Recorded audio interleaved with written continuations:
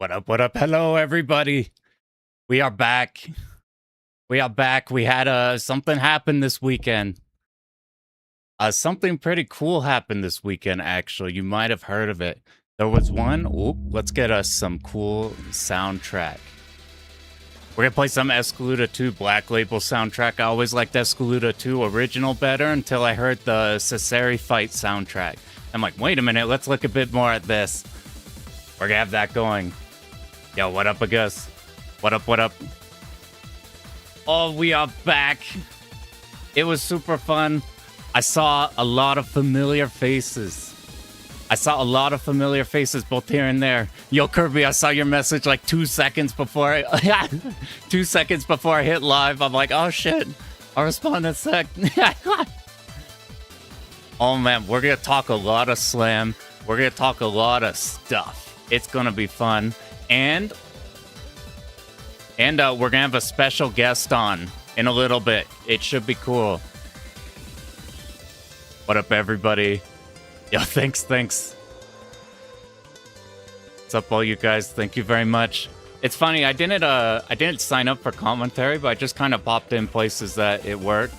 Like if I got asked or if somebody dropped out.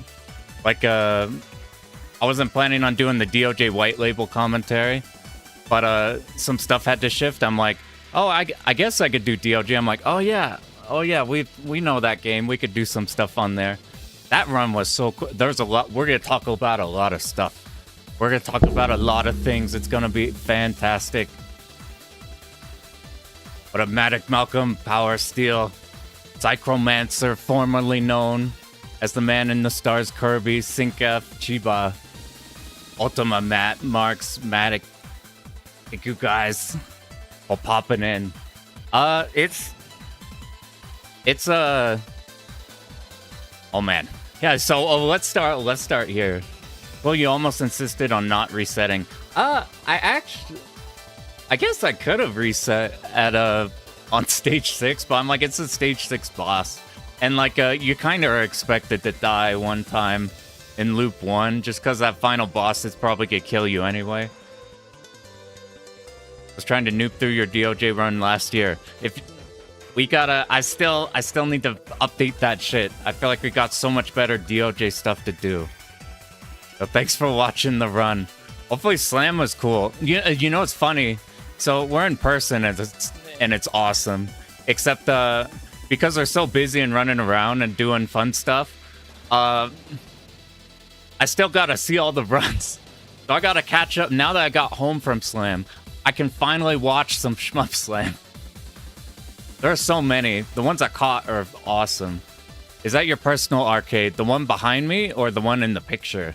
This one in the picture is the location of Shmup Slam. So Shmup Slam 8, it happened in Akihabara Arcade. It was in Colorado. Is that a cool location?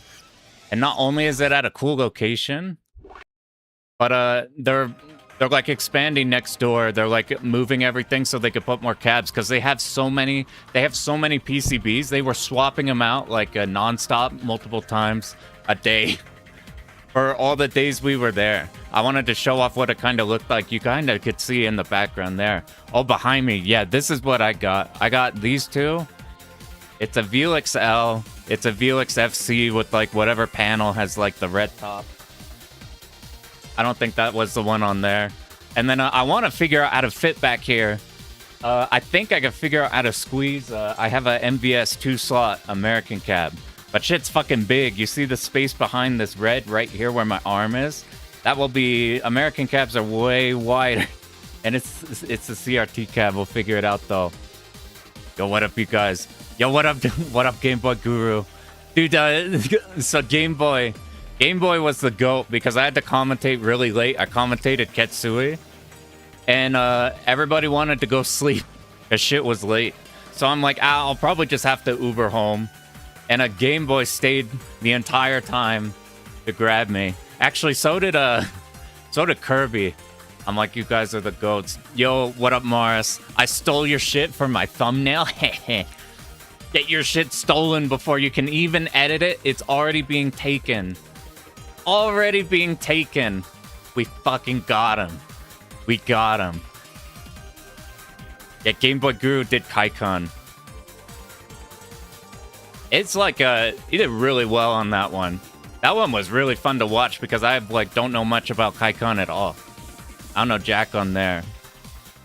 Mars had a sick run too. Mars, so... Alright, so I was gonna take a lot more pay. Oh man, where should we start? I got some stuff. I got souvenirs from Mars. We're gonna be showing those. That's how Zabo steal thing for the thumbnail. Whew. I was actually planning on submitting 2 runs, and then I thought about the fact that we're doing DOJ2all. I'm like, I'll always just do 1 run. Copyright at me. You can copyright strike this VOD, maybe. Maybe that's the strat. A lot of hype runs, tons of heartbreaking deaths. There were a lot of fucking terrifying runs. Like last year, we had Froborn playing Same, which is Checkpoint Hell game. This year, we had a lot of stuff kind of like that. Like the game Juju Kenobi was playing that I can never remember, and the Sengoku Ace game, what the fuck is it called? Sengoku Blade? The horizontal Psycho game that was even more fucked up than I thought when I had a look at that. I need to watch that whole thing. There's so many. I didn't get a chance to watch too many of the runs, so they're all new to me. You see all of them. What up, Rix? What up, Gaetano? There's some great news. You did it last night. You no-missed Raiden. One Piece side, no auto-fire. What the fuck? That's a crazy clear. That is, there are a lot of words in that sentence that make that a crazy clear. Congrats, dude. Mars photos were so good. They were so good. Blade and Aces. Yeah, and you mix up Blade and Aces, and one of those is fucked, and the other one is a silly, super easy. I didn't see Zero Ranger.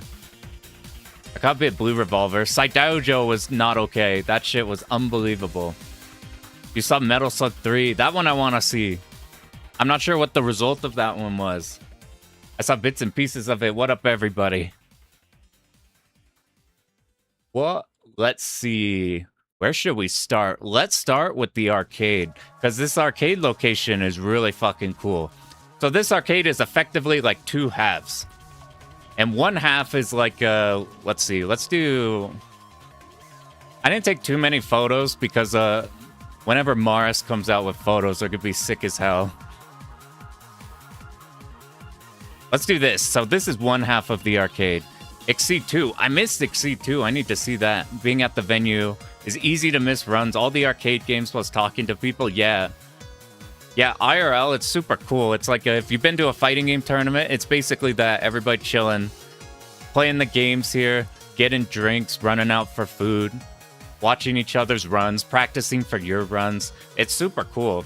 It means we didn't get to see too many of the runs because we were having a good time, but that means we get to experience Shmup Slam twice. We're talking about Shmup Blues. Shmup Slam Blues. We're like, it's over already. But now we get to experience it a second time because we come back and now we get to hear the commentary and stuff. Chikutagamba in Australia. That's a long trip. If one of the streams are so late that you could probably get an online one running here. The player never cleared before in Exceed. And did they get it? That's fucking cool. Yeah, Post-Slam Blues are real. They're super real. This weekend happened even faster than last time, and last time was really fast. Awesome atmosphere, yeah. Yeah, the atmosphere. Yo, what up, Metal Wolf? Alright, so here's the first half of the arcade. So, can you see my cursor? It looks like you can. I have shitty pictures. It's all tiny right now. This half is like this style candy cap arcade. You see here this bar? You could kind of... let's make this shit big. Fuck it. Make it big. So this is one half of the arcade. You see over here on the side? This is a whole ass bar. They're playing like speed runs and shit on the TVs up here. The bar has all of the cave game posters on here. You got all of these cave game posters beneath the bar lined up. There's a bunch of theme stuff. There's shit tons of rhythm games, shit ton of racing games, shit ton of light gun games. There's all of your Blast Cities, your Astro Cities, your everything you want, your like versus stuff. Intrigued by these RS-34 games. Yeah, these are good to discover stuff.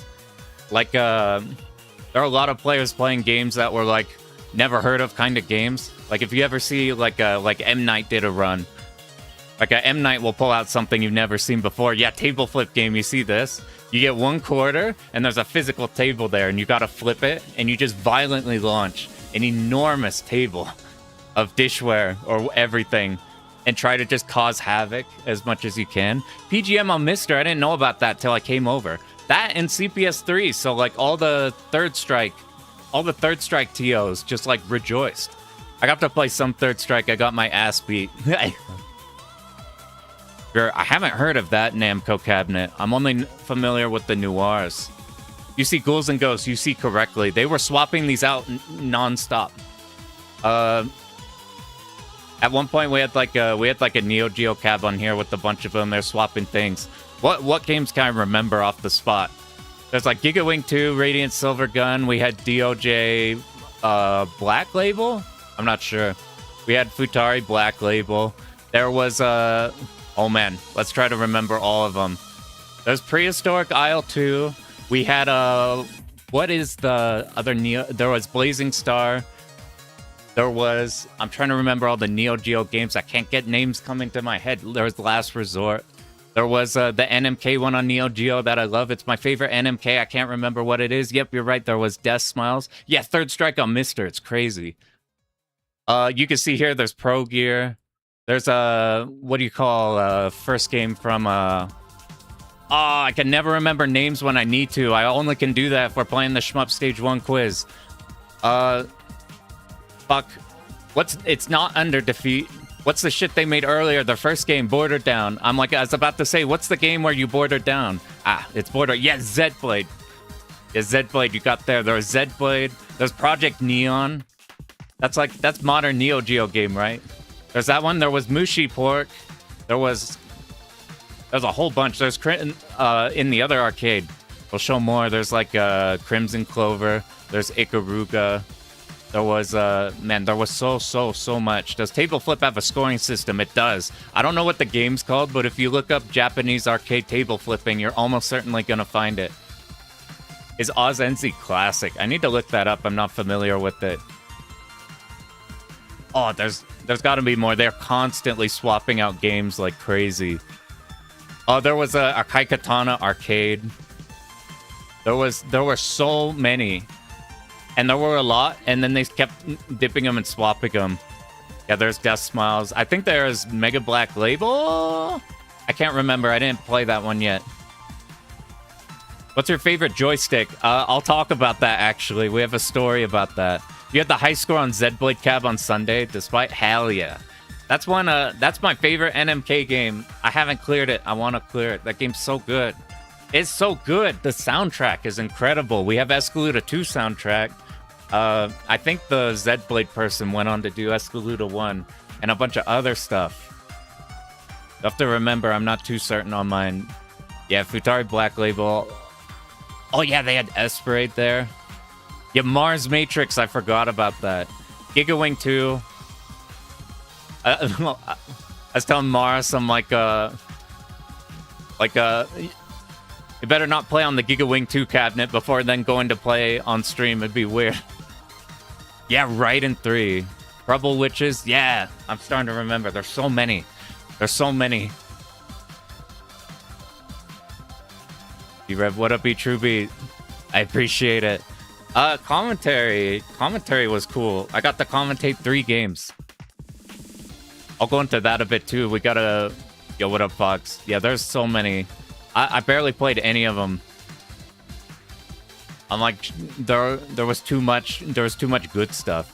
You want that Radiant Silver Gun shirt? So they had shirts there for sale, and this wasn't on the list. And then Kirby comes walking out with like a silver gun thing, and everybody's like, "Oh shit, I didn't see that on the list." He's like, "I just asked." We go over to the side and talk to the owner, and the owner whips out the bottom of the this cabinet on the bottom.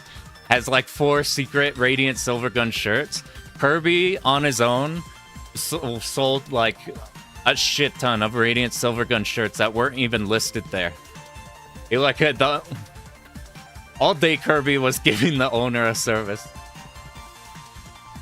Tell him about the whack Radiant Silvergun. So I didn't know this. So Radiant Silvergun is a 3-button or 6-button game, depending on which way you want it set up. Blazing Star, yeah.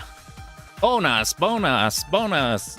Yeah, they are swapping them out so much. This is why they're going into a new location, because they need more room for all their PCBs.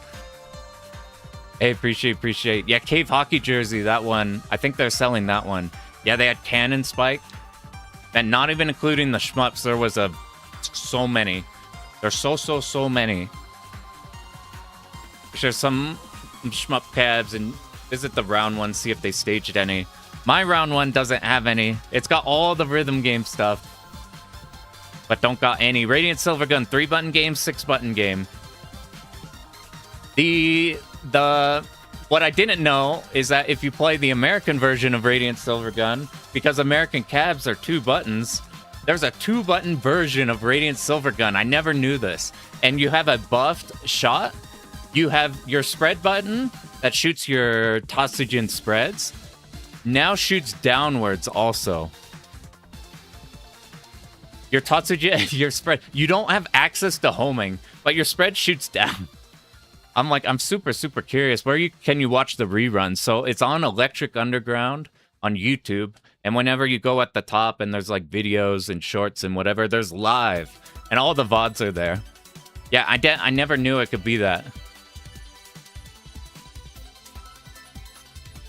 Like you're switched to main. That's, if you're wondering, Psychromancer is Kirby's channel also. It's Silvergun and Ikaruga. We just need Gradius 5 for the whole thing. Yeah, I never knew that either. I'm on there. Oh, he's evolved to Kirby of the STGs. Shmup Slam 8 highlights video. There are a lot of highlights. So, like, that's some of the stuff that was in here. But this is one half of the arcade, and you don't even see, like, towards the camera, like, where I took it. There's a shit ton of light gun games. I played some Point Blank. Here is the other half of the arcade, the one you probably saw whenever you were watching it on stream in the back. This is like the fighting game central. So shit ton of rhythm games. This Sound Voltex machine was for the entire day was just Exceed Gear. There's a bunch. You can't really tell, but there were like several lines of these Velix and other cabs. Like they're rotating out fighting games too. We had Third Strike up here. There's VSAV. We had Street Fighter 4. All of these, if you played on Velix, you know Velix have like shitty response time, and these didn't. So I think they replaced the monitors. I had to replace my monitors on my Velix. I got the here's the other angle. You see the stage up here? This is the stage. We had like 2. Man, this is a shitty angle to show the stage. We had two of these up here. We had 2 everybody could see. Everybody's chilling out here. We went up to the stage with like 2 setups things. There's where you can see everybody's play. There's a couch beyond there. Oh, I didn't get all the setups. Along the side, there are a shit ton of monitor setups. Everybody set up, practice their game. And here's like the door into that second half of the arcade. Into this one. So you'd go here, get drinks, play games. You'd walk in here. You're seeing the whole... Whoever's playing up here. You'd walk up. There's like a bench right here. Everybody's up here. I didn't damage the bench. I don't know why you brought that up. Hey, what up, everybody? What Fizzle? What up, M's? Good luck on Swims. Appreciate. Sound Voltex too much for your brain? It's Sound Voltex is fun. I got a controller for it. I'm pretty ass at it. I'm only at like 13s. Like 12, 13s. Desperately needed a Death Smile showcase. I am interested in doing Death Smile soon. Stage setup is pretty cool. It's super cool. It's like what you expect out of a fighting game tournament is what we had here for our stage. Because they constantly run stuff. So we effectively got the use out of like arcade infrastructure. Or like a FGC bracket. It's super cool. Raiden 2. There's always a Raiden cab somewhere. Original 1943. You can hear the cabinets from here? Yeah. The vibe is super, super cool. And the sounds. Post Arcades JP Rhythm Metal card game. Gotcha. Yeah. Well, what's some other fun stuff? I didn't take that much. How about where is... Here's practicing. This wasn't a full run. This was like from starting at somewhere. I can't remember. It's starting from a state. That's the best hibachi I got. Oh, wait, this is cutting the bottom. So I ran into a problem where I play on a Seimitsu stick. I don't have a Seimitsu stick. So I stole my cousin's JLF. And it's JLF, it's not Seimitsu. It's a lot to get used to. But then Kirby came in with his stick. And his stick, he has a LS60, I think. And it's got a gate that it's not an octo gate. It feels like a square gate, but there's some notches on the up, down, left, right that make it so like diagonals feel really good. You don't feel like left, right, up, downs have the notches. It feels like playing a Seimitsu stick with like GameCube controller notches, but with like the square part that you care about more so. And it's so much better than the sticks I have here that I stole it from him the whole weekend. That's right, I robbed it. Kirby did a shit ton of stuff for everybody. Like a huge amount. He's constantly setting up stuff and helping people, and when we're like, all right, it's time for a break, he's like, okay, cool. Anyway, I bought you a bunch of drinks. Seimitsu Diagonal's good because of setup. Yeah. The Seimitsu, I do like me some Seimitsu. LS62, that's what it is? Acha. Yeah, we were like, they're like out of stock right now. So our strategy was to not tell anybody, buy them, and then we would tell everybody it's the best stick. Unfortunately, I have now revealed the secret. Everybody, we all agree. Wow, that's a lot of people. What's up, everybody? That's a lot of Slam enjoyers. The Cell 70. I recommended that one while there. I need to mess with that one. Oh, gotta catch up on everybody. What's up, everybody? Mars played Giga Wing 2 on Dreamcast. Yeah, he's playing Dreamcast version. Here's some of Maris's pictures. Yeah, this, you probably saw him throughout the stream. Maris had the banger camera. Maris rented out like a giant ass lens and got this so Maris could print out these while we were there and gave everybody souvenirs. Hey, look. Wow, I found some of these. Where's some? Do I have the one where we were... I don't have it. Alright, so let's talk. So Shmup Slam last year, I was like, I hadn't done anything. I didn't interact with anybody in Discords. I just basically did my own shit and wasn't in touch with community or whatever. So I just went to Shmup Slam 7 on a whim, because it's like, it's in Colorado, I'm in Utah, it's like right there. So like whatever. And then for some reason what is this? Oh, I think this is the song that got me to want to put up this track on here. Is it? No, not this one. This is the one. This is crazy track. I didn't know this one existed. This is in Black Label Galuda 2 if you play Cesare.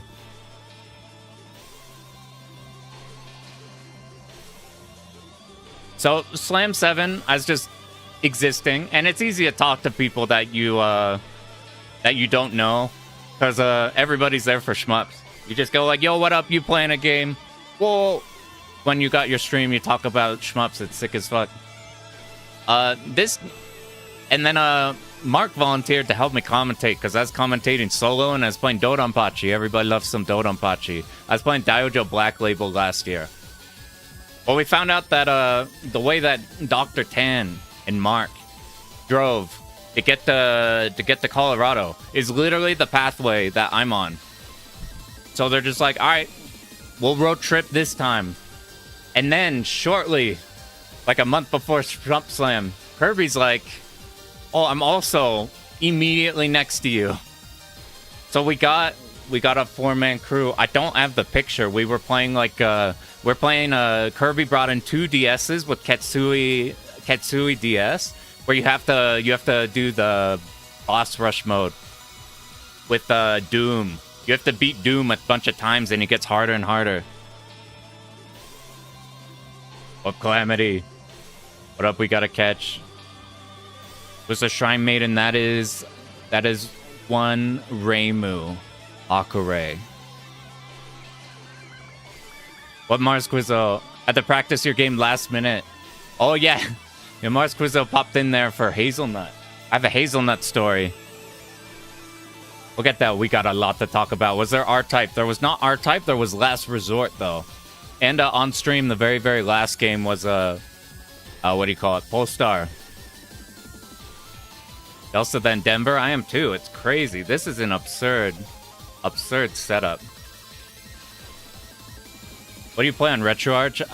Whatever RetroArch or MAME is more convenient for whatever game. That Slam was awesome. It is super good.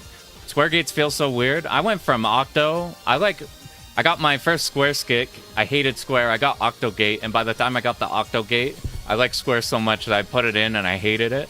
And then this weird combination that Kirby had with the basically Square Gate with like Octo notches was fucking perfect. Yeah, Guru's Team LS56. I got a 56 around here. It's like a longer shaft 32. Because of these, they're pretty like my fingers here, and it's already on the ball. If you play like a JLF, it's super weird going from one to the other. Best car ride ever. Yeah, we're seeing how far we could get killing some Dooms. It's tough on a small DS screen, yeah. And it's a vertical game, so you're dodging Doom patterns on vertical. That Slam DOJ run is how you found this channel. Yo, OG. That took some photos of the actual arcade. Focus on portraits. Forget to take some wide shots. I did the opposite. I'm like, I took these and I'm like, oh, just you wait till Morris's photos are on here. Morris printed these out while we're here because they're awesome. Okay, funny story. So this is on the thumbnail you probably saw. Let's see if focus works. Dang, this is a not bad camera. I got up there. This was during my run. So I thought this is like the greatest photo of all time. I'm like, I don't know how you captured that. But I thought that this moment was like whenever I took one of those silly hits. But it turns out that this moment was the 2-4. It was during 2-4 when I successfully sealed the boss, so he got locked on the side of the screen. And then I was just relieved. I'm like, oh, that's actually capturing like a... That wasn't capturing a death. I find that pretty funny. I have some more of them here. I was probably commentating something. We look extra excited.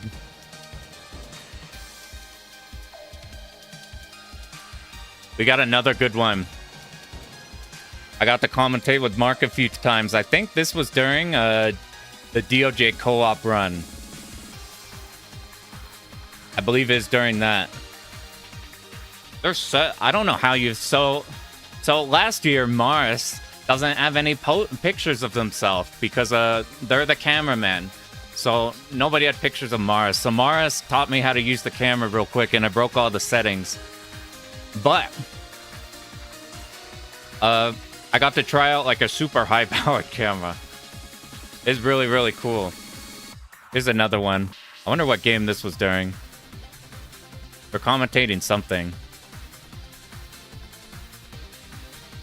Ooh, that might have been during the Ketsuis, now that I think about it. Ketsui is super, super fun. Lightning in a bottle moment. Vertizontal. When I say vertizontal, it's like 4x3 games, like that you'd play on that one. You'd play Yoko, not Tate, but they scroll vertically.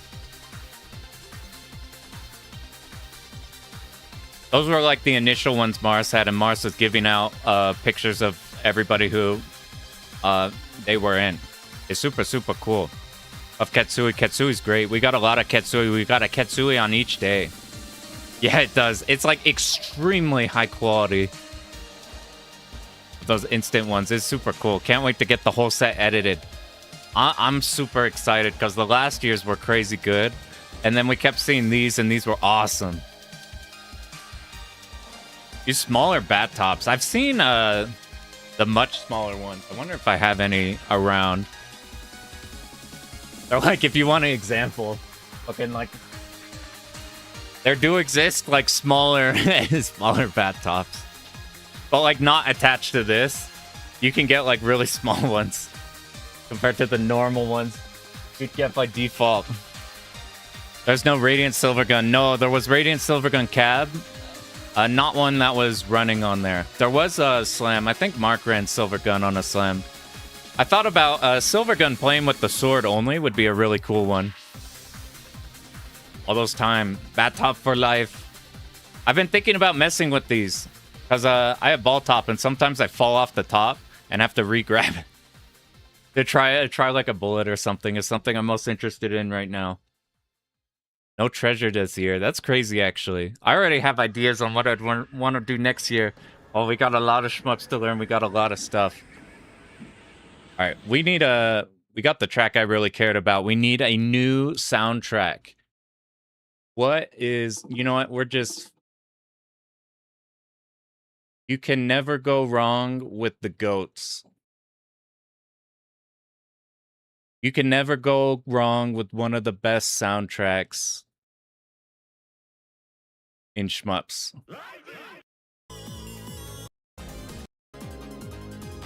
Perfect. You put seal tight so it won't spin. Oh, you guys hear that? All right, we're gonna have to mess with the sound a bit, but we have a special guest. We have a special guest. What up, Mark? All right, let's see if we could get you so we can hear you. Do you want to say some stuff so we can figure out audio? You guys got to let us know if you can hear. Oh, yeah. Now you know what it's like to be me. Now you get a little taste of the taste of my suffering, dude. Oh, man. You got to figure out the audio of a Discord call, dude. You had to do 72 hours of this. All right. Yeah. And then you have to have another guy next to you who has a microphone but can't hear me. And then you have to figure out how to connect us together. Yeah, that's... Yeah, if you guys didn't know, there is so much goddamn work that Mark had to do on these. It actually was so crazy smooth this year. It was like impressive. Because they're so... You have no idea how pain in the ass it is to make stuff just work. Especially with the... I know. Especially online to venue. Because you think about fighting game tournaments, right? I mean, that's easy mode. Everyone's in the venue. Everyone has equipment. The equipment's there. Fighting game is like easy mode. Unless you had a fighting game tournament where you had an IRL bracket and an online bracket and you ran the two brackets at once. No, that would be impressive. But that's basically Slam. And like, also, hi chat. I also want to say I apologize for the low audio quality. You're getting the Mark calling in radio style appearance because I'm just using my headset as I'm walking around. We had 2 entire days of good audio, Mark. You've earned your rest. You may be allowed to use phone audio. Okay, good. Yeah, good. Kirby says he misses you guys. Yeah, we had a lot of fun. Oh, Pan, you weren't there for the DLC adventure. I gotta fill you in. Oh yeah, Kirby sent me the picture. We went over. I'm like, oh shit, that's sick. Did you guys try? You tried the setup? I think what we should do is, throughout this entire call, Pan, I think we should speak cryptically to each other about our insider experience and never give a clue to the chat of what we're talking about. So then they have to piece together the whole story like a mystery. Okay, cool. Yeah, I was having a lot of fun with Kirby's stick. It handled really well. Oh, we're speaking innuendos now. Yep, this is what it's turned to. Oh man. So we heard a lot of you in the event, but now we could get you with behind the scenes stuff or anything you want to talk about. How are you feeling? The Hollywood true story. Well, first off, I have to give a shout out to, we have one soldier of Shmup Slam still out there actually. still Really? at war. He's like, there's the end of World War II. There's that Japanese soldier out on an island still fighting the battle, even though the war is over. Yes, it's our driver, dude, Dr. Tan. He is still trying to get home from his What journey. the fuck? so yeah, because he lives in Canada. Oh man, I would have figured by now. I guess you're right. He's still Yeah, because he's still a trooper. He did a 12-hour journey to get to where we are. Then he has another 12-hour journey to get home. So he is still technically at Shmup Slam, if you think about it. That's right. You guys can expect another Crimson Clover run after this break. Another attempt at Night Striker Gear world record. This time with even more the world trying to connive to stop his run. That one was awesome. I think that his computer malfunctioning is it's one of those cosmic coincidences that's really funny and ironic, because literally the day before, again, more insider stories, the day before, me and Tan were talking about like using setups at events and how weird it is whenever you take your setup, which has been consistent and behaved throughout the entire year at your house, no issues at all. As soon as you take that setup outside your home and you plug it into another outlet at a venue, all of a sudden malfunctions start to happen, shit starts to go crazy. And that literally happened to him the next day. Yeah. It's like it always he's saying like there's something about electronics that when like you physically move them, everything starts going haywire. He was so careful. Yeah. Too. He was like, all right, we're getting everything perfect, everything set. Imagine if we had a PC error. Ha ha ha. That's why it's really funny, because Tan is someone who's very meticulous, very careful, very methodical and thought out. And it was his computer. All the computers. Yeah. He like uninstalled Windows. He uninstalled Windows to make sure Windows wouldn't fuck up his run. He like has Steam OS or Linux or something on his computer, so that Windows won't keep screwing up his computer. And then I think we got to the bottom of the mystery was the Wi-Fi at Akihabara is kind of funky. I experienced this myself. And so what was happening is his computer kept attempting to connect to the Wi-Fi over and over and over, and weirdness happening with that. So yeah, like kept trying to sync with the game. Smooth sailing. Yeah, exactly. So the next day he disabled the Wi-Fi, and there you go, problem solved. Yeah, the next day he's like, all right, I've disabled everything. I'm keeping it on. I won't even close my laptop. It's just here. All I have to do is physically put it on the table, and then we're good. And it worked out super good. And spoilers, he got the clear. Yes. It's pretty tense one, too. Yes, That's a lot of fun. I like watching Tan play. Those are my favorites. I love watching. Tan is my favorite player to watch. Tan, if you're listening, while you're driving, Tan is my favorite player to watch by far. But you have to see him IRL. If you just watch him in online, it's cool, but you have to see him IRL. He's my favorite player IRL because he plays with his entire body. He plays like if his ship dies, he will die. Like he's so connected into the game and so locked in. I guess you can see this if you go back and watch the Night Striker run or the Crimson Clover run. He is so locked in that I'm afraid if his ship takes a hit, he will like take physical damage and like get knocked out of his seat or something. We need to get like one of those like initial D sort of, the initial D thing you sit in where it like rumbles and shit like that. We need to get one of those for Tan when he plays shmups, so that when the ship takes a hit, it like throws him out of the chair or something like that. Dude, it'll throw him out, and he'll be the fastest to snap back into it. I was actually like, yeah, exactly. Like usually, like every time I see like a fighting game player like make a critical error, like they drop a combo, lose the round, and then the same exact like Tan will make that same face of like being like fucking pissed that like the thing went wrong, but then he snaps back into it immediately and then like locks in extremely fast. That's like one of the best things you can have. in like a player. I I know honestly he'd be feel it. really. I think he'd be a really good competitive fighting game player. Seriously, not only because Hmm. he's so locked in, but because I'd be terrified sitting next to him. I'd be scared. He's so Yeah. intense. I'd be like, oh god, maybe I should let him win. I'm just kind of scared. I wasn't sure if he was one or not because he has the exact vibe of him. Yeah, Mars says he makes so many No, good. no, he's a dedicated shmup player, dude. He plays. I think. Oh no, he does. He did play Blaze Blue back in the day, actually. Mhm. Now I'm remembering. Yeah, he played Blaze Blue, but currently I think he's 24/7 dedicated to the genre, my friend.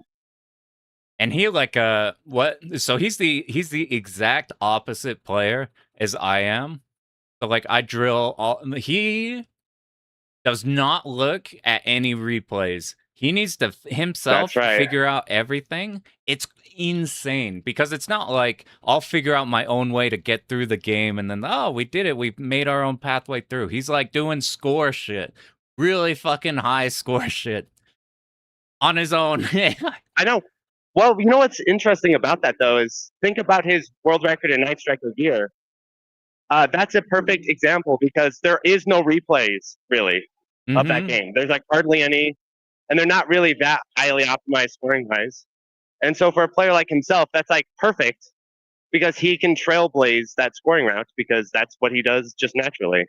Whereas myself, Mm, I need those replays, dude. Especially with score routing. yeah. I'm kind of okay at coming up with survival stuff, but my brain doesn't really particularly think in terms of numbers and score that well. So I kind of need examples to even show me what a good idea it kind of is. So Mm. yeah. It's a whole So I do different have a skill set. strategy. I do have a strategy for like secretly getting Tan to watch super plays, Oh which is yeah. we can just keep signing him up for commentary for super players, and then he has to commentate their runs. So we can do it that way. Hmm. So you know a fast way to do that. We'll do what Evo is doing. We'll have 7 Shmup Slams a year, more Oh, opportunities to there you get go. him on commentary. Yeah, I think though that's just a secret plot to assassinate me, dude. You make me run Yeah, 7 slams a year, yeah. I'll How drop dead. how much did you sleep total, do you think? Well, let's do the math, Stu. So Thursday night, we have to go back to Thursday night. I slept for about 4 hours, and then we get there on Friday. Friday night, I slept the most. I think I was up till two. No, I was up till two, and yeah, and I woke up at 8:15. So that's like 6 hours. So Friday, I got 6 hours, and then Saturday night, you all know because what the stream ended at like 4 or something like that, and then, then the next one's at like 8. So that night, what I did is I walked out of the arcade, and it was light outside. No kidding, it was dawn of a new day.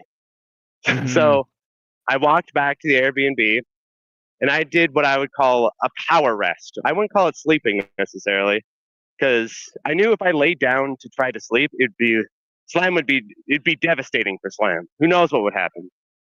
So I just power rested, meaning I just kind of laid there and tried to like gather my energy, but without getting too deeply into a sleep. Then I got up, and then I walked to McDonald's as one does. Got myself a sausage burrito and orange juice, and then right back to the arcade. And I kind of came up with a little bit of a resting strategy where I was going to meet Brandon at the arcade at 8. And the arcade has like a set of stairs outside the front door. So I put down my backpack and kind of laid on the set of stairs.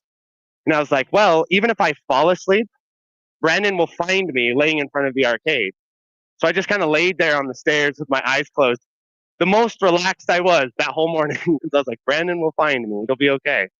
You're literally So body blocking I the did that. door. The force. I was using those StarCraft ramp strategies, like put like Zergling at the top of the ramp so they can't get up it, or the SCV. I was an SCV, so I was an SCV up the top of the ramp. Yeah, you couldn't get into the arcade without getting past me. So That's then pretty I went good. in, and then I had to set up the stream. But since the stream ended so late the night before, I basically just continued off where we left off. I barely did have to set anything up. And then I got a little bit of an energy boost, commentated, and then, yeah, that was that. The day continued. You know, when we are So commentating, there's the story. like every time you commentated or would talk to stream or whatever, it didn't seem like you're running on like nothing. I like find that so impressive to be No, running everything and well, talk like coherently. I've had military grade training in this because when I was working my full time job and doing the YouTube channel at the same time, I would basically record until like 5 and then have to be at work at like 8. And I did this for a very long time. Actually, looking back on that era of the channel, it's a miracle that I even did it. I look back on it like, how the hell did I even do that? So That's a ton. Slam Slam is just a sort of return to vintage Mark for a weekend. Because these days I live a much healthier lifestyle where I get to sleep a little bit, wake up in the morning, kind of walk around, gather my thoughts. So yeah, it's just I had to go back to my training, dude. Had to go back to the old days, bring back the power from the old days. I'll give you guys a fun little no sleep story. The episode where I interviewed Ian Cook for the top shmup soundtracks. That's a good one. Or not interviewed. We did the discussion together. I specifically did not want to interview. I wanted it to be a discussion. But so that he was in the UK time zone, so it needed to be, I don't know, like 3 a.m. or something like that. So my office used to make me work late after hours anyway, so it wasn't that unusual. So I was like, oh well, I'll just go in extra after hours. How about that?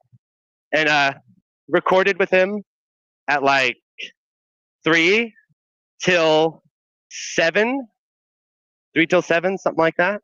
Yeah, that's a chunky video. Yep, chunky video. And then I went to the gas station. I got a pop. I kind of cleaned myself up in the bathroom in terms of like washing my hair a bit and stuff like that.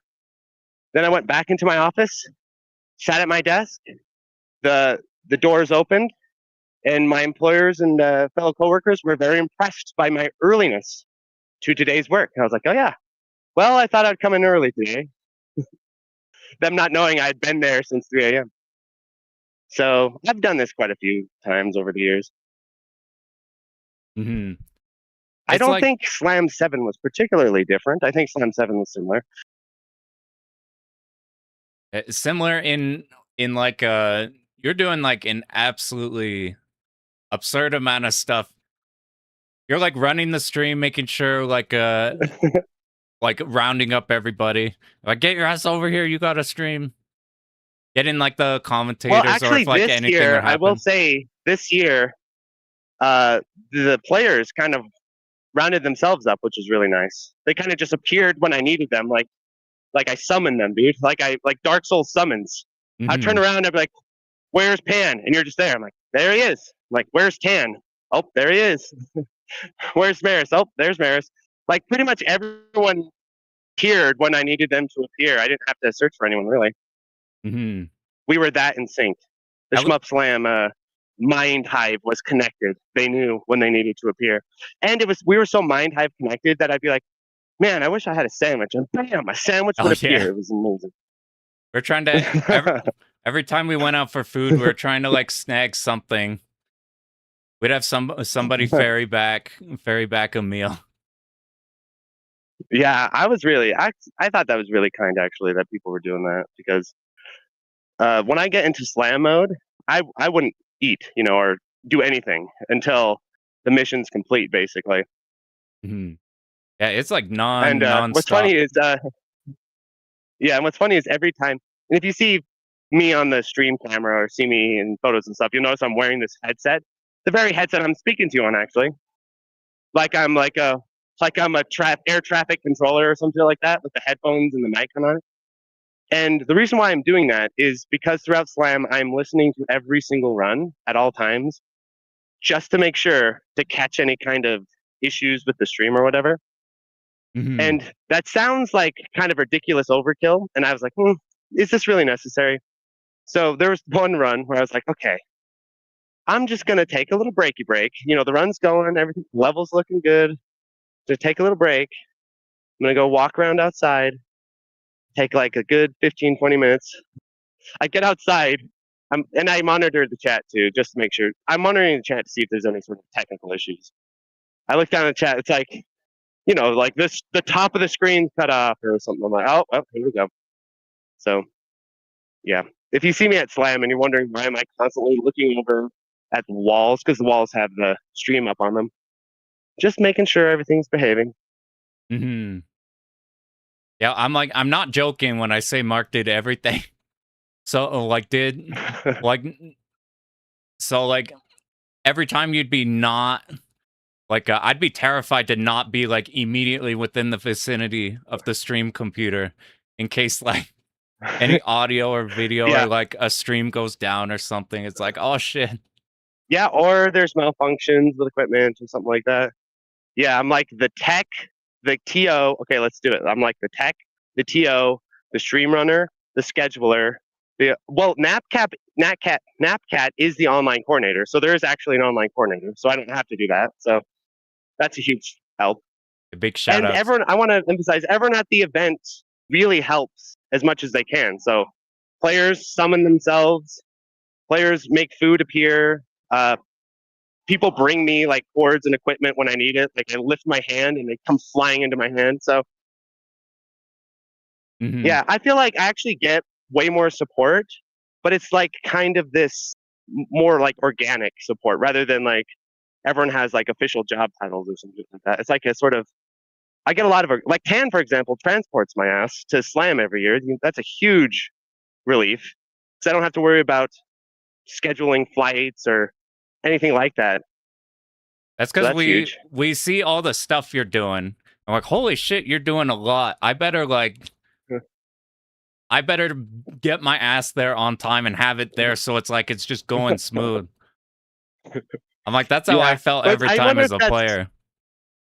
I feel like that's much more grassroots than like current like fighting game type of stuff, where current fighting game type of stuff, it seems like there's sort of a semi-adversarial relationship between the scheduler and the TOs and the commentators and then the actual players because there's such a division. But in Slam, like if you don't appear, you might not play because I can't find you. You know, it's like kind of more of a make or break situation. That vibe is incredibly cool. Like it doesn't feel like I signed up for this official like a job. I need to like the vibe was like exactly a grassroots fighting game tournament. Anytime I describe the vibe, I'm just like, have you been to a fighting game like local or a fighting game like regional? It's like that except with shmups. It's fucking tight. It's awesome. The vibe's like incredible. Yeah, and it's all been pretty one step at a time. Like I think that's something that makes Slam a little different. It's not like I woke up one morning and was like, I will throw an event at an arcade that will have online submissions and IRL people, and it will be all these different things. It just slowly, like an arcade game, dude. You know, it's like Donpachi introduces high bullet counts, UJ introduces hypers. You know, just slowly, steadily building and growing. It started from this thing would be cool. Is this an interview with me, or is this is your stream, my friend? This is my stream. Yes. You are forced to all listen to me. My experience, okay. Yes, the pen. Well, did you tell them about the road trip? Because they're not going to know about the road trip unless you tell them. I did. I told them we were playing Ketsui DS. We were trying to beat trying to beat Doom as many times. I think Mark beat me. I think you beat me to like we tied. No, we tied officially. 2.5 Dooms. Yes. We did. I could not get 3. 3 is, dude, if you guys haven't seen that, you do not have vertical space, and like it's terrifying. That's a terrifying version. You can't do it on emulator because that gives you like a power boost. Because you need like doing it on tiny screen. The DS, you get that little tiny ass screen with a little tiny ass D-pad too. The D-pad's tiny too. Dude, if I had an original DS, I would have fucking four looped that Doom, dude. The original DS has a giant D-pad. Have you seen the? I'm sure you have. The original DS D-pad is one of the best D-pads Nintendo ever made. And of course, they immediately drop it for like their little baby D-pads that they put on everything. As D-pads But do. that original yeah, that D-pad is amazing. So, yeah, that was really fun. Yeah, I talked about like I started off, I'm like, I just went to Slam 7. I'm a hermit. I didn't even talk in the Discords in just any shmup thing in general. I'm just like, I like shmups.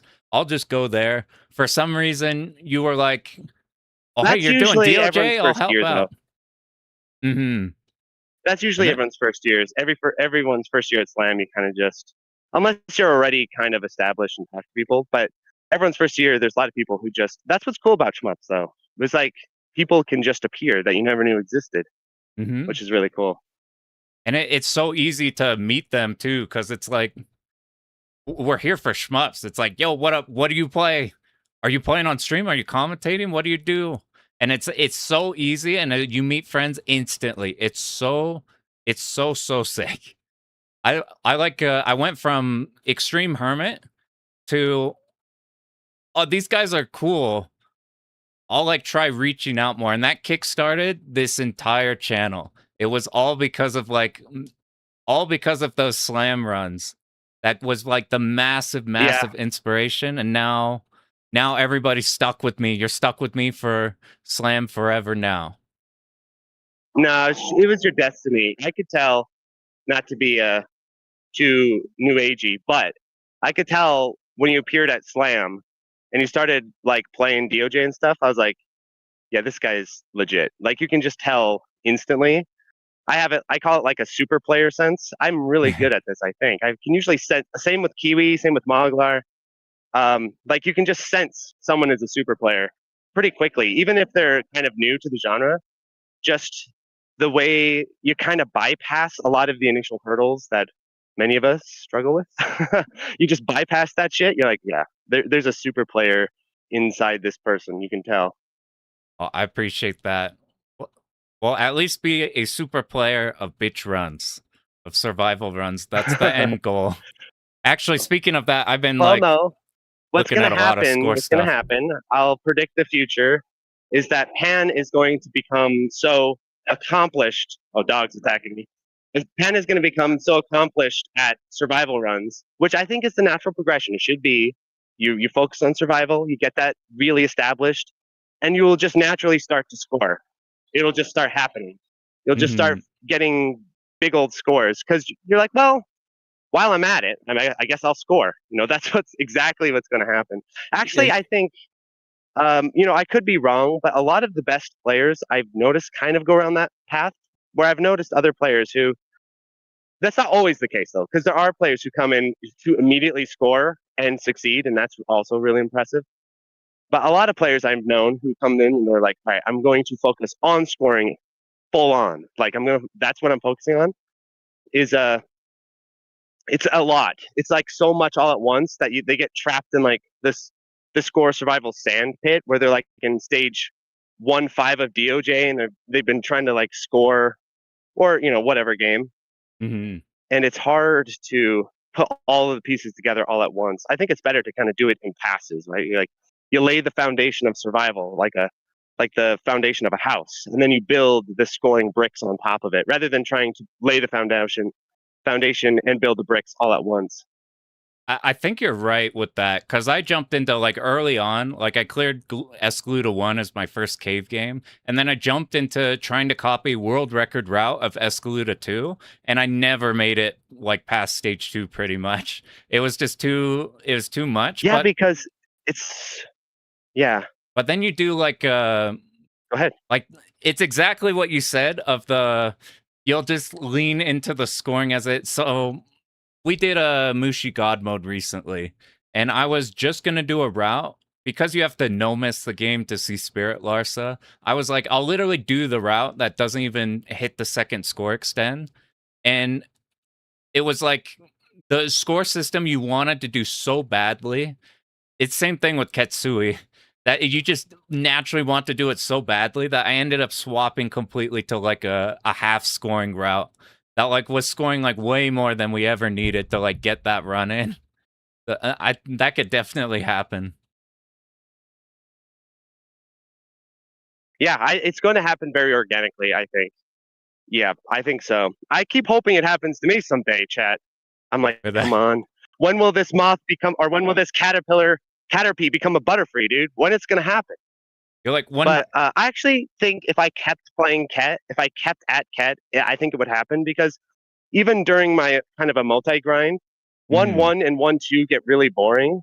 So I was like, well, maybe I should start scoring 1-1 and 1-2 for one to get the extend a bit safer, and two, just it's kind of boring, you know. So Yeah, I've seen that maybe advice if a I lot continue on in actually. my multi route, yeah, yeah, I'm like, I you think might. slowly but surely. You're gonna like be introducing the scoring stuff that by the time you like nail the emote 2-all, it's gonna be like way higher score than it would have been had just like going straight through. I think so. I think especially with the loop requirement, I think that loop requirement is sort of the magic for that because if there was no Mm-hmm. loop requirement, you could see my route. I'd fucking blast through that first loop fairly consistently because the second run I did, I was actually trying to make the loop requirement, so that's why I wasn't like bombing or anything. Mm-hmm. That was And so so interesting about your two took a few runs you hits did. from Cinderella. You all Yeah, it's yeah. inevitable. I think it was kind of mysterious what the hell I was doing because um, basically I was like sort of thinking about it in kind of from an event organizer perspective rather than a player perspective. Because the Mm-hmm. player is like, okay, I'm gonna try to 2-all twice, but I thought about it from like an event organizer perspective, and I thought, okay, well, what's gonna happen is if I attempt to multi-entry twice in a row, I'm going to crash and burn both times and humiliate myself. So, to give myself a little bit of like a power boost or a little bit of confidence, the first run, I'm going to clear it. I'm going to bomb, like you said in the commentary. Anything moves, I'm bombing it. Anything Mm-hmm. breathes, I'm going to hit you with a freaking bomb. Yeah, and I did a lot of preemptive bombs and stuff too, like stuff that I didn't need to bomb, but I was like, this increases like the stage 3 boss. Like I can no miss no bomb the stage 3 boss, but I was like, well, there's a few points where if you get a little jittery, you're going to get clipped, especially like the end of phase 1 or oh the when it shoots it shoots those blue gates and you have to go through them and then it drops Yeah. the blue like exploding balls and everything. That Mm-hmm. that sometimes will clip me. So I was like, well, if I bomb that, like there's no way I'm gonna get hit pretty much. Unless I choke the last little pattern. But yeah. What's funny is that pattern, I'm really glad the day before I left, I grinded out a bunch of 1-all runs because I thought having played a multi a bunch, I thought I was like in the hyperbolic time chamber where I've been so like I know the stages so well now that if I go back to the first loop, I can destroy it with my pinky. That was my thinking. Mm-hmm. But I was like, well, just to confirm this before I leave, I better like do a few runs. And I'm getting like annihilated by all of these pattern differences. I was like, oh yeah, loop one has like different patterns. And so I first was trying to dodge the loop one final attack of stage 3 like you do in Emote, which is actually easier. And I Mm-hmm. kept getting clipped over and over. And I was like, okay, I got to go back to the archives and actually use loop one strategies here. So Yeah, that's like in that sense, I was more scared of like a loop 1 than a loop 2 for a live event because it's like obviously the loop 2 is going to be harder, but they're going to have the different strats. And if you like, you cannot loop if your loop 1 goes bad. I think the way you did it, yes, like the let's do the one survival run, let's do the one get into the emote. I think that was perfect because the two runs you did were like completely different versions of your run, which was super yeah, interesting.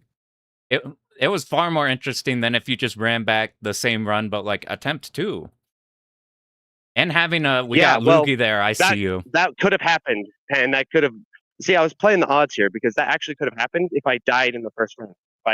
And what I thought would happen because I had my fair share of ass kickings and slams from various shmups. So I thought, okay, what probably is going to happen is I'm going to get nervous in stage 4 and chain die 5 times, and the stream's going to be like, man, too bad Mark's a YouTuber now. He can't even fucking play Ketsu anymore. So I was like, okay, I need to not humiliate myself here. So I need to like establish a survival run that will clear, so that I feel mentally more willing to take risks. Because if you're going for the emote entry, the thing about Ketsui that I'm quite sure of is that while Ikeda was creating the game, he actually um, imbued it with sentience, and Yeah. Ketsui can actually sense fear. It is a game. Even if you emulate it, it's actually quite wild. It can sense your fear, It's and if you're organic afraid, like it will that. kill you. Yeah, it's not an AI. No, it's like a demon. He basically It's put like a demon inside Ketsui that attacks you. So uh, yeah, so I was like, because I was doing a bunch of emote entry attempts. That's why I kept saying to y'all before I run, I'm like, this is gonna be ugly, because I was doing a bunch of emote entry attempts, and I was like envisioning doing it live, and I started getting nervous. And I was just getting pile drived. So I was like, okay. So yeah, because I noticed with like you said in commentary, if you actually want to realistically enter emote, you basically need to no miss no bomb until Cinderella, basically. Which on paper I thought, no problem. I've been practicing. I could do that. But then all of a sudden, in a live setting, every attack gains like 5 times more power. All of a sudden, everything's faster. Everything's like crazier. The bullets shimmer and spin in ways you've never believed. You're like, what the? so, so that, yeah. I'm, that in that like that kind of I have like a big respect for doing Ketsui live for like how organic well, those things you happen did to you in the DDP though, live so one. At that, I chose that so because you're the first loop is like I will like if I don't, there's no way I won't be able to loop it just because of it being like I bet more problematic things could happen live in like Donpachi one all. Whereas like a Ketsui is like we have to everything needs to go to plan and then we have to game. Dodonpachi is like I'm babysitting it the first loop. Not that like Dodonpachi first loop is easy. It's just like after you've done the second loop, since the second loop is the same as the first loop routing, you pretty much like you know the second loop stuff. The first loop stuff's just an easier version. Whereas like Ketsui, they're like both completely different, and it's fucked up. And it's a like Ketsui doesn't have like static. It has like general rules to dodge things like Cinderella, like when you trigger the like phase transition and it shoots those like aimed blue lines that have like the middle opening, yes, but they can wall you if yes. you keep going in the middle type of thing. It's like those are like, okay, I have a logic to the strategy I'll use to get through this, but we then have to game like it doesn't like, haha, I've solved it because I know to be here. It's like, all right, this is our best shot, and now let's not mess up. And you had to use my setup, which I was like, I was so scared that something would be wrong with the laptop. I kept going through. I'm like, oh please God, don't have like accidentally have a setting so the game's like playing at like 50 FPS or something. Maybe. Well, well, that would have happened if another player used your setup. But since I am the RetroArch master and it is my servant, when I sat down at your setup, it was like oh, completely obedient to my will. I don't know what that is, but like whenever people have problem with retro, it's really funny actually, because people sometimes use it for events, and stuff like that, and they'll be Mhm. trying to config a button, and it just will not work. Notoriously, it will not work. And I just stand nearby, and it works. It's It's a miracle. I don't know why that is, but maybe because of my thousands of hours of tinkering with RetroArch. So I wasn't concerned at all because I know RetroArch back and forward. Mhm. I could fucking configure it live while we're in mid run. I'd be like, oh, let me quickly configure RetroArch. It also wasn't even like just Unless it RetroArch. crashes. Unless it like crashes, that I It, can't stop. If it just crashes. it has to die in order to escape your grasp. The Yeah. it wasn't even like the newest RetroArch. It quite literally was a Shmup Arch 7. So I'm like, oh yeah, Yeah. he I probably could knows tell. how to I use could this tell thing. Shmup Art 7 because of the UI, because you use the PS3 UI. And like that's Shmup Arch, because I'm the only one who uses the PS3 UI. Well, I don't know, maybe other people do, but the reason why Shmup Arch uses the PS3 UI is because I just prefer it over the new whatever Switch UI type of thing that they got going. I definitely got comfy with that UI. I like it better. I really do like it better. I think it's more intuitive. Not in like a, I don't know, UI configuration sort of way, but just maybe because of years of playing on PS3s and the PSP, because PSP uses the same menu system as well. Yeah. You just know that menu system. Yeah. That's how I feel it's when like I see it. ingrained. Just from like using PSP and stuff like that, I'm like, oh yeah, it's PlayStation. Yeah, actually, I should probably give the backstory of the whole setup situation, because that was kind of funny. So Luigi and I both played Ketsui, and my plan was to play on my PS4. So I brought my PS4, and my plan was to give myself more relaxed entry conditions so that I could enter Emote, basically. And I knew I wouldn't get like legit clear, so it wouldn't be like a sort of dilemma of, oh man, what if I actually like cleared it, but I had the extra settings. That I knew that would not happen. So I was like, well, just to kind of make the Emote loop, it's like a fun little demonstration, basically. Like, this is what the Emote loop looks like. I'm gonna kind of fudge the entry requirement a little bit, and then enter the loop, and play some Emote. And I told Pan and Soft Drink that's what I was gonna do, so it wasn't like a surprise or anything. And then I was gonna show before I go, like, okay, so here's the custom menu, and here's the way you sort of give yourself a little bit of leniency with the loop and that kind of stuff. But turns out Lukey needed my PS4, and I was thinking about it, and I was like, okay, well, if one of us is going to get the more relaxed entry requirements, it should be him, because he's more likely, he's done an emote, he's more likely to actually get an emote here, versus me. Even if I get through the loop, if I get to 2-4, that'll be like a miracle. So, or 2-5, I could get to 2-4. So 2-5, basically. And so I was like, all right, you Loogie, you use my PS4. And then I just walked around. I just walked around like a man in combat without a weapon. I showed up for a duel and I don't have a weapon. I was like, help! Who has Ketsui? And like, any PS4s, please. Yeah, I actually was quite confident. Oh, someone's got a PS4. Someone has a PS4. Like, they grow on trees. Someone could go outside and like pick one from the ground and bring one over. But no PS4s in the vicinity. But luckily you had your laptop, so I played on your laptop. Maybe that's why I played so well. Like, I got some of your talent. It's like imbued in osmosis. That's been my strategy. I keep talking about replays. If you just look at a replay for long enough, you kind of drain its movement patterns. Yeah, that's true. Well, Plasmo has an even cooler strategy, which is he I guess accidentally bought a PCB of like an insane Strikers world record holder, and on his PCB is a world record. I think that's like the most cool old school version of online leaderboards, where someone just borrows you just buy a PCB from a super player and you have his score on there and you have to beat it. Were they talking about that on commentary this slam? About like every time he has to boot up his cab, instead of it being like the high score is just whatever his score is, it's like that's the score. Every time you look it up, it's right there. It's haunting you. That's the score that's on your cab that you're aiming for. Yeah. Like world record holder type thing. That's so sick. Yeah. Well, it's like how I experience every game I play, because I always look at the online leaderboard and I'm like, if only.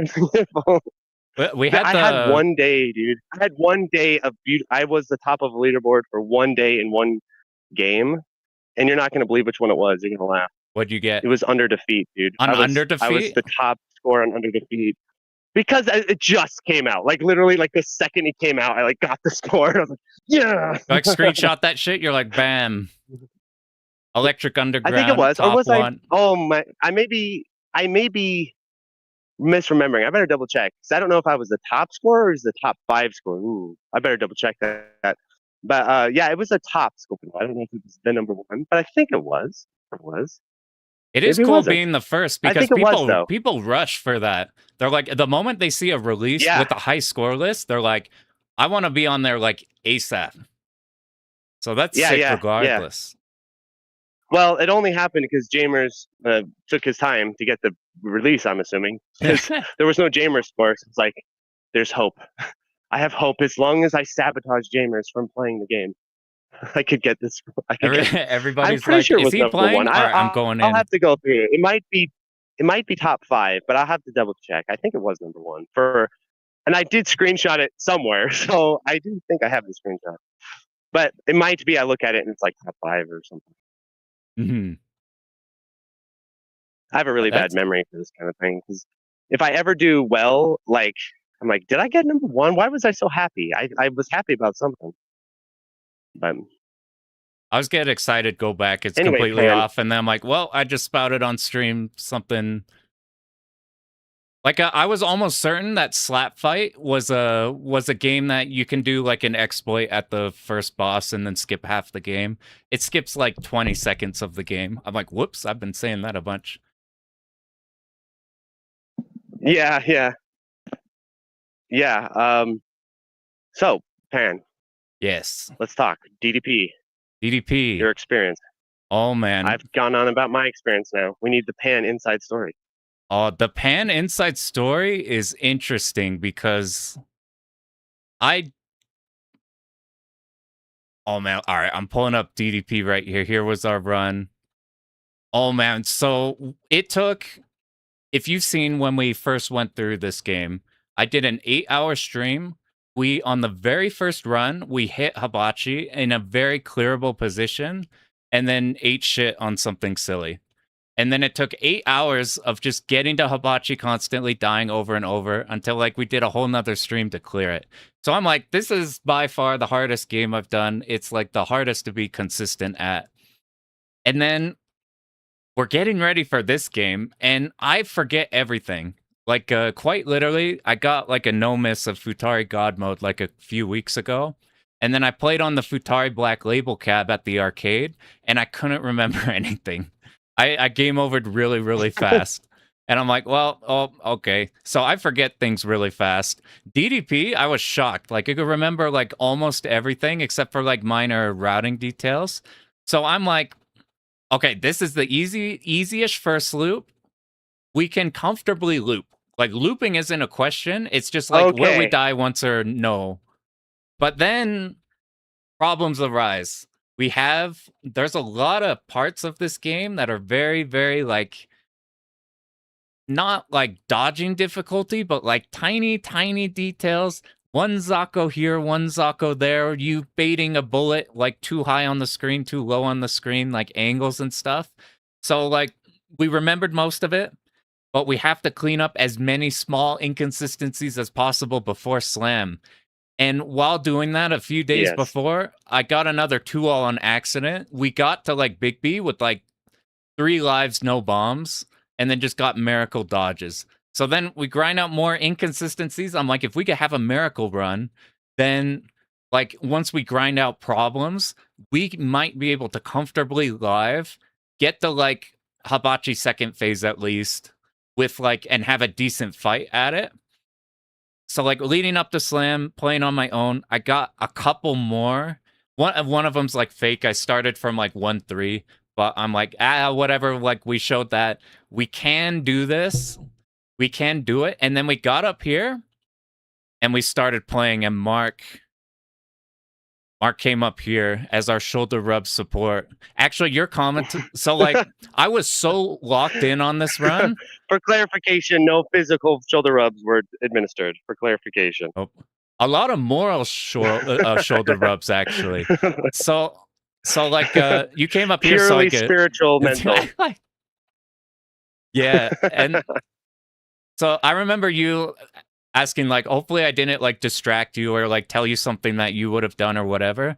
So I like I locked in really, really hard. I did not hear a single person in the background. I did not. I could hear your words, but like uh the Dodonpachi route was like the only thing that my brain was processing.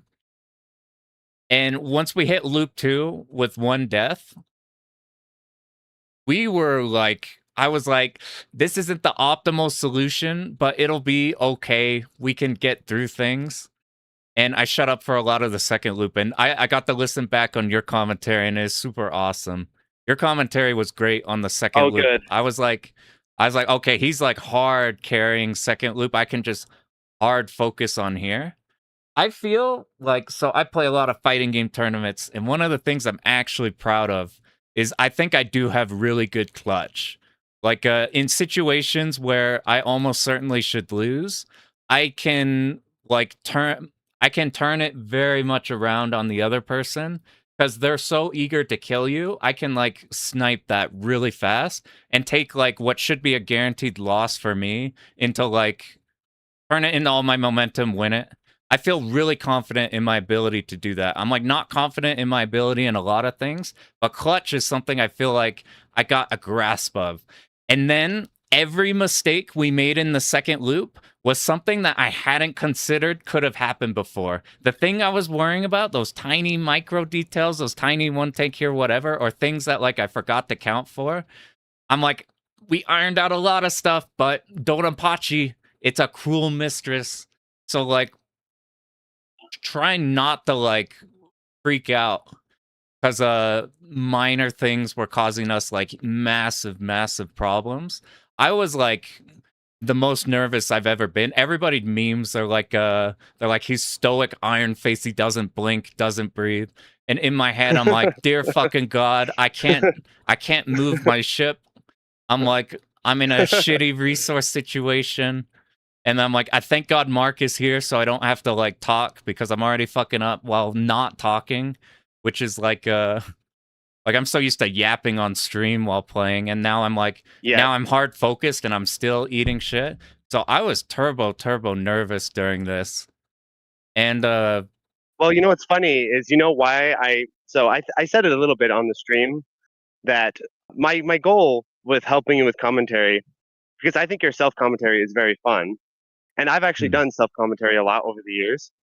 And what happens during self commentary is when you're in the early phase of the game, so loop 1, it's actually really fun. It's really fun to do self hmm, commentary and play at the same time because it kind of focuses you when like when you're playing it early stages in a live run specifically, not in a home run, in a live run.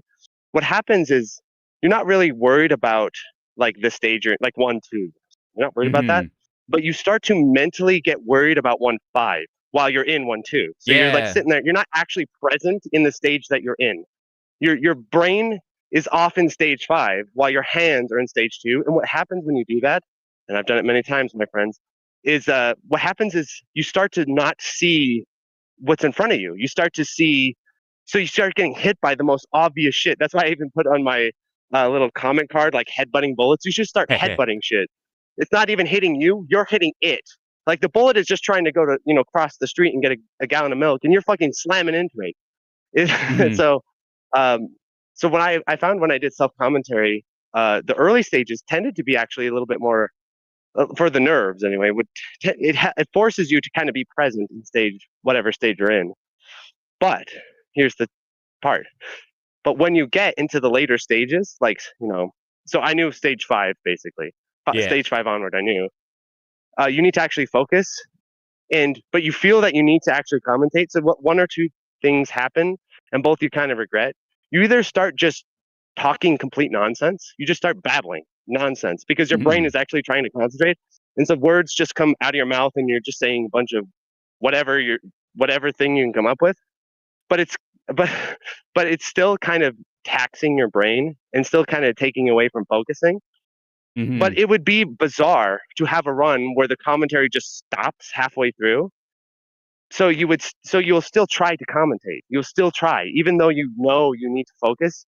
You will still attempt to do it, and that's how you get in a situation where you're doing all kinds of dumb shit. So it my plan was I'm just going to sit there like a spotter, and you're like in the gym with bench pressing, and I'm just going to sit there with my mic, not say anything while you're kind of in the early game, and able, I'll throw in things here and there, but mostly let you talk in the early game to help you keep focused on what you're doing.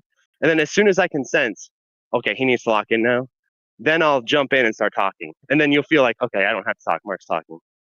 That was, I think it worked too, because you got to hibachi, so that must have worked to some degree.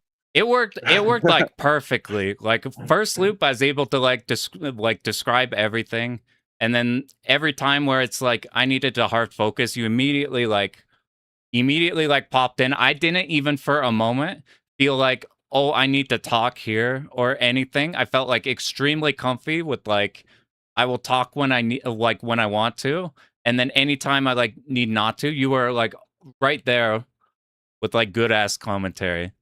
So I think it was like literally perfect. Real quick at Game Boy, I considered like your situation because you are very similar to myself, which I will always sign myself for self commentary for my runs, almost always, except if I'm in a duel, like I did this time. And it's not just because I just love to talk so much; it's because I do think it helps my anxiety for the run a little bit. So I figured really that's kind of why you do that as well. So I figured, okay, so Penn is gonna want to self commentate at least the first loop to kind of get his nerves out and stuff like that and keep focused during the first loop. But he's not going to be able to do it in the second loop. Even if he thinks he can, he can't. So he needs someone there to like jump in, help him. So that was my thinking there. Yeah, you're right about the like. So whether you're doing like any live performance thing, whether you're going up for your like fighting game match, something like anything here where you're going up in live, you get like live nerves. But what I found, the like, you're exactly right about the when you're talking about it, all of that falls away because you're really nervous going up there. You're like, will I be able to do it or not? The moment you sit down and then you have to talk about the thing, it's like it's instantly gone. And I noticed that like instantly in the last Shmup Slam, and it was like a game changer for me, even to just start this channel. The moment I realized that the moment I'm in like a stressful situation, we're going up to play live, and I sat down and like we started playing like DOJ last time, not a single like nerve at all, to the point where like we were even just like talking in the DOJ run. Yeah. And I was like, didn't even like worry about fucking up because we're too busy thinking about what to say. I'm like, oh yeah, this is great. We're having a good time. So like you're right with the first loop, I felt so comfortable. I think we even no missed until I missed a dodge on the final boss, which was the main thing I was worried about getting hit by. Which is and totally I got normal. hit by it. You can always get clipped on the final though. That's fine. On 1-6. I think my 2-all was I got clipped in 1-6. Maybe. I don't know. But like, I've had really good runs where I did that. Yeah, and like that revelation actually started my whole channel, was realizing I could talk and be comfortable and do it. Which like so that meant a huge deal for me. Here, I'm trying to pull up Game Boy asks, like, why did you not do the safe spot for the 1-4 boss or the 1-5 boss while doing it for the 2-5 boss? The reason is because the one here, where are you? This one is harder than the second loop version because the missiles that drop in the last phase are really fast in loop 2, which means they go by you. But in loop 1, they're really slow. So whenever you get in the safe spot cradle, whenever you have to move down at this point here, if you haven't done the strategy I've done and you did the safe spot, you didn't point blank it for long enough, and there's a chance this left missile drops and walls you, and you're you have to spend a bomb. By doing this strategy, you're guaranteed not to have to. There's also the fucking follow-up pattern, which is vicious as fuck. It's me. So if you so if you hang, also I think we should clarify, because this is one of those super play score things. The reason why the super players do this is not because of survival consistency. They do it because they actually want to extend the amount of hits they get on the boss. And if you're oring the boss up in the cradle, you get less hits because you're doing more DPS. But if you're all the way at the back, you'll notice this with all the best Dodonpachi players. It's kind of counterintuitive because all of the good survival strats they kind of spit in the face of because they want those extra hits being at the back of the screen. So that's why a lot of the best players, when you watch them do the like 1-4 and everything, hope I'm remembering this all correctly. It's been a few years. No, you're right. Like if I remember correctly, they hang back so that they can get maximum hits. It's actually a scoring strategy. It's not a survival strategy. yeah, like Because then they have to deal with that fucking follow-up pattern, which is evil, which is pure evil. And yes, you bomb it because it's evil. There is one strategy pin that you could have done that I only discovered because I played around with CS a little bit. Mm-hmm. And I mentioned it just right before you got hit, which I thought was kind of funny. But what you can do is, so you get up into the cradle, obviously, because you want the aura. But then you actually, you probably actually know this, but you actually exit off the wing rather than trying to exit from the center. You get up to the wing, and then you kind of sit there, and then you kind of like jump out when off the when like it's about left side to drop. Yeah, off the So left side. so so here's what happened to me there. So like that's my And route to do that. And I think it's loop 2 only because I or like it's much safer in loop 2 because I think in loop 1 those fucking giant ass bombs can still kind of get your ass because they're so big and slow, ironically. Mm-hmm. Where in loop 2 they fall and they're smaller, so it's easier to get out on the wing. Yeah, so Jamers put out his video. He put closed captions in here, and he talked about loop 1, these can just wall you because they're too slow. So they just hang out and you can't escape out the left side. But in loop 2, you're pretty much always safe to escape out the left. You know what happened to me? Yeah. I was like, so in loop 1, if I decide to do the safe spot strat and don't like do the thing where I point blank it before the boss moves down, I will just read which missile to hit, and then I will like escape out whichever way I can. Because I was That's what I did too. Because I was doing that in loop 1, I mixed it up in the moment for loop 2. So I was trying to read which side to go when you can just go right here. You just go here, and look what happened to me here. See, I got dumped. I got dumped right here when all you have to do is just be here and you're safe. I also don't think people realize how weirdly ambiguous its drop is. Because it's so mean. I guess it's set on some kind of time or something. But when you're up there in the cradle and you're focusing, it's actually kind of hard to fully know when it's going to fall down, even though it's probably static. But there's something about it that's kind of a little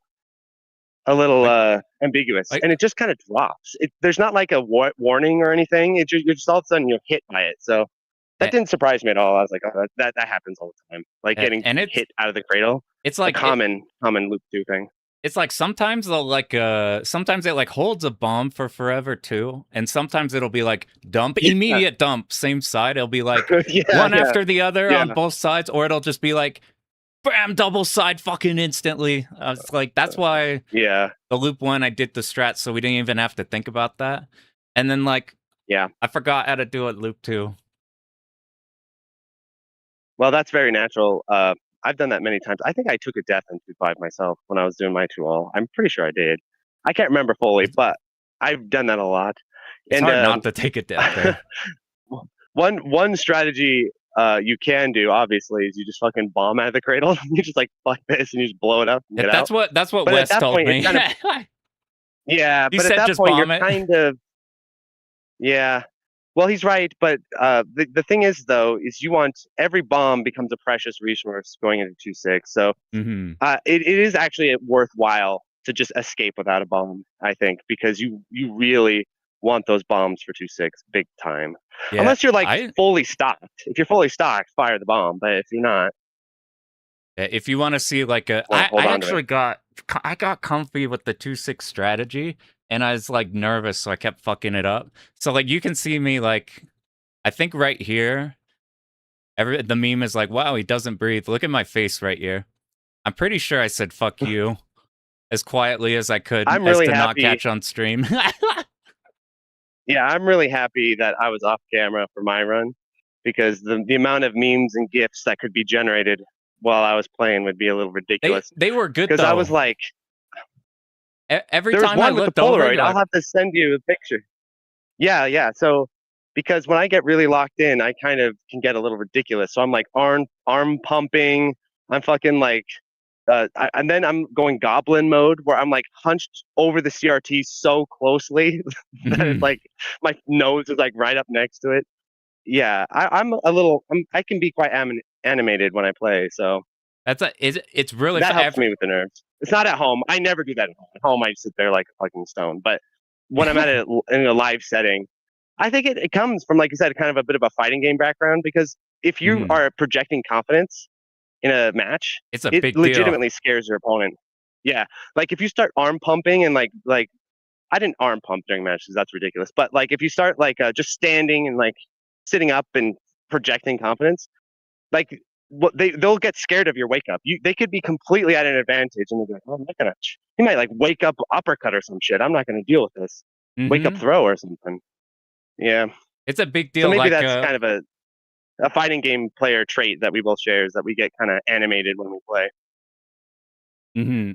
I used to think I played like stoic when I played fighting games, and until I actually saw a camera of my face when I Yes. play, and I'm Yeah. just like And then you see your face. doing like Are you face aware stuff. of the Leffen face when he played Melee? I'm not. Is it super Okay, animated? so it's super animated, and he like his mouth is all crazy and his eyes are all crazy and he looks insane. I only bring that up because when I played Melee, I had the Leffen face, and I thank God I was not a well-known player and no one had a camera on my face.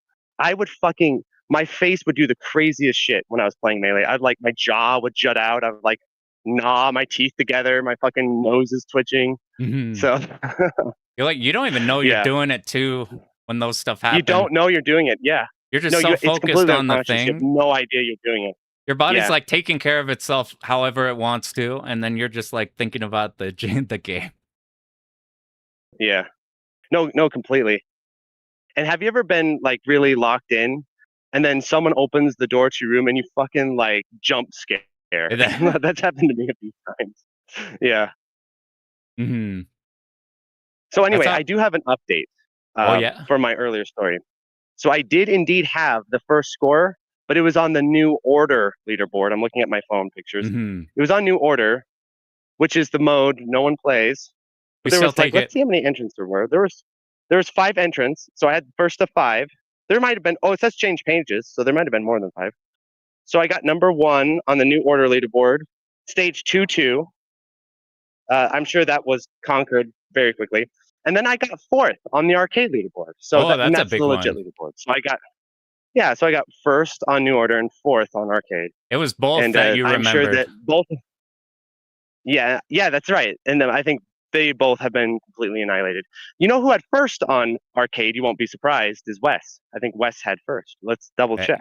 He Not New Order though. I had it in New Order. I didn't know Probably he because was he didn't play New first, Order. but he's got like gangster runs. I've watched his under defeat stuff, or I've watched all of his stuff. Don't Yeah, tell him I said that. He already knows. yeah. I feel like I had a bit of a knack for under defeat. You know what's funny is I always feel like I have a knack for games that uh, I like, but I don't love. Like I do love under defeat, but I guess like love like the cave games. I feel like I kind of have a knack for these sort of what is Under Defeat like in terms of genre? It's like a sort of classic bullet hell hybrid kind of thing. It's like kind of in between the two. I think I I call kind it of do like better in those it's than people would expect. it's like the Like I cleared Ray Great Ace Force 2 esque, and shit. Like yeah, like and the I in cleared Great Ace between. 2 and stuff. Hmm That if you like that Um, category, I fucking love that category of game. I do like that category of game a lot, but I want to be really good at bullet hell, K bullet hells, but that's more of a journey for me. That's a permanent journey. You know why that is I think there's less of a distinction between survival and score in older games. Like they're a little more synchronized Hmm together. So my strategies and approaches are rewarded a little bit better. Whereas Cave tends to oppose survival and score, as we've seen Dodonpachi, where literally, like with the cradle, right? The cradle is the better survival strat. Hanging out in the back is the better scoring strat. There's Such a a thing. quote of Akeda being like, "I don't want you to bomb until second loop." Yep. Yep. Yep. Oh, there's a Wes. I'm looking up the picture right now. See if I can find it. I just had it a second ago. I see all you guys. Appreciate you popping in. Oh my god, that's a lot of people. When I started this shit, I was like, if I can get like 5 people, I will keep streaming.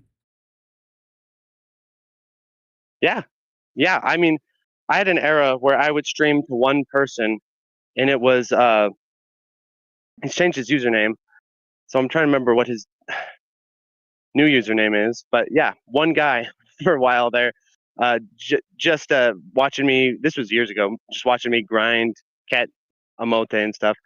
A lot of people did follow along with me playing DDP though, so I did have a few people watching that. Like if you go back and watch the two all, you can see like Mhm. Moglar and Plasmo and Mr.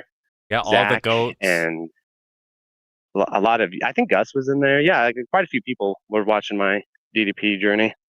That's cool. I always my thing when I first started, I was like, well, I'm doing like survival focused content, beginner guide thing.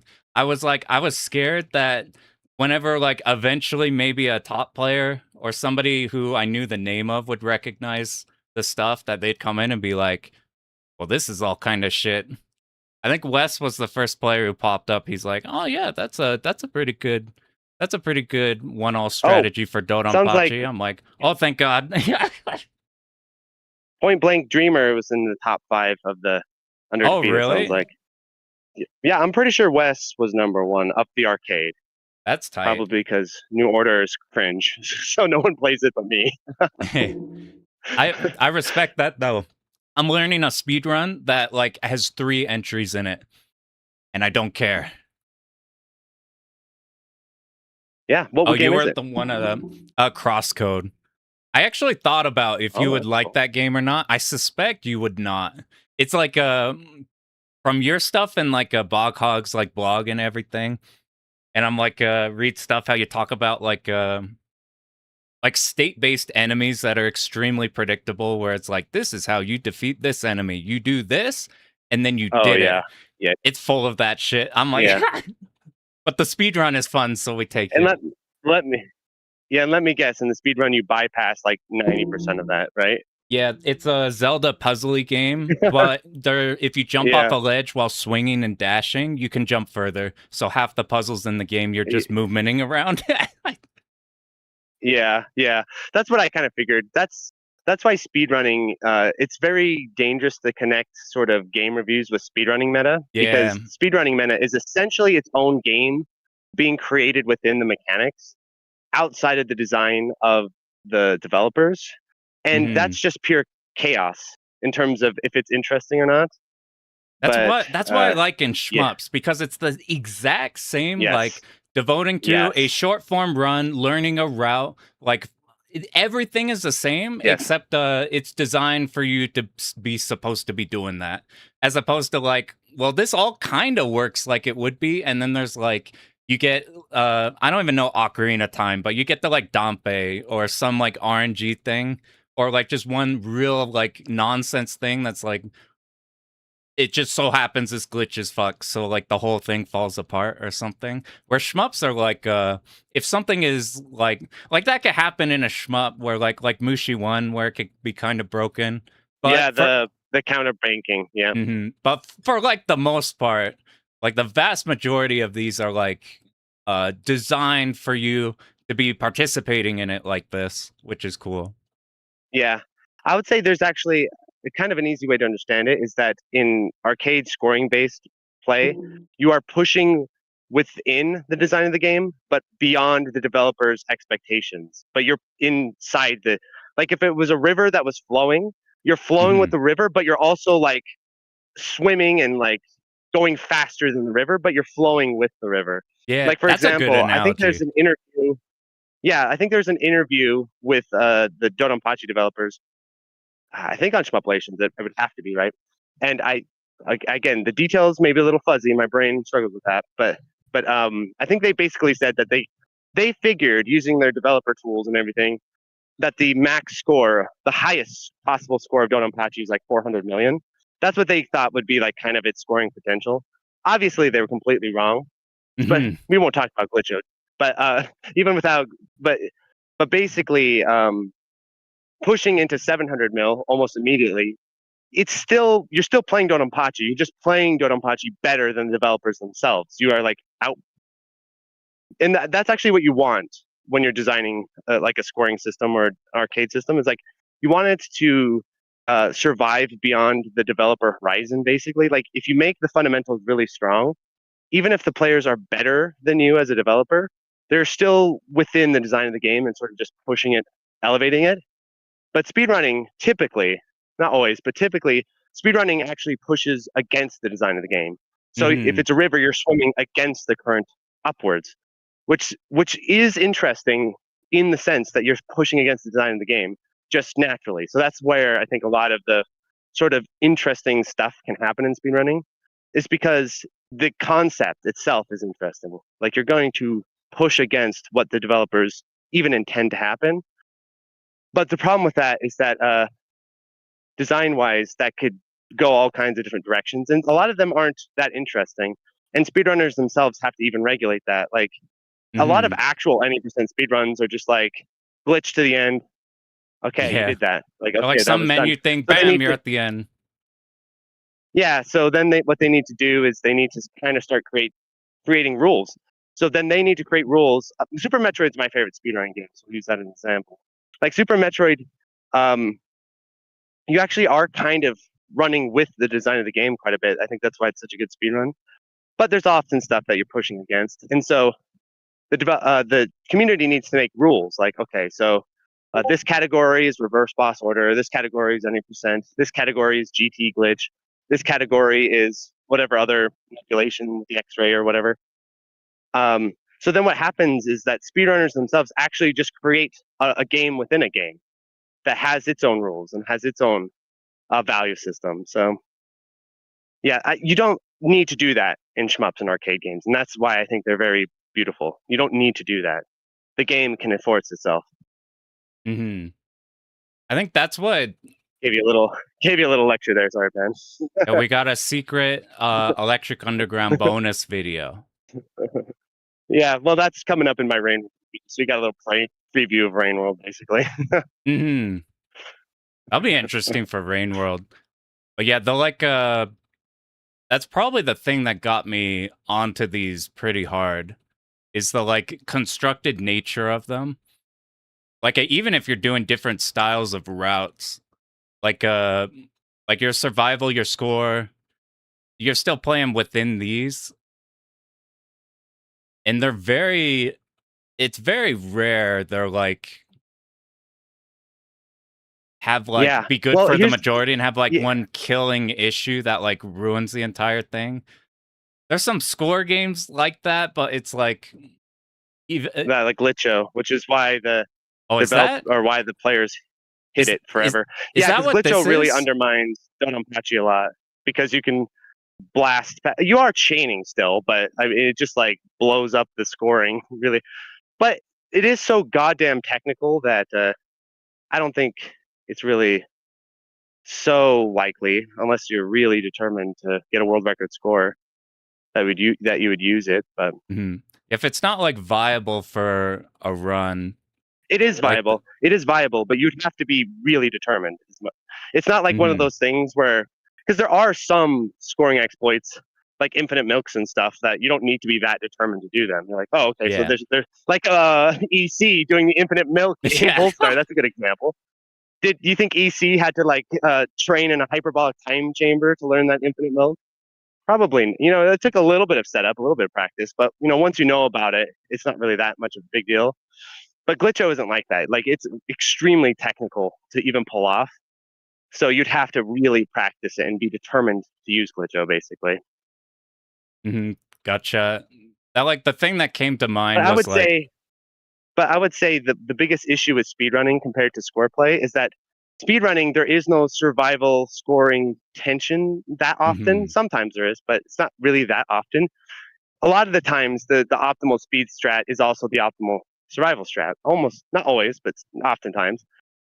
But because shmups and scoring systems are designed intentionally, that allows the developers to intentionally push the two systems against each other, such as Ketsui's loop requirements, right?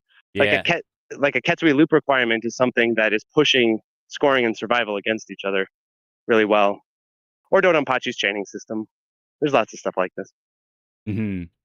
And they also could Anyway, dictate like the pace a lot better because speedruns are a crapshoot on like if you have leeway or a break yes, or anything, especially since it's based off time. It's like a dead area in yeah, a speedrun is like a not a dead area because the clock's going nonstop. yeah. Or you can find, or like when route improvements happen, and it's almost sometimes a little sad because it's like you've spent years learning, uh, the Crade, Fantoon, uh, Grade Fantoon, drag the Meridia boss. I can't remember what that boss is called. And then Gridley. Like you've learned that route. And then one day, guys like, actually, you could go to Fantoon first, and that's faster. And everyone's like, damn. Well, I guess that's what we have to do. Mm-hmm. All of this practice doing the Crade route kind of pointless. I feel that every time there's like an adjacent genre, it's like I keep going back to shmups just because it has everything I want in there, but like tightly on there. Yeah, and also what I love about shmups, especially for live events, let's tie it back to live events. I'm gonna pull this all together. Watch. The thing You're a about live pro. events and shmups and their design is that shmups give you immediate punishment and consequences for mistakes. They're not gradual and ambiguous. So if you get hit by a bullet, you explode and die, basically. But in a lot of speedruns, because survival isn't really that much of an issue in most speedruns, so it all depends. But if you make a mistake, like let's say you're in a room in Super Metroid and there's platforms, Mm-hmm. but there's just a floor and there's nothing that's actually threatening you, like the parlor or something like that, and you miss the parlor jump, you don't explode and die. If you miss that jump, Samus doesn't die. Instead, you're like, oh, I lost 4 seconds. All right, let me jump again. So um, it doesn't give you that same like kinetic feedback as shmups, where if you miss a dodge, you die. Then you're like, okay, Yeah. I got to reroute this here. Yeah, that immediate. That's why I still like shmups the best of all. It's because of that immediate feedback of survival. Mm-hmm. And that's what makes them really fun live demonstrations, because you could know nothing about a shmup. You could know nothing about some unknown shmup, but if he gets hits and explodes, that's bad, Yeah. unless it's Signy. But other than that, it's bad. As an I can't say words, antidote? As an antidote or whatever that word is. Like I have a friend who knows nothing about shmups, but he watches these and just goes because these are like he doesn't play these, but he can tell that this is like They're a so pure. entertaining. Yeah, They're entertaining. They're really easy to like understand what's happening, and they're just like everybody understands that you move the stick and you fire. So it's like it's a yeah, very pure thing that's really obvious by just looking at it. It's like a fighting game. Like there's two health yes, bars, and they when one person hits another person, you know what's happening. You know that means that P2 is eating shit right now, and P2's winning or P1's winning. It's like a pure yeah, kind of thing like that. yeah, exactly. That's what makes watching fighting game tournaments so exciting, and watching shmups, I think, so exciting.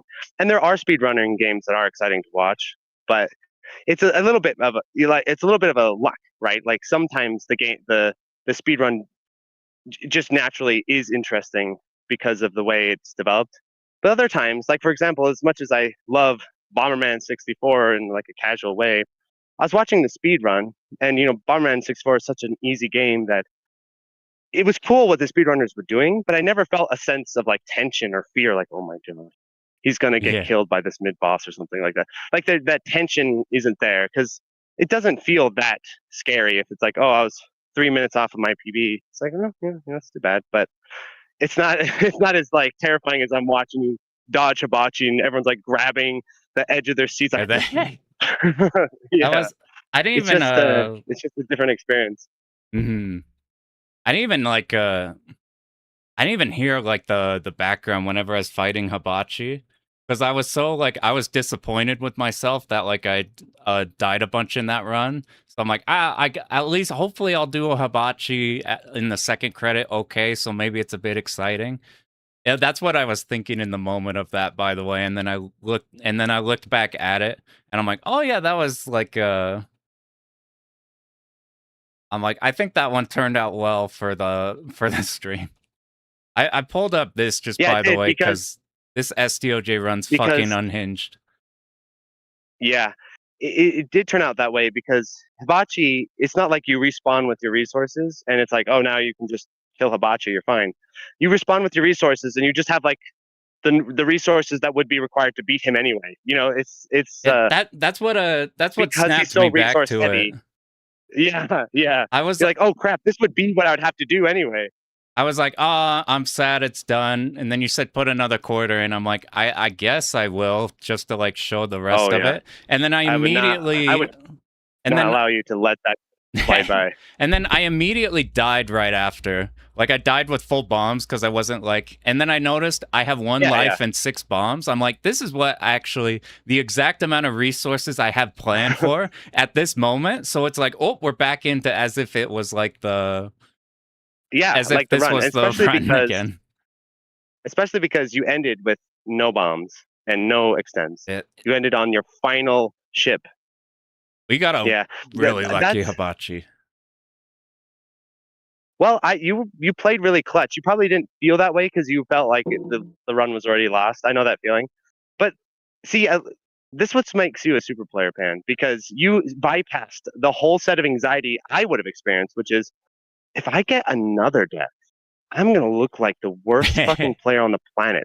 If I fucking end up having to 5cc Hibachi, which could happen, this would be the most embarrassing shit ever. You're just like, oh well, the run's lost. I guess I'll just kill Hibachi then. It's fine, whatever.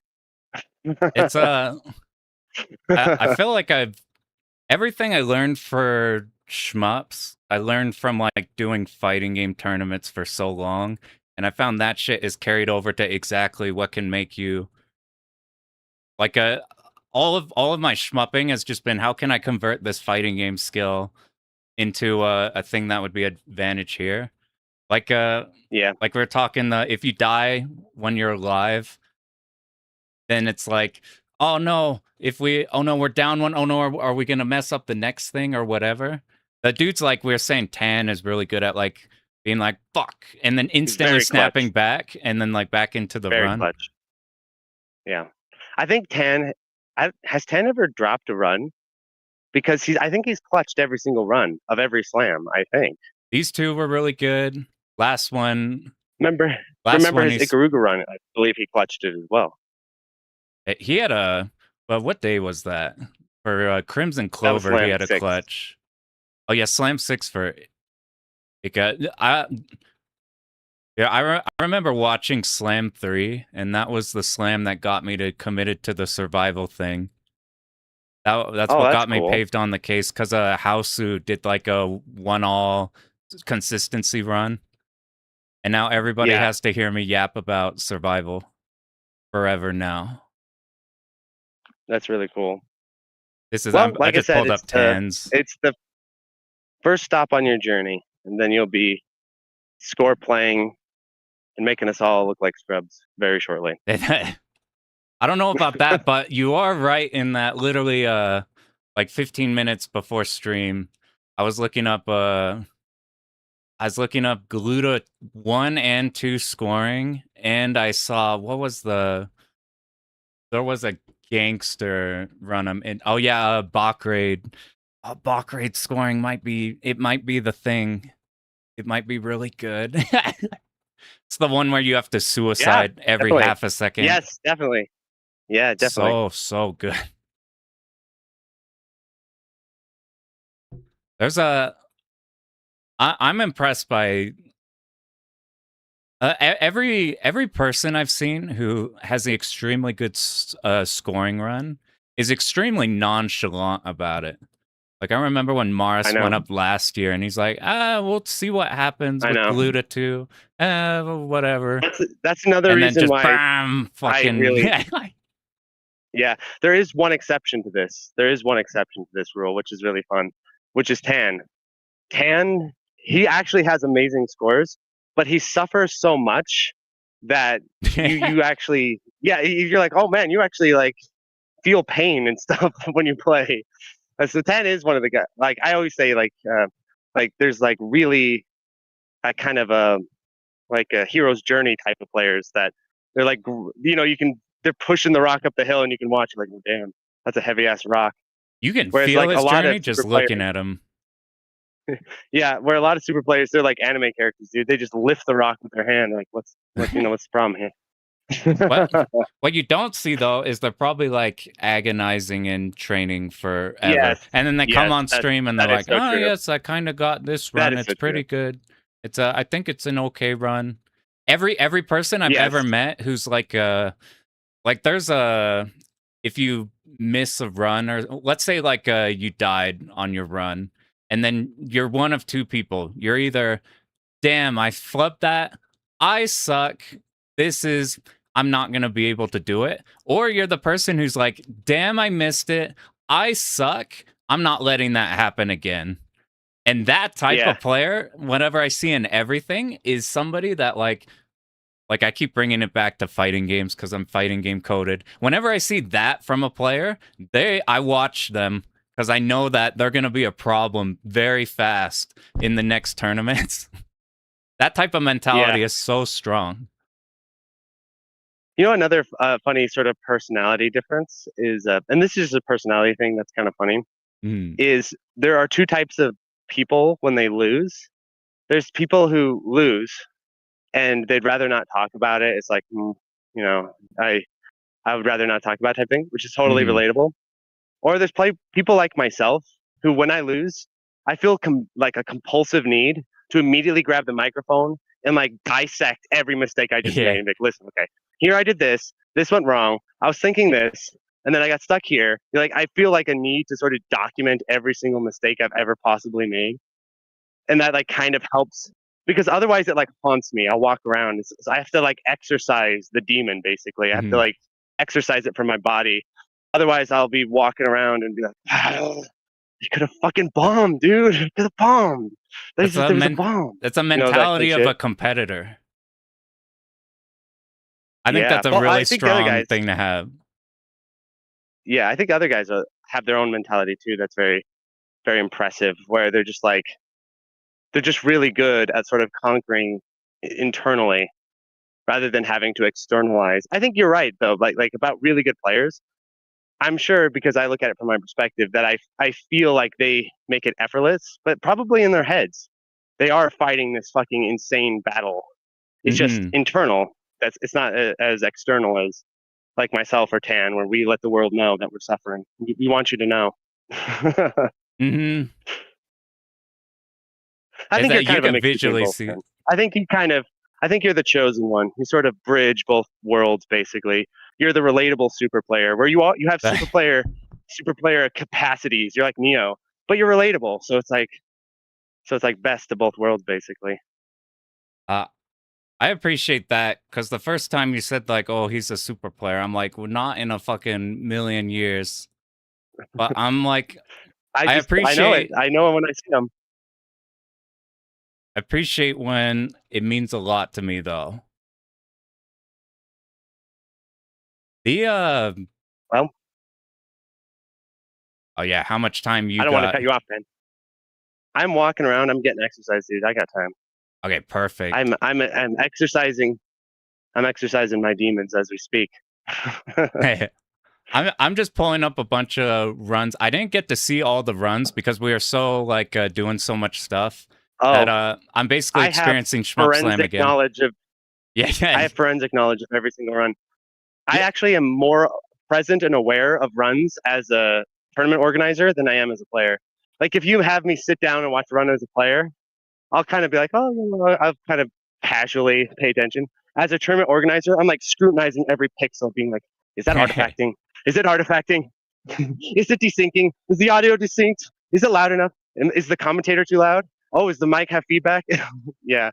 I actually have you could pretty much ask me about most of the runs and I'd have a pretty good memory of all of them. This is why. Well, I keep mentioning that you did like a metric fuck ton of work for this stuff. So what I'm talking about. Yeah, a lot of that though is my own sort of obsessiveness.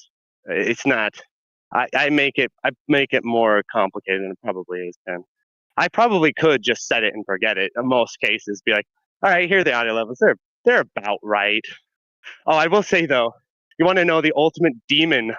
Like, if you want to just fucking, I shouldn't say this publicly because now people are going to troll me with this. But if you want to just mind break me and send me into fucking like manic mode, just have a high pitched noise in the background of your stream. Just put that in the background of your stream and see what happens to me. I'm fucking flipping out, being like, what is that noise? Where's it coming from? I'm like going through the wires. What is this? I would be scared of like whenever you connect like a online player stream that happening. Yeah, or an echo. That's another one too. By the way,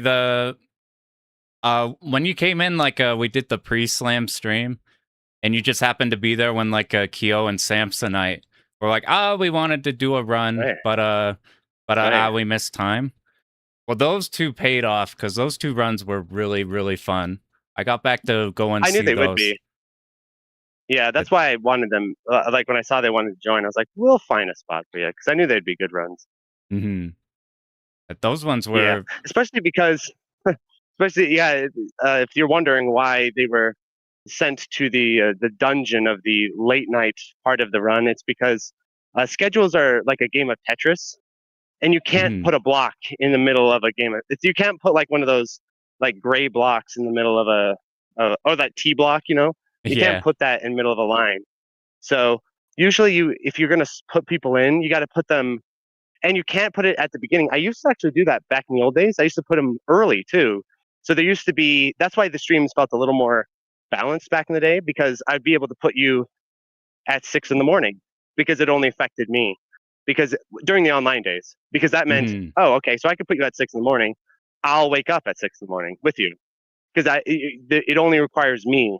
So it used to be when I added people to slams, I could add them on both ends. I could add them before and I can add them after. But with the IRL era, I can't do that because that would require me to make Brandon get up earlier to come open the arcade for me. Yeah. So I'm like, well, I'm not going to do that. So yeah, we end up with just the end of the stream as being sort of a landing zone for people rather than the beginning. That's why they go later rather than, because I could have put, that would have been kind of funny. Samson, you're 5 a.m, bro. Get up in 5 a.m. Well, he almost ended up that way one way or another. Yeah, so he was locked in despite the runs were late. Yeah. Well, I always feel like just don't think of slam as a job. Think of it as a party. That's how I think about it. It's not a job. It's a party. When someone says, do you want to party at 4 a.m.? You say, God damn right, I want to party at 4 a.m. That's how I think about it. I don't think about it and like why I don't care if I'm missing sleep and stuff like that, because it's a party. It's not a job. Yeah, we forget all about all that. We got 2 days. 2 days of partying to do. To rave, dude. We have 2 days to fucking rave hard. Darude. I should just play, if I wouldn't get copyright struck, I'd just play Darude Sandstorm between every run. Just put on Darude, put on some Prodigy, shit like that. Just pure rave music the entire time. Good music choices on the in-betweens whenever I was just going in through here. I'm like, oh, there's some Sapphire. Well, this year, there's some... Yeah, this year it was the Shmup Radio. But I don't think I'll do next year because Shmup Radio can be a little bit hit and miss. Because, like, I think at one time it played, like, orchestral music from, like, Nier Automata or something like that. Yeah. And the stream's like, what about this? I was like, yeah, I'm not sure I would put this in myself. But the radio giveth and the radio taketh away. I think next year I'm going to appoint a music coordinator, probably M. Night. If you're listening, M. Night, you prepare for a Discord message. I'm an official music coordinator to create a downtime playlist because I'm really bad at it, dude. I'll just put on fucking like Border Down a fifth time. I'm like, Border Down? Under Defeat? Let's have the 7th time we're listening to Border Down or Under Defeat. So I need someone like M. Night with like deep shmup music knowledge, or yourself, Pan, if you're interested, because you are the master, I know, of first tracks of shmups. I know all of the first, all of the first songs of shmups. We have been trained. Yeah, to everybody's dismay. You can't use the rain, though. You can't use arranged though, because it makes YouTube mad if you use arranged music. You got to use default tracks, baby. You brought that up, and I'm like, all right, I gotta not do that in the intros of my stuff anymore. Yeah, I know. And it can actually wrap around and hit you. So even if you get away with it like for 6 months, month 7, it can wrap around and hit you. I still get copyright like strikes on like my podcast Yeah. from like 3 or 4 years ago. It's like, yeah, this song that was free to use then, it ain't free to use now. I'm taking your 3 cents. That 3 cents, it obviously doesn't matter because they make literally no money. But yeah, but just to illustrate that it can still wrap around and come for you. Yeah, that's the fun with YouTube. Yeah. But I think default tracks are quite safe because the ramifications of that would be kind of catastrophic if you think about it.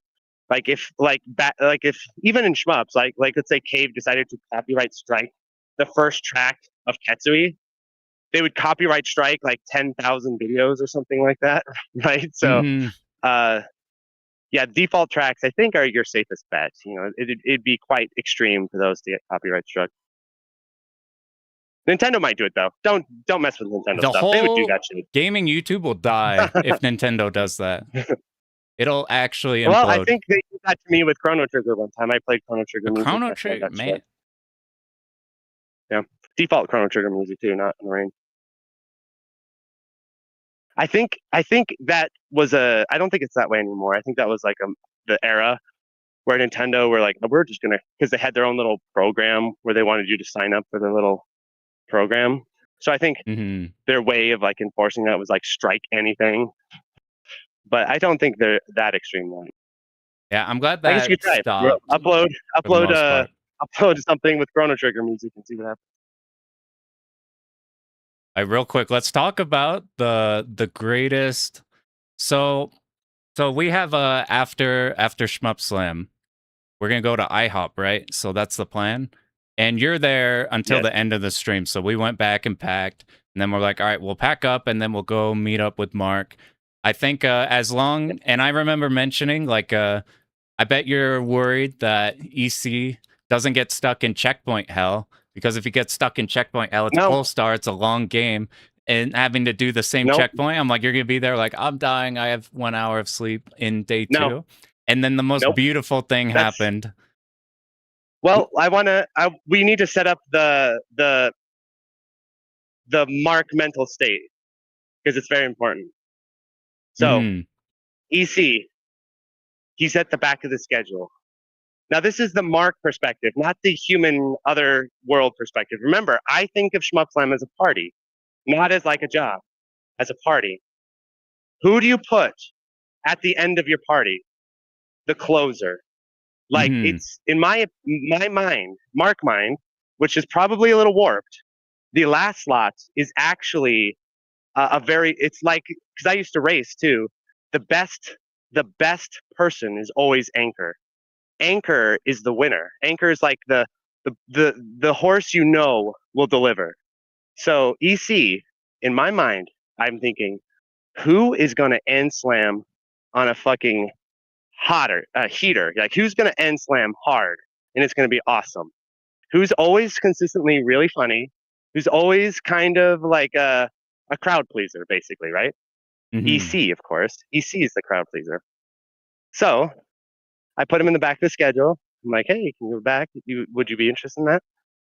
And I think he's like, yeah. But I think he was a little concerned about, it might be late, it might make him play badly.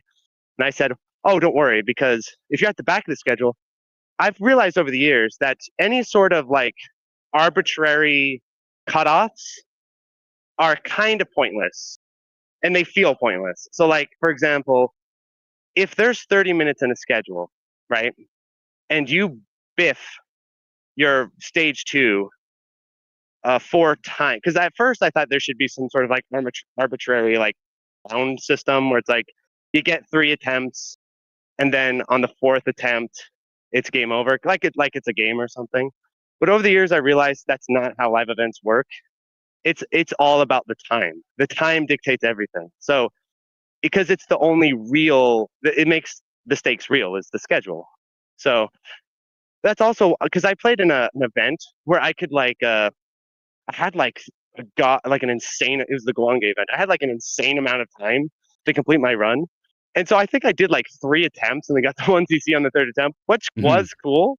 But I was like, the stakes were fun, but there wasn't really that intense. Right? But what I'm getting at is I don't put too many arbitrary limits on how many retries you can do and all that kind of stuff. It just comes down to the schedule mostly. So if you die 5 times in stage 1 and that takes 5 minutes, that's equal to if you die once in stage 4 and that takes 5 minutes, right? It's just about like how much time is there. So if you're at the end of the schedule, you have last player privilege. You theoretically have a shitload of time. You could like kind of do whatever you want at the end of the schedule. So I was kind of explaining that to you. See, like, oh, you have last player privilege. You can kind of just take as much time as you want. So if you get stuck in checkpoint restart hell, you can work your way out of it basically. I think that went into EC. And then EC, he's like a fighting game player, right? He sees like the juiciest He saw uppercut. the opening.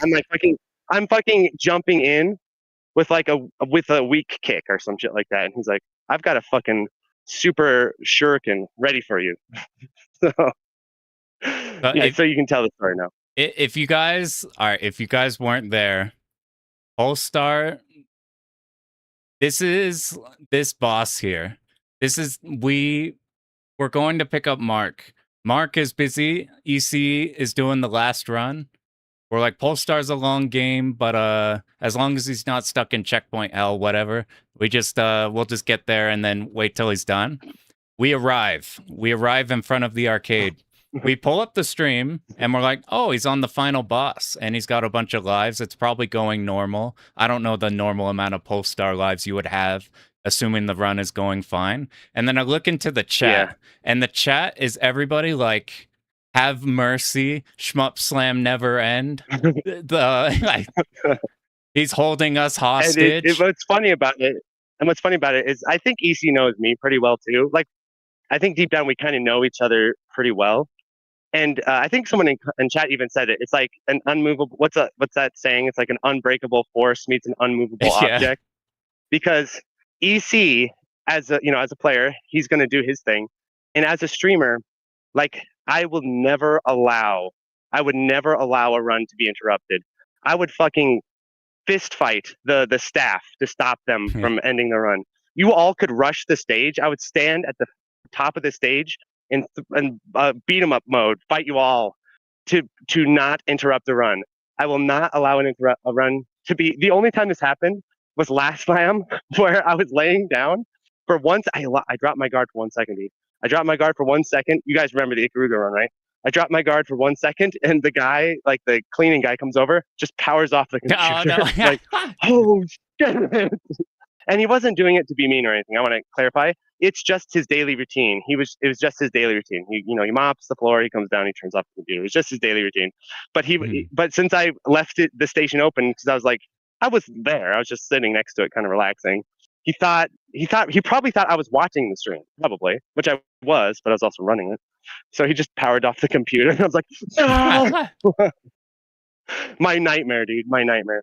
I used to have nightmares about the internet failing during like a world record run, right? Like fucking. You have like Twilight last year.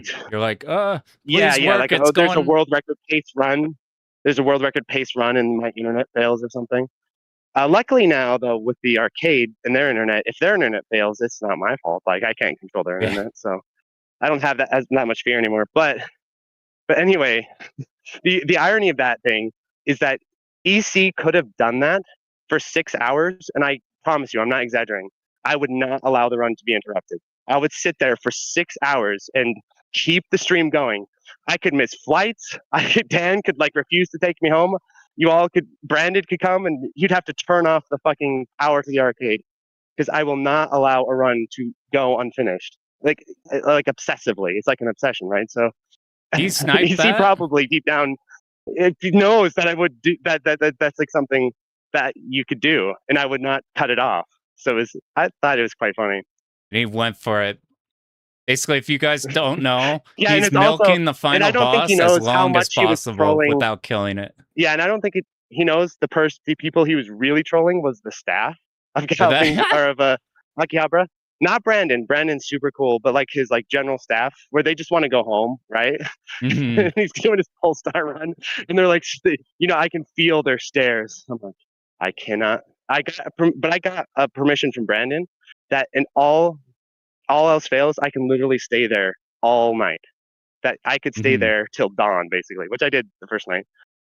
So I knew, like, hey, I've got the Brandon, like, full heal. Like, no one can stop this run from happening. So, okay, continue your story. You got lucky that he ended up. I think he accidentally popped the boss or something. Basically, he's taking No, all you're of his. no. You're missing the twist. Don't forget the twist. Okay, he's. Or maybe you don't know the twist. Maybe you don't know the twist. Is there? Here's what Yes, I there's a know. massive twist. Oh shit. There was a Okay, massive twist. he gets Yeah, you're not to gonna the get the whole final story without the boss twist. with a bunch of lives. We get there, and what I intuit by looking at the chat is that he's holding the stream hostage by milking the boss as long as possible and dying at the very last second, so he gets a checkpoint, Yeah. and then doing this super long milk again. And I think he was like, "All right, if you guys don't super chat, I'm holding this forever. I'm holding this whole." Yes, that's the Whole twist. stream hostage That's the until I twist. see some super chats. So fucking That was the funny. twist. That was the And funny part because because he was holding the stream hostage because I would never allow the run to end, like I said. So he was saying basically, unless they donate to the chat, to me, basically, unless they donate to me money, he'll just keep doing the run for as long as possible. And so, and what's funny is people actually started donating. Obviously, I think it was mostly just to be funny, but people did actually start donating, which was even more funny. mhm. It worked out pretty good. We were like, you probably saw in between all the donations, we are trying to subliminally get you a bit hungry. We were putting in like pancake emojis or something. We're like Yes, IHOP yes, I calls, did see that. ICOP I calls. know I did see that, and it was painful. But I would never, it was painful because I did want my IHOP, but the run had to go. The run had to go and finish. It's like a tennis umpire, like in tennis, how sometimes matches can go like 9 hours, and that poor fucking umpire is there for 9 hours. But by Mhm. damn, he will see this to the bitter end. It's kind of like that. I thought that was the Plus, literal also at perfect that point, way to cap it off. I, yeah. Also by that point, I've passed the point of like normal exhaustion. I've entered like that kind of euphoric, your body is actually breaking down, but your mind is fucking like feeling euphoria type of mode. So I was ready. Mhm. I was like, okay, let's see how long this goes. Let's see. But unfortunately, like you said, fate intervened and the milk was a touch short. Did he like accidentally pop the boss at some point so it started to go I down? think I We think he slowly started to run out of extends because I think it's hard to maintain for forever. Actually, eventually you start to lose too many extends. mhm. We cheered. We were like, "Oh, thank God we could go eat now." Yeah, It's super yeah. Like super like if you funny. all would have came up to the stage and said, "We're gonna go to IHOP without you," I would have said, "You're gonna have to." Like the run has to continue, no matter what. No matter what happens, the run has to continue. Oh, you Yeah. actually So now lost count. EC may have opened Pandora's box because now at the end of every slam, people are going to do infinite melts Yeah. and know that I won't cut the stream off.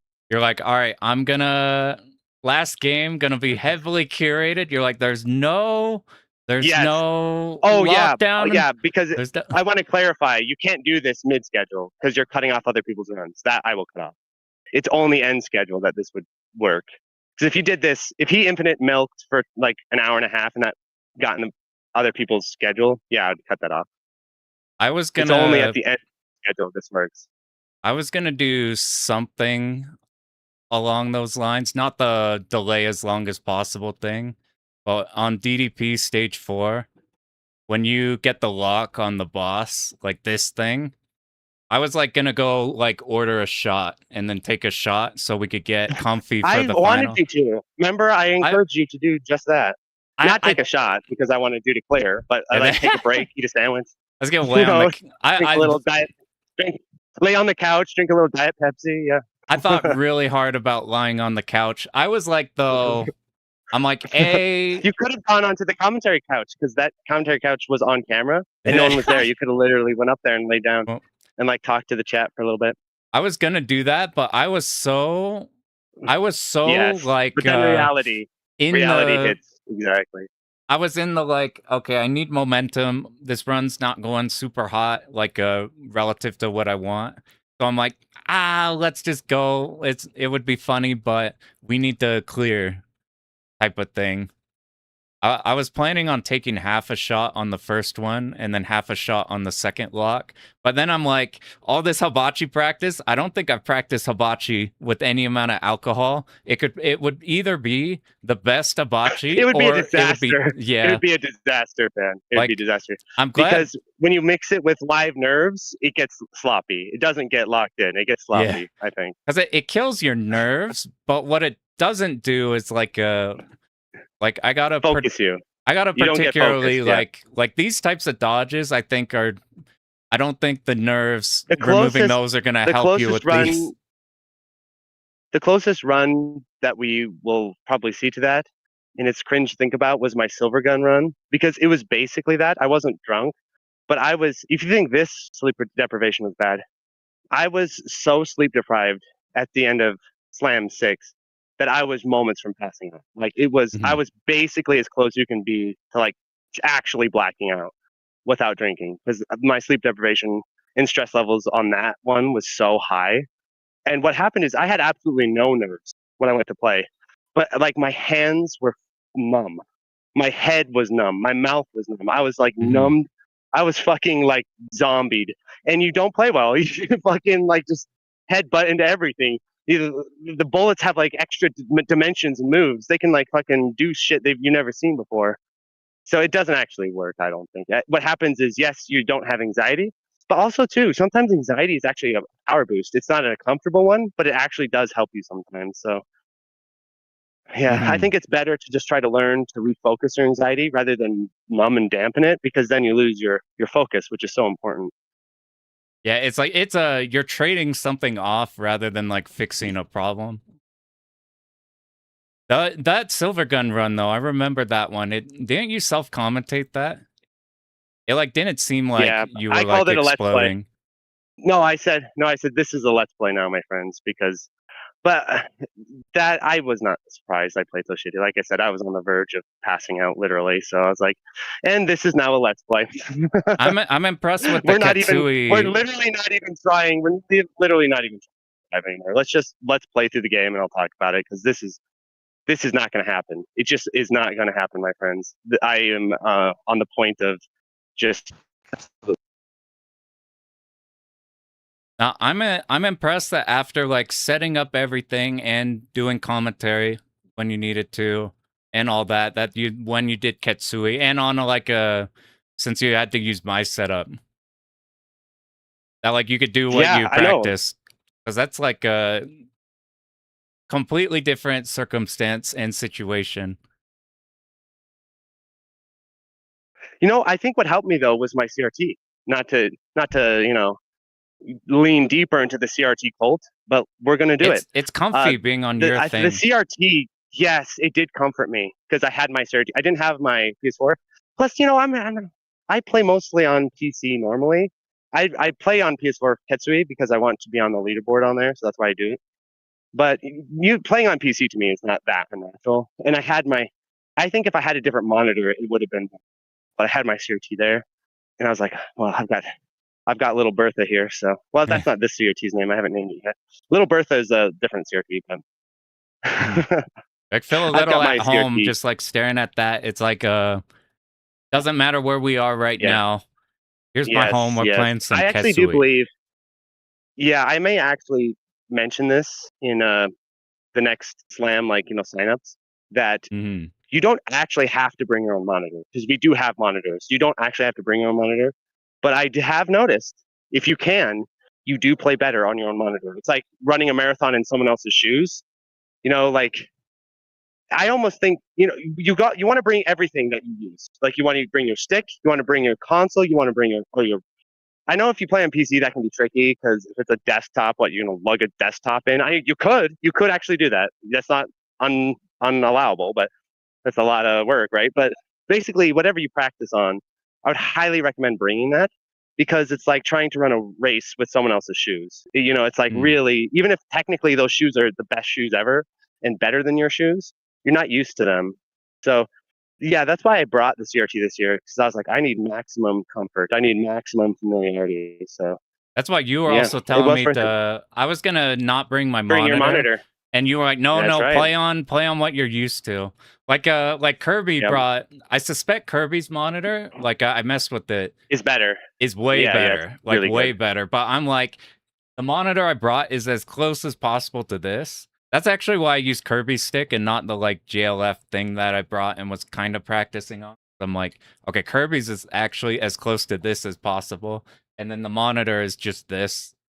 So I'm like, okay, we're in our comfort zone.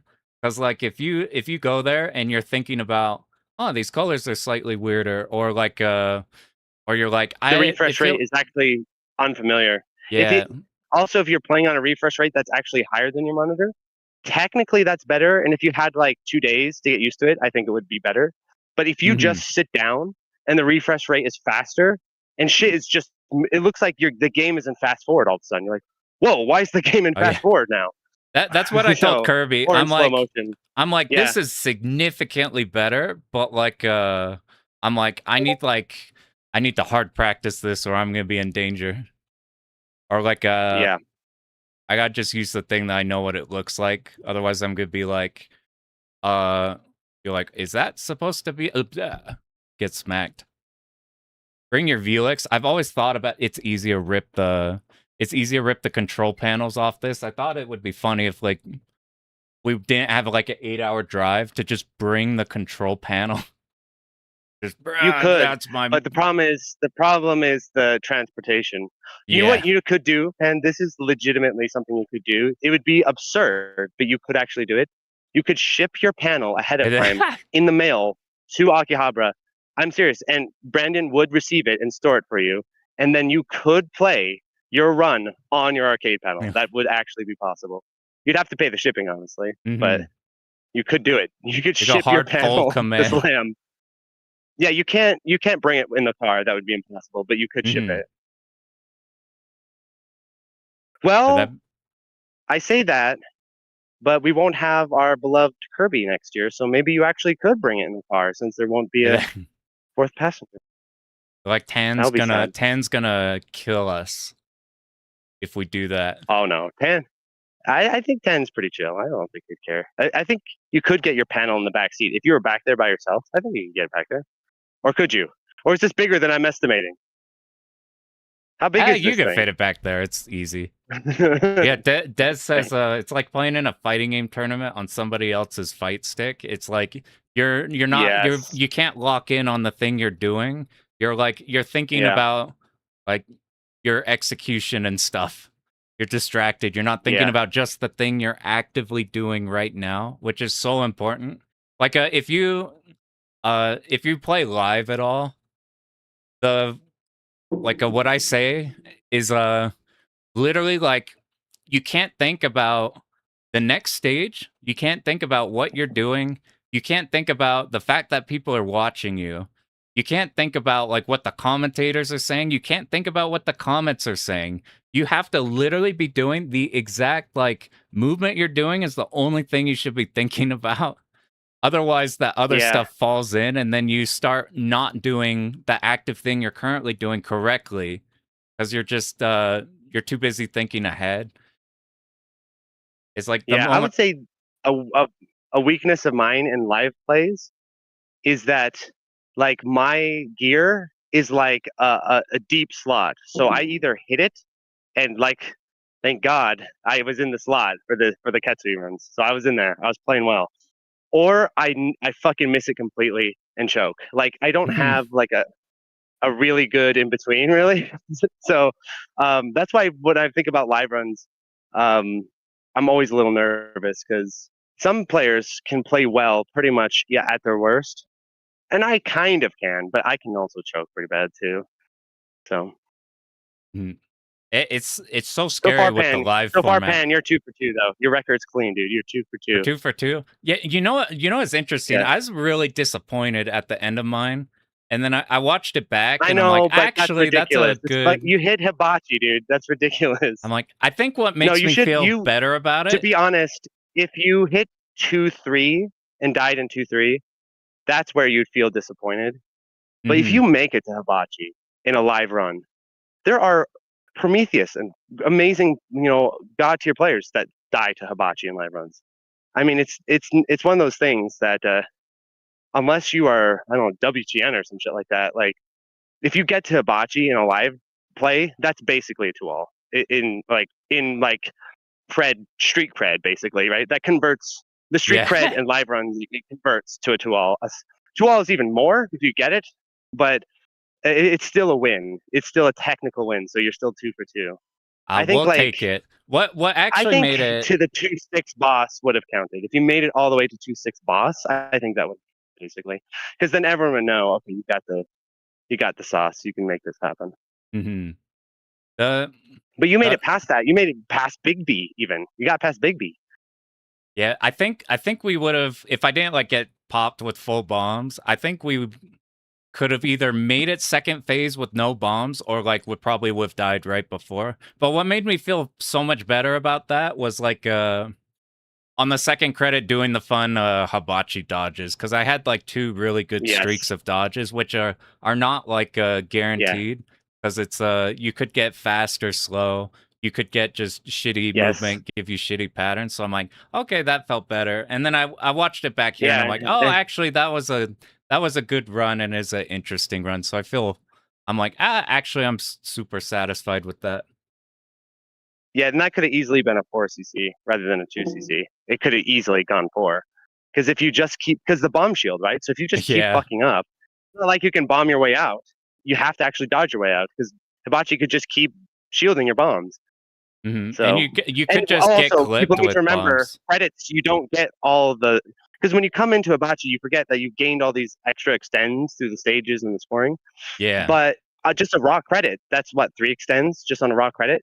You're not getting 5 extends. You're getting like 3 or something like that.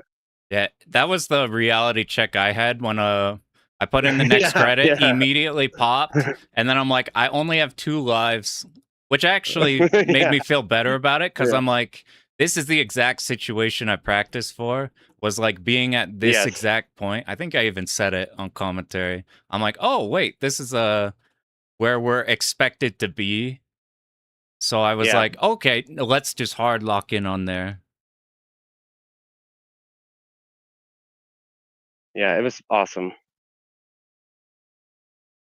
But I also had a lot of fun on commentary. I got to commentate a few times.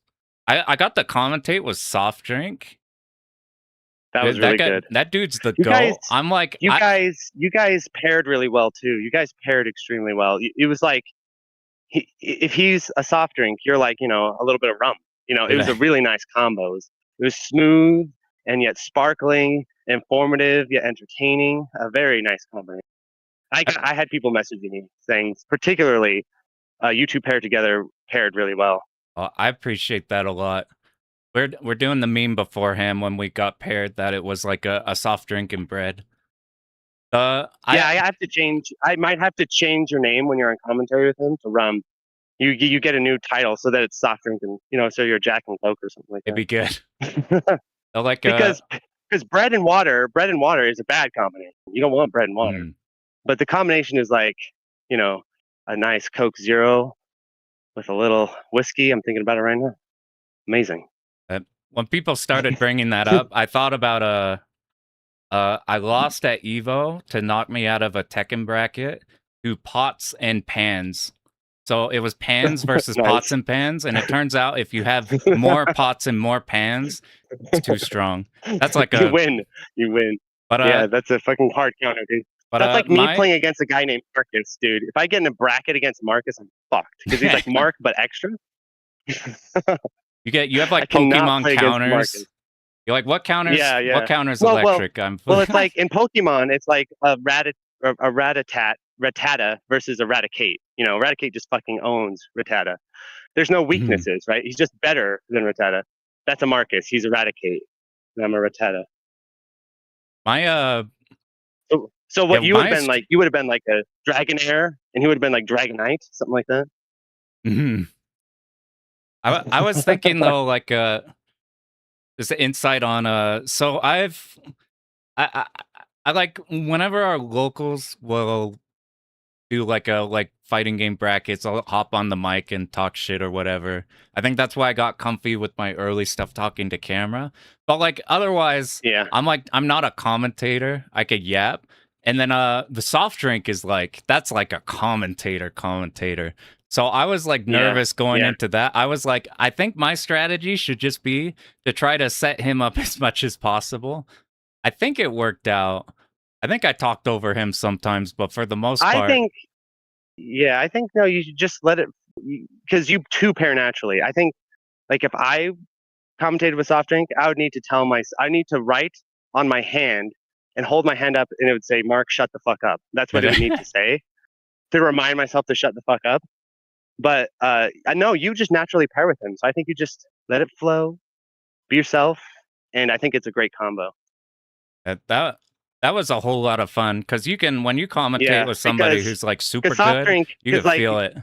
Yeah, because soft drink is like a a delicious soft drink, and I'm like battery acid, right? So you put battery acid in a soft drink, the battery acid needs to tone it down. I need to tone it down a little bit.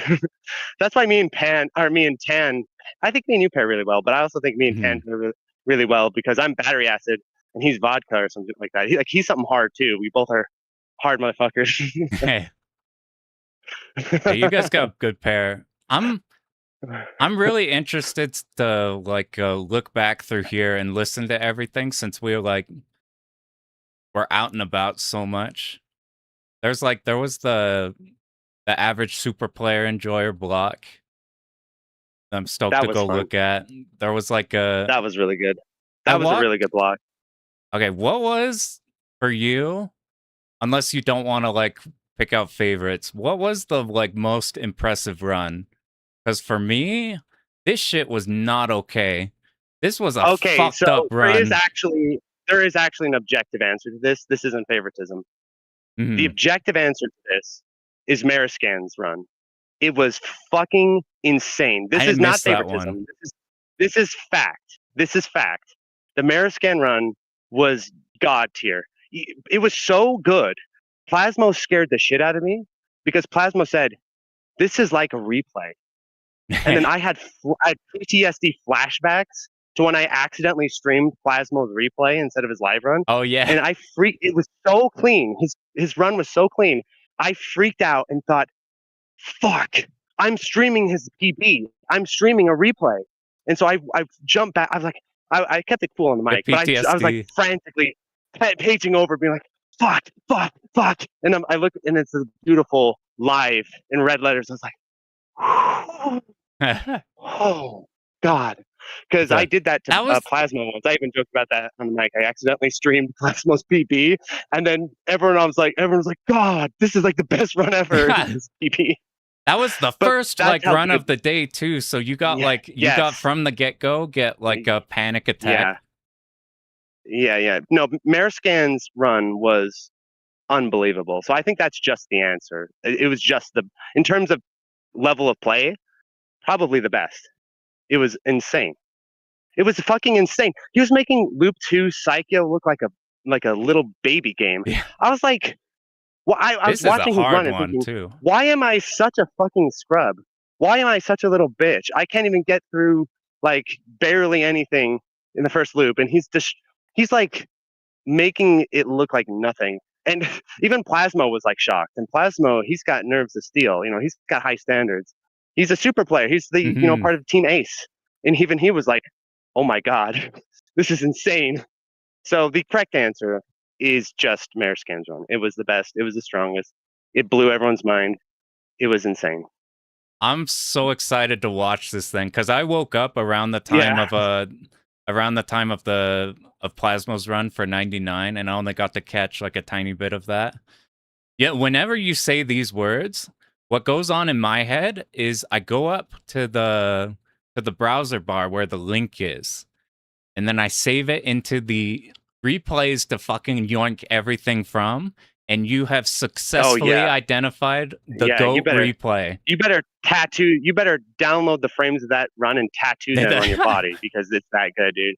You don't need to look at another one. That's the run, dude.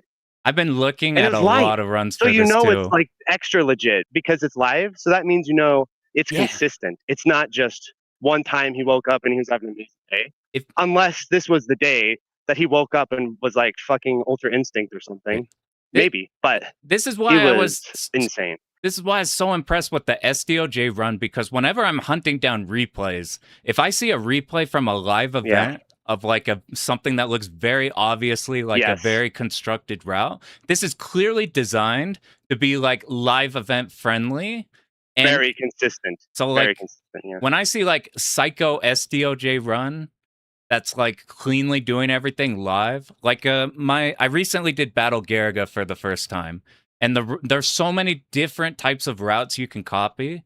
The one I stole was from Icarus did like I think fuck, who's the Go Battle Garaga player with Gain? Kamui, right? Yeah. Okay, so she had a event of a bunch of demonstrations, and one of the runs was like a Bornum survival run that was just we're doing clean, consistent, speedy was like the idea. And that being a live run that fucking ended the game, like just destroyed the whole game with like it went into like Glow Squid with like 6 lives or something. So I'm like, all right, this is a live event. Just gives up. It's like, yeah, it was so good that Grega just gave up. It's just like you look at the rank graph and it's like minus 5,000. He just gives up. It was Blackheart 2 at like 24, and he had 8,000 extends. So I'm like, this is a live event, like consistent strategy, because it has to be. It's a live event. So whenever you see like goated routes like this, and it's like those catch my eye. Those catch my replay eye. Yeah. Those are the ones to pay attention to. That said, and if your run is so good that you have the TO panicking that it's a replay, you know that it's good. That's sick as hell.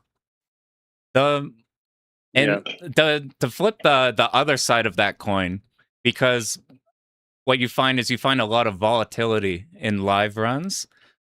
The runs that had problems in them, on the complete other end, these are the runs that I want to look at because they're so impressive. I want to copy everything in them.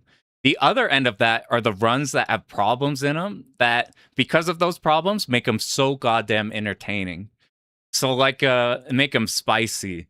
So like I think Tan hit the TLB with like he had 2 lives to do the whole TLB, both phases. I think that was it. Morris had but nothing you should at the end. You should have eavesdropped on KZ and my conversation about that, because I have full faith in Tan's clutch ability. I'm sitting there, I'm like, listen, he's got this. This is not a problem. This is not a problem. We can do this. But yeah, that one was really, really fun. Like everyone was like literally holding the breath at the end. Not even figuratively, literally. People next to me were like, oh. And everyone was scared to be too loud because they're like, we don't want to fuck 10 up, dude. We cannot fuck 10 over right now. We got to be quiet as shit. So I've seen him practice a bunch, both on his stream and like when he was there. And like I've seen him dodge the TLB. But I've also practiced like Hibachi a lot. Like that too. And you can like, no matter how good you are, like over a time span, it's like you can get clipped, and this could be the run where that's just what happened. So those are super spicy too. I feel like if your run that you played here, if you played a run, didn't go according to plan, I wouldn't be disappointed in yourself, because that's what I did. I immediately was disappointed in myself, and then I go back through and I'm like, wait, this was a good showing. Like a Yeah, your live runs are hard.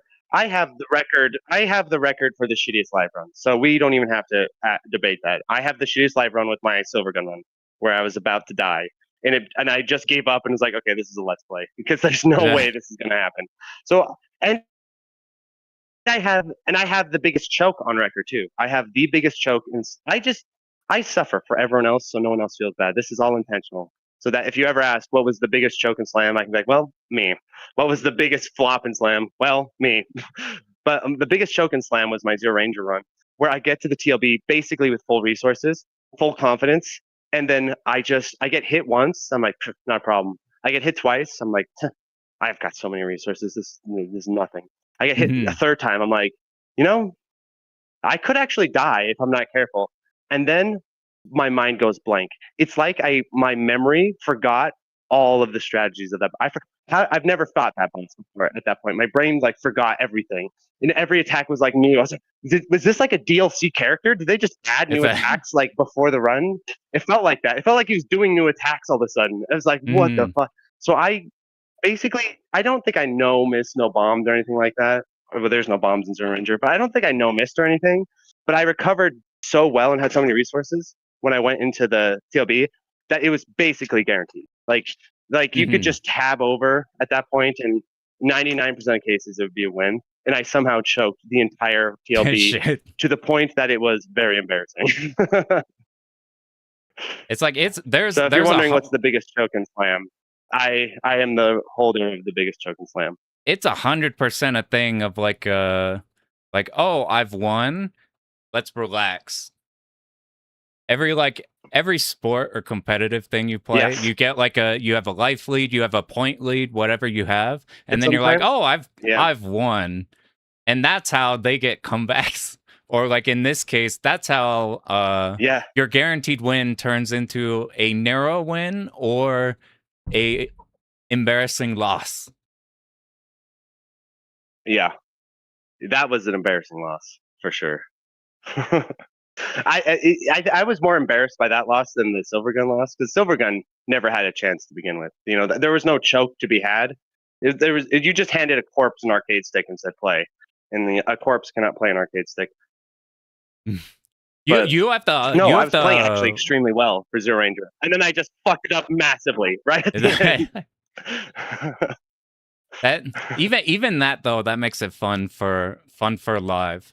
That's like a story. Yeah, it's not so serious. It's fun. It's fun. It's not so serious. But also, I have a little bit of like privilege because I'm just kind of a fixture at Slam, so I can. Though this year I didn't feel that way because I felt like I didn't want everyone to think I was like a washed sellout. Like everyone's washed if I don't play well, but for many years, if it blows up and dies in a slam, it's kind of funny. But if you're like a new player, you're brand new and you choke your first run, I could see that being actually really, really hard because you don't have like an established pedigree of like being around and people kind of like sympathizing with you or whatever, which they will, but you just feel a little bit more isolated. So that can be kind of pretty scary. So I think people who are the most nervous are your first slams, you're most nervous because you don't have kind of a track record or anything. Yeah, I'll put up like one run on here, which I think is like a good example where like these two did a co-op run and they could not practice because Fightcade would like desync. So this was their first time, and the first few stages they were like clearly nervous, like they've both cleared like on their own, and like they're dying like early on because it's both like a hectic run and it's like you're playing live and everybody's watching you and we're all judging you. But then it's like you get comfy with it. You do some like you get comfy with it. It gets exciting. It's fun for the stream. They like manage to pull it together and do like some crazy shit on like stage 4, stage 5. So whereas like a blast on here. I think the stars aligned with us ending up being the commentary team because we weren't originally the commentary team. Only because in a hotel in Salt Lake City. Pan and I sat at a PS4 and double played Ketsui and got fucking owned, both of us. We did. Now we both cleared loop 1. We both are confident in loop 1. We got it. It was like it was so much harder than playing by yourself. It's you don't know that until you do a double play, because you assume, I would assume, like if we didn't have that experience, I would have assumed that single play or double play is like kind of secretly OP, and if you really just double played, you could like fucking 2-all every single game without a problem and stuff. And I think that's legitimately founded on the idea of that's how it works in beat 'em ups, because beat 'em ups double plays are OP. Like Bog and I on our like a try or two, fucking 2 CC'd because there's 2 credits. Sailor Moon, like no problem. Because in beat 'em ups, 2 players are just, it's just all good. There's like no negative drawbacks because you can cover each other and you don't have like camera issues. You don't have aiming. You don't have projectiles. So you just have extra protection, extra health, extra resources. And yeah, maybe they beef up the enemies a bit, but even there, you have team synergy. You can do absurd, obscene strats. You can wombo combo. You can do all this crazy shit to a 2-player in beat 'em ups. Shmups, that's not the case. No. Shmups, because you're having to redirect projectiles, because you have the camera and dodge. I think bullet hells especially. I think it maybe in a classic shmup it'd be a little like a fixed screen classic shmup. You know, it'd be a little easier. But in bullet hell, that screen scrolls, and so if you're sitting there and your teammate goes right to dodge a bullet, that can pull you. You know, it can pull you along or fuck you up, or it makes everything feel.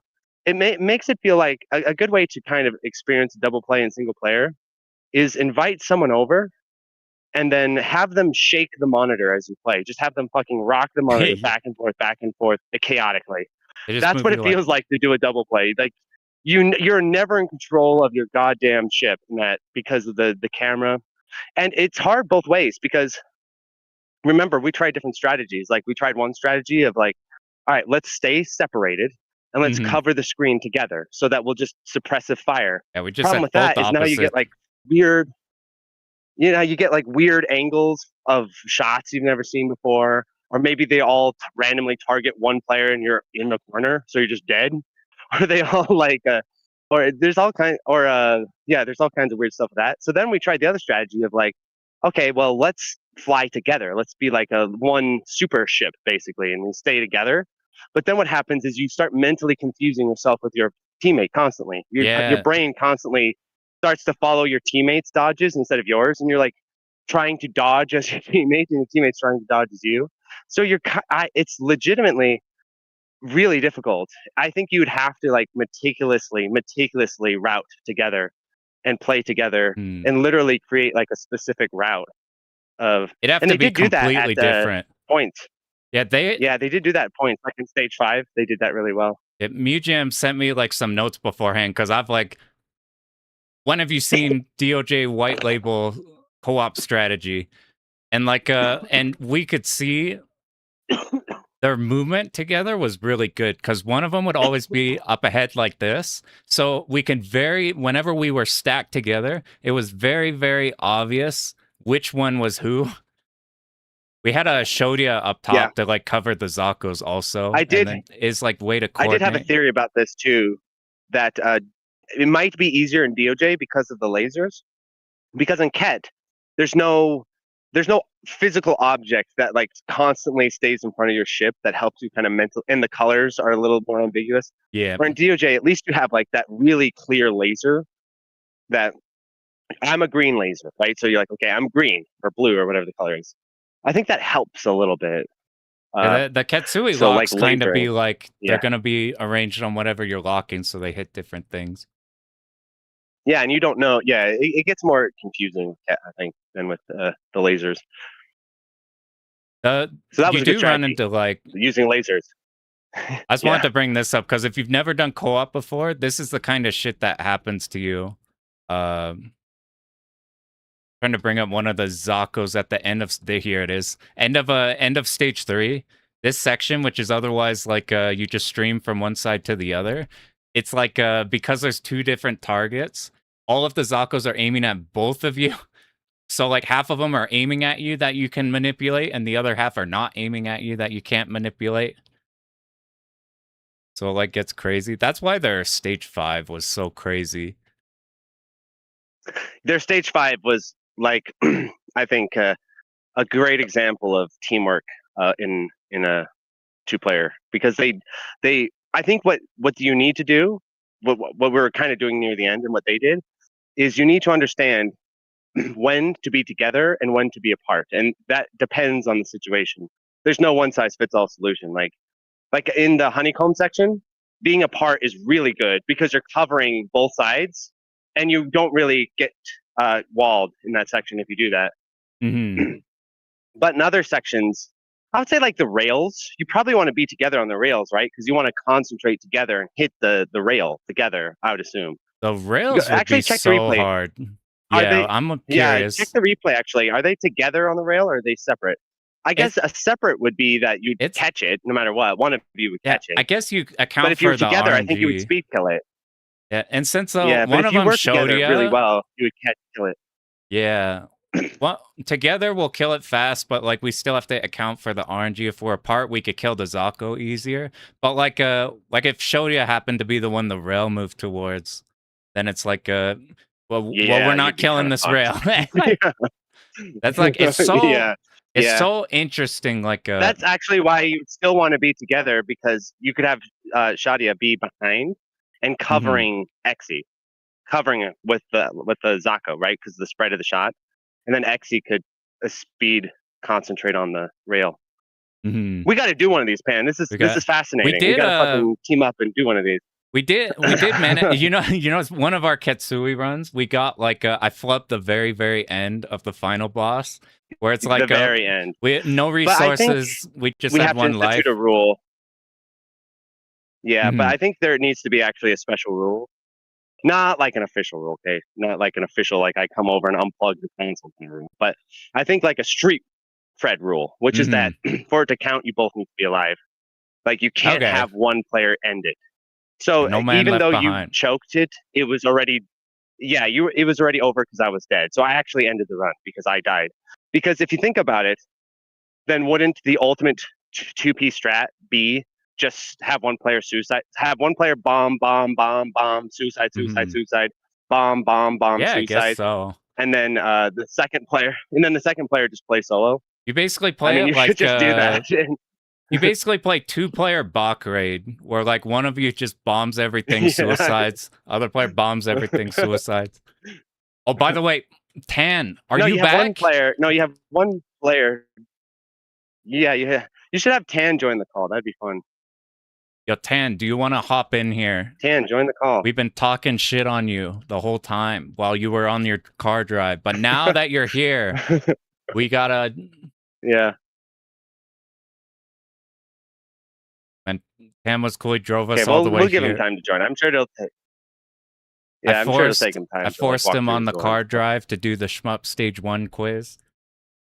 As you are live. That was really fun. It's a miracle. But you know what's funny? But it's funny when you left, I kind of still wanted to play, but it felt wrong to play without you. I was like, this is Pan's game. I don't want to play without him. So I have good news for you. That was fun, though. I'm so addicted to it that there are many opportunities to play the Shmup Stage 1 quiz. Yeah. Is Kirby in the chat? I haven't looked at chat. I've been walking around. That's right. There is a Kirby. Is there a Kirby in our chat? There is. There's a Kirby of the STGs. Yeah, because I feel sad. Yeah, I feel sad that we find our Kirby and then he's leaving. You know, I feel sad. They dipped right. And he's got like a fucking utopia of CRTs, by the way. A fucking oh, you weren't there, Pan. I got to tell you about this. He had like, it was just nirvana. He had just like all the CRTs, and they're all like in beautiful condition. I said he should arrange them like it's an aquarium, and then put in tapes of water and fish, so that when you walk into the room, it's like this CRT aquarium. That's such a good idea. CRTs, they're kind of like fish. Yeah, because they're like fish tanks if you think about it. So you can make it kind of cool if you walked into a room where it's wall-to-wall CRTs and they had like fish and water on them. Imagine the power bill though You just have to turn it on when be... the company comes over, obviously. Can you imagine the sound of all of them on? All of them humming? Oh my god. You'd have to give people earplugs too. It's like, all right, here's earplugs. Enjoy the aquarium experience. He's gonna make videos soon. I'm like, you have the perfect aesthetic backdrop now. I've been hard carried by these in the background. Well, he's got cool stuff. All right. Okay, you got to invite.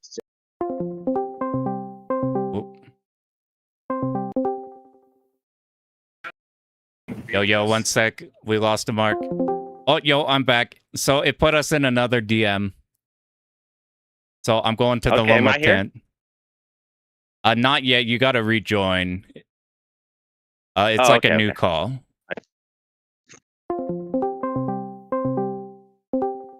Boom, what up? You lived. Oh, what up?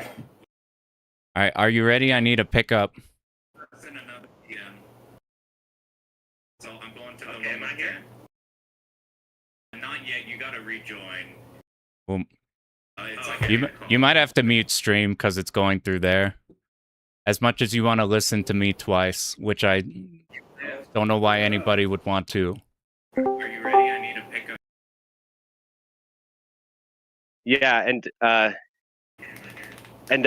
all right, hello. Yo. Hey, Tan, do you want to mute your stream and then it's set? Oh, do I want to leave the stream? No, like mute the video. Mute my stream, and then we're good. So Yep, I've done that. Yeah.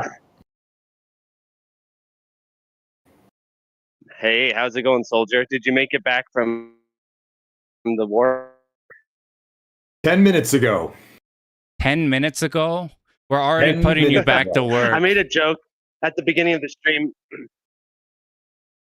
I made a joke that Slam that, like, you know, when the World War II ended, there's that Japanese soldier on an island still fighting it, even though it's been over. And that was you on the road back. You're still fighting Shmup Slam. We're all chilling. We're like enjoying recapping Slam, and then we realize that you're still on the ride home. We're like, oh god, you're a soldier. That's right. Oh, I didn't make it in one sitting. Yeah. I had to pull over and have a little 30-degree catnap in the car. Oh, did you really? Yeah. Yep. You were literally driving for the past 2 days. Like, how many hours? Oh, I want to say 42. Jesus Christ.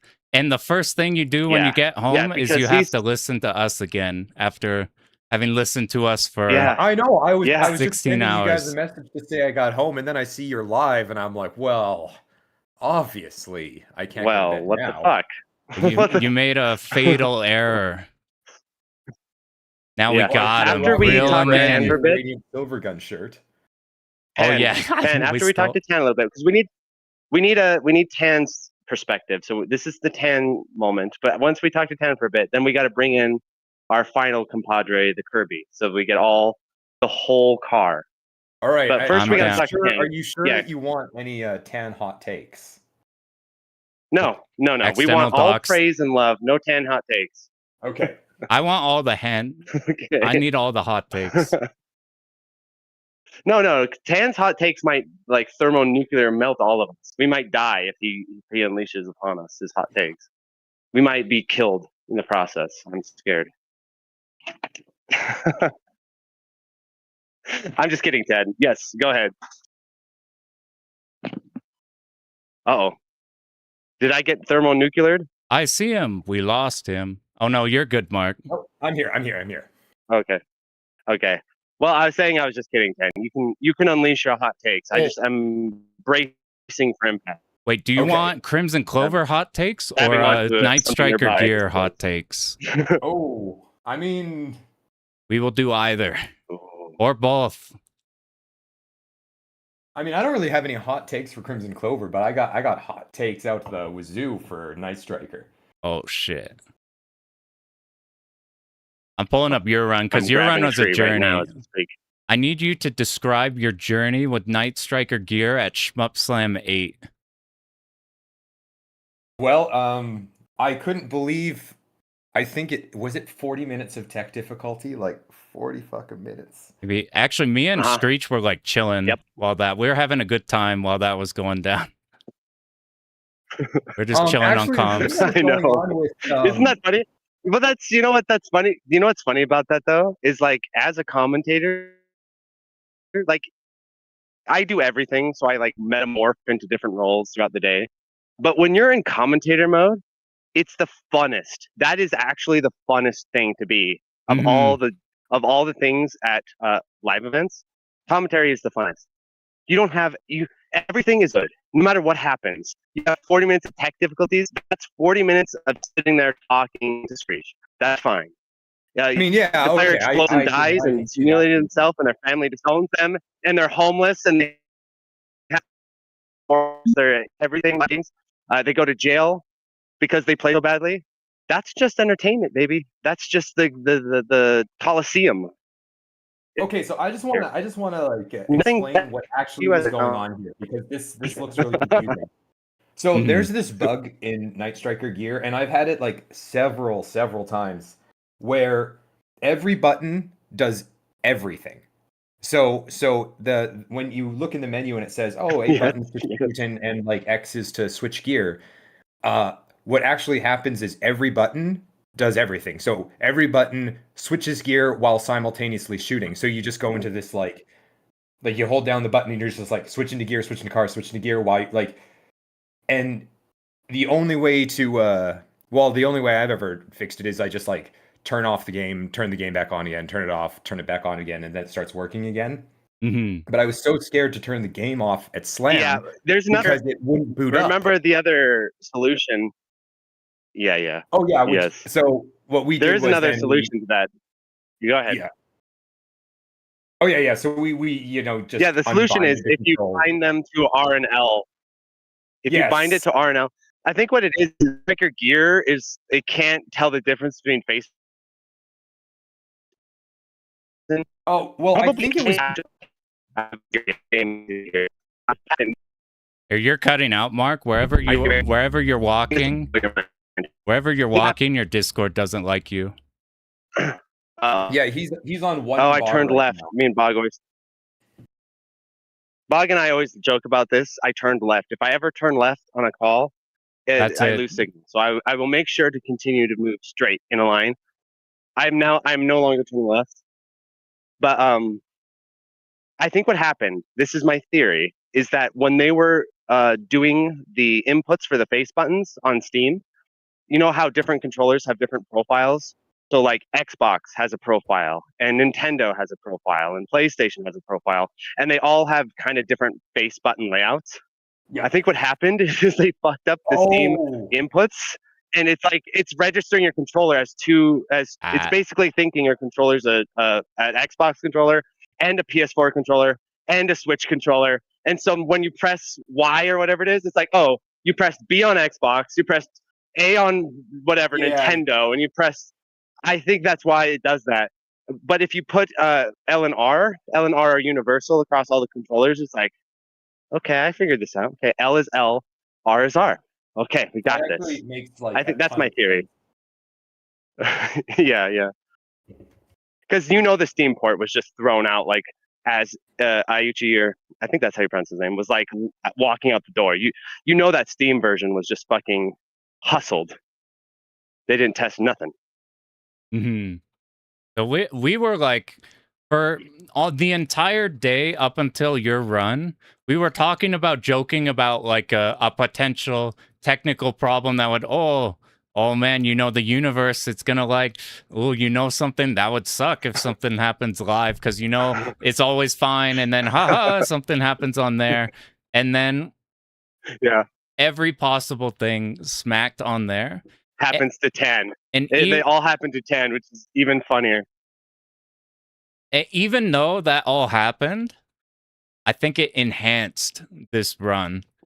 It did, because that's why it's funny, because it pissed 10 off. Look how fucking mad, like I said in commentary, he plays so well when he's pissed. He goes Super Saiyan. He's like Vegeta, dude. He gets stronger. he gets more powerful. So I also noticed it was actually a secret power boost. Night Striker gear was actually helping you. If you really think about it, 10, like Night Striker gear is probably the best shmup you've ever played because it understands you. It understands your needs more than you understand your needs.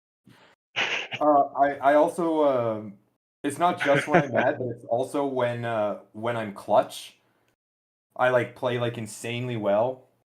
So like at the end of this run when I only had like 2 shields, I'm just like, wait a minute.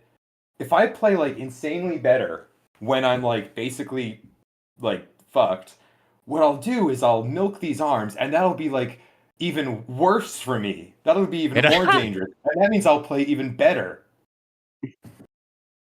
You found the loop to make yourself play in the best possible condition. Whenever I get comfortable, like I have a really good early game, and then when I'm like feeling good about it, that's when like everything I just like I don't know, maybe I just stop focusing or I stop thinking about the route and then everything goes wrong. And the moment everything goes wrong, I'm like, no, now you have to start thinking again. Mm-hmm. It seems like all of my runs have kind of followed that methodology, I guess. It's just like starting off strong and then just completely whiffing everything and then just like coming in clutch on the finish. You had that same exact story in Crimson Clover. It was just like nail the early game, problems happened, and then like mega clutch after the problems.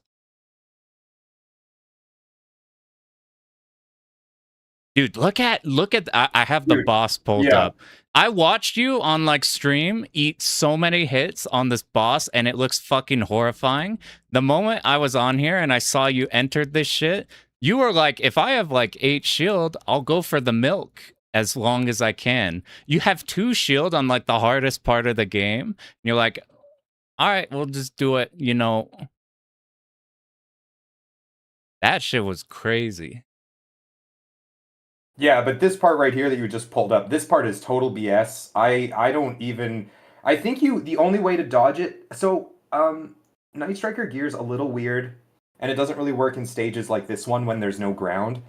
You can actually move the level around. So like if you hug the left part of the screen. Yes. Yeah. But because there's no ground, it's really like there's no way to really tell how far you've moved the stage, I guess, in this level. Yeah. And so when there's that like spinning star that you have to dodge, I think you have to start by hugging one side of the level, and then as you like quickly go to the other side, you're moving the game kind of like you're making that opening by moving the game area. Mm-hmm. So it takes a while to move the camera too. Well, and that's kind of the thing. That's kind of what makes that pattern like such a pain in the ass. Like this shit seems horrifying. How would you feel? Like, tell me if I'm wrong. Every time on both of the runs I saw you, and you got people cheering in the back every time, like you beat a boss or something. People will start clapping. Yeah. I get the impression you're the type of guy that like until the run's done, you're like people will clap when you did a shitty boss, and you're like, shut the fuck up. That was a shit boss. Let me get back into. You are not wrong, man. You are not wrong.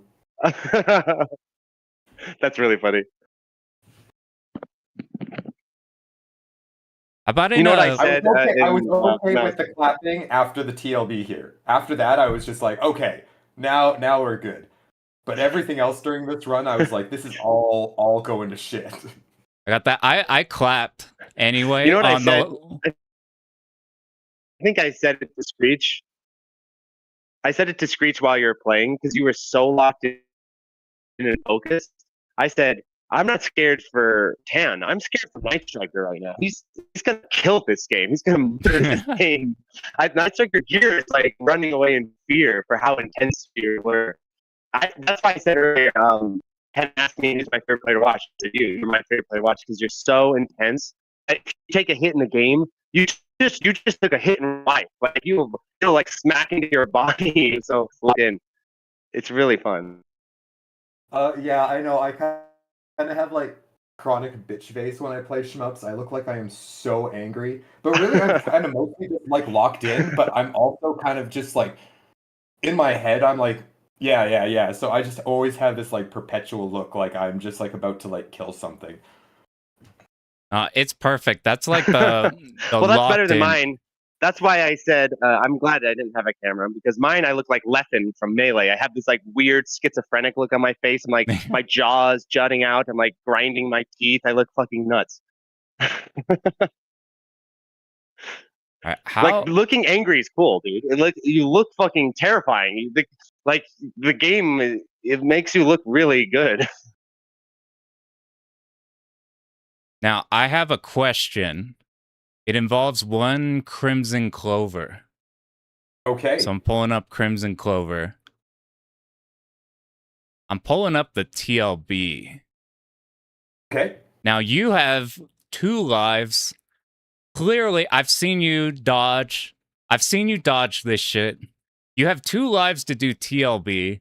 Whenever you're practicing runs, you do a run and you dodge it perfect. Do a run and you dodge it perfect. Do a shit practice run where you do the dodges wrong. Do a perfect run. Do a shit run again. What is going in your head when you're at the TLB? Do you ever get like, here, TLB has started. Are you like, I'm just gonna do it? Or are you nervous here? Or are you like, how do you lock in? So are we the on the fucked TLB up or on the stage 4 boss right now? I put back the TLB now. Oh, okay. I must just be behind here. Yeah. Okay, so the problem here was like if I had like the extends that I thought I was gonna have, I wouldn't have. I would have just done it normally.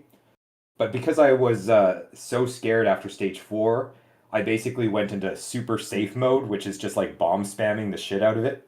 Mm-hmm. And so that's why I didn't like normally I full dodge the final pattern. And I can usually do that when I have the resources because I'm not worried about not getting the clear.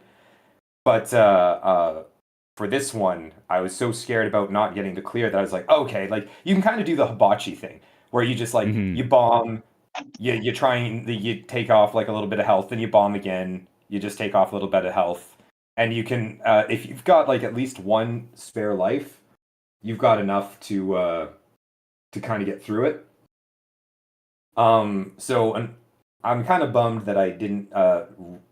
There was just no spare lives to risk actually dodging it. I had to just play it super safe. So I was just like, whatever, I'll just bomb spam this guy.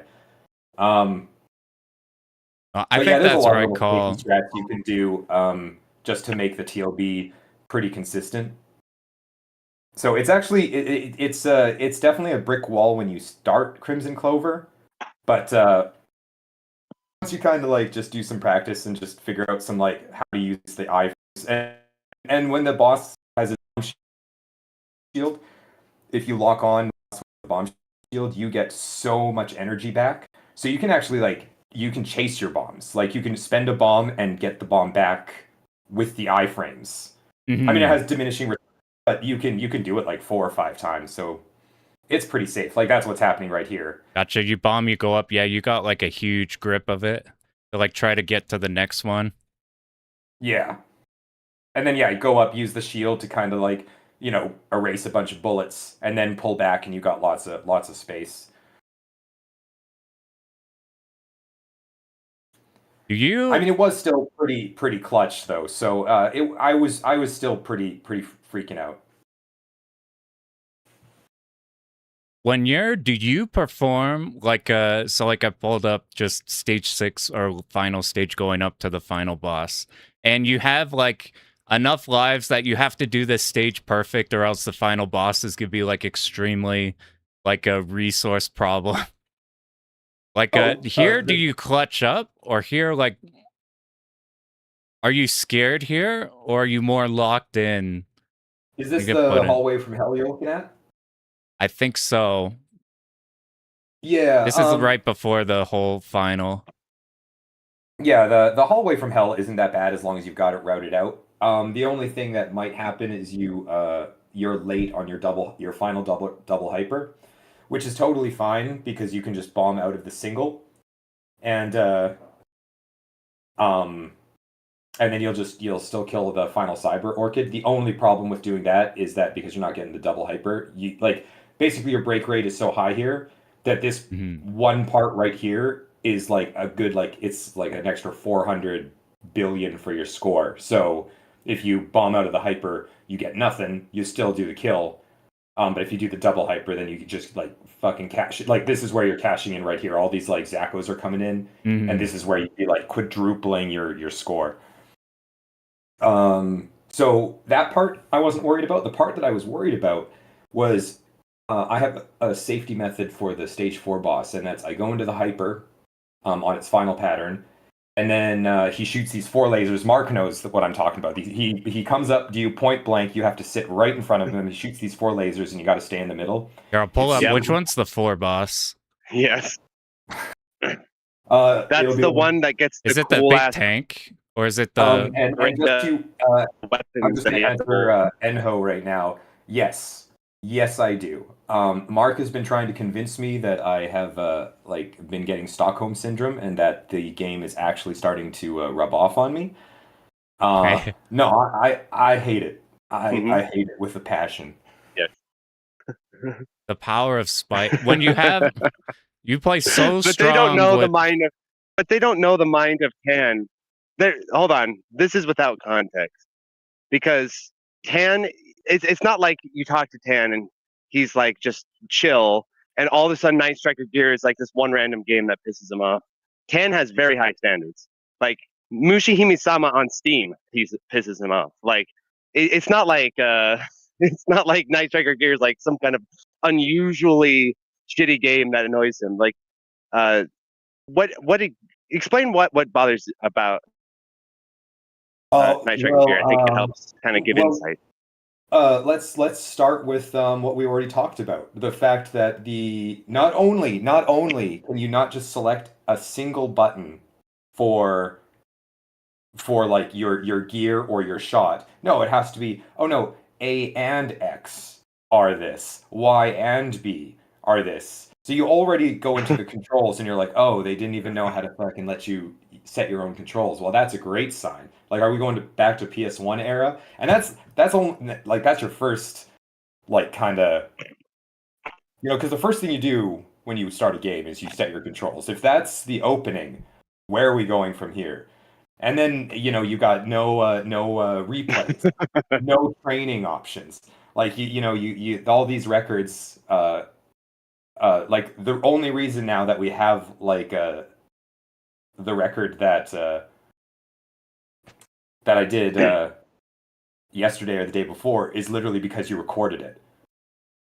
Like if you're not sitting there with OBS running, like you're never gonna see, and that's why there's so little Night Striker Gear stuff on YouTube. And then then you got all the dust and debris that blocks bullets. It's not even like slightly translucent, so you're getting nailed by stuff, and you're like, well, now I have to like route into the future because I'm not going to see the bullets that are coming. And that's literally how I've routed some stages. It's like, I know I won't have visibility, so if I hug right here, I know in advance I'm gonna like an aim shot's gonna go over here, and then when the smoke clears, I'll move here, and you'll literally see me like look like I have like these like insane reflexes, but really I'm just like kind of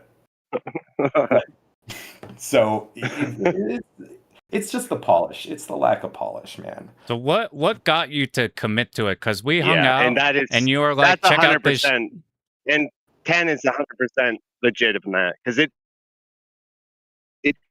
literally is. I think it's an unfinished game. Like without, especially by M2 standards, there's no replay system. There's no fucking training options, all of which M2 games have. So all the shit that M2 games normally have, gone. No stage select, which is insane considering how many stages there are. And yeah, they didn't put transparency on the dust and particle effects, so they literally block your view. There's a lack of polish to the game that's really, really apparent. That I feel underneath all of that is a really good core game, but yeah, they're all legitimate criticisms of how it's unfinished, and it will never be finished because of the beef between the director and M2.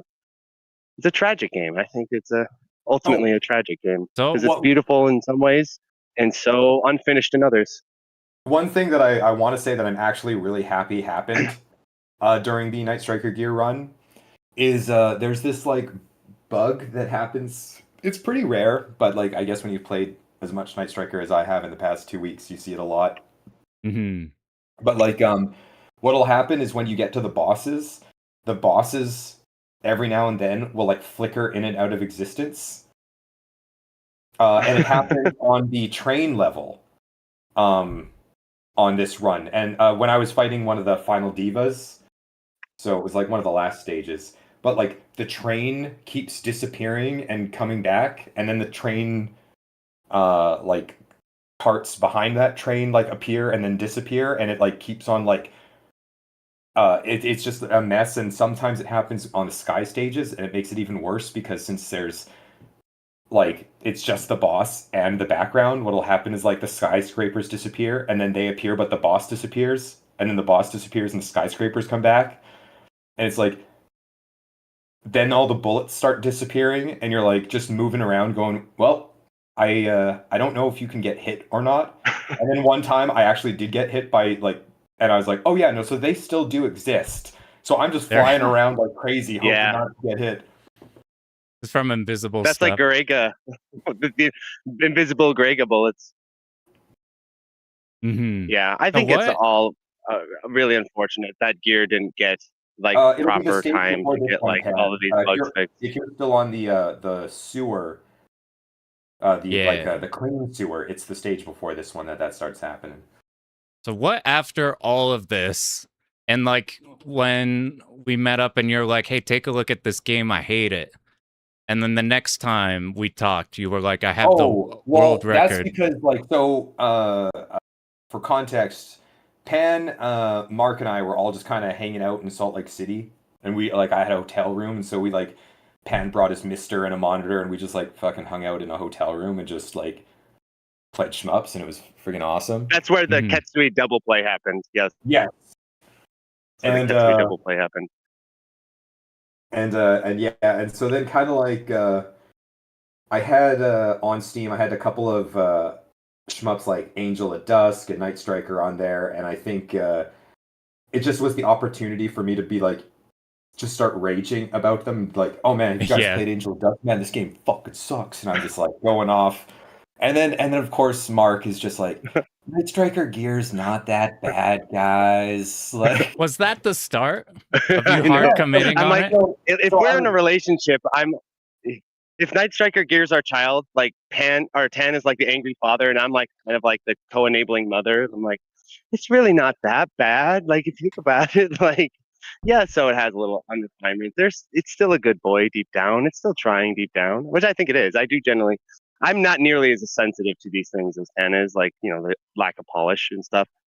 Because I personally feel like there's a really great game underneath there.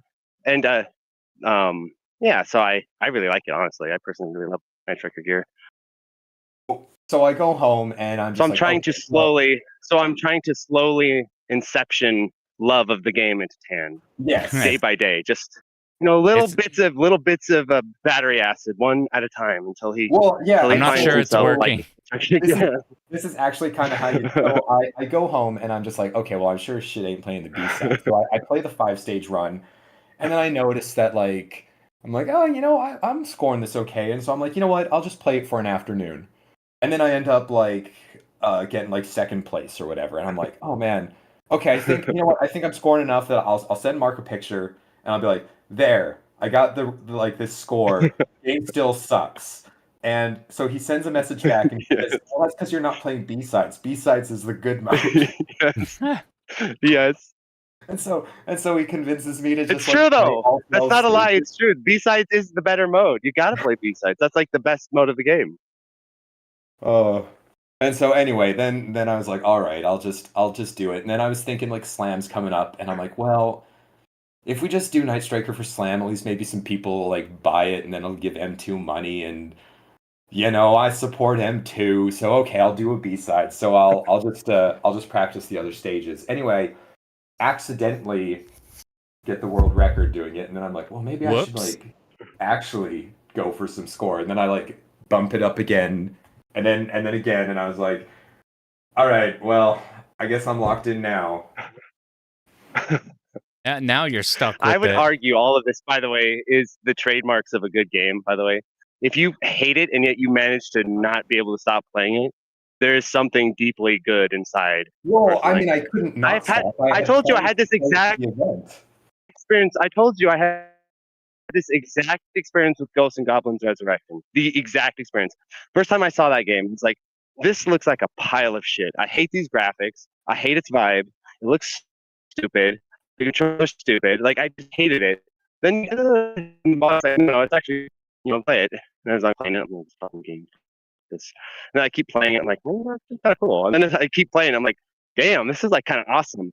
And then all of the, the stupid looking graphics and stuff started to slowly, I learned to love its flaw. Like, it's like ugly appearance, right? It's like the Hunchback of Notre Dame. Yes, it's ugly, but its heart is beautiful.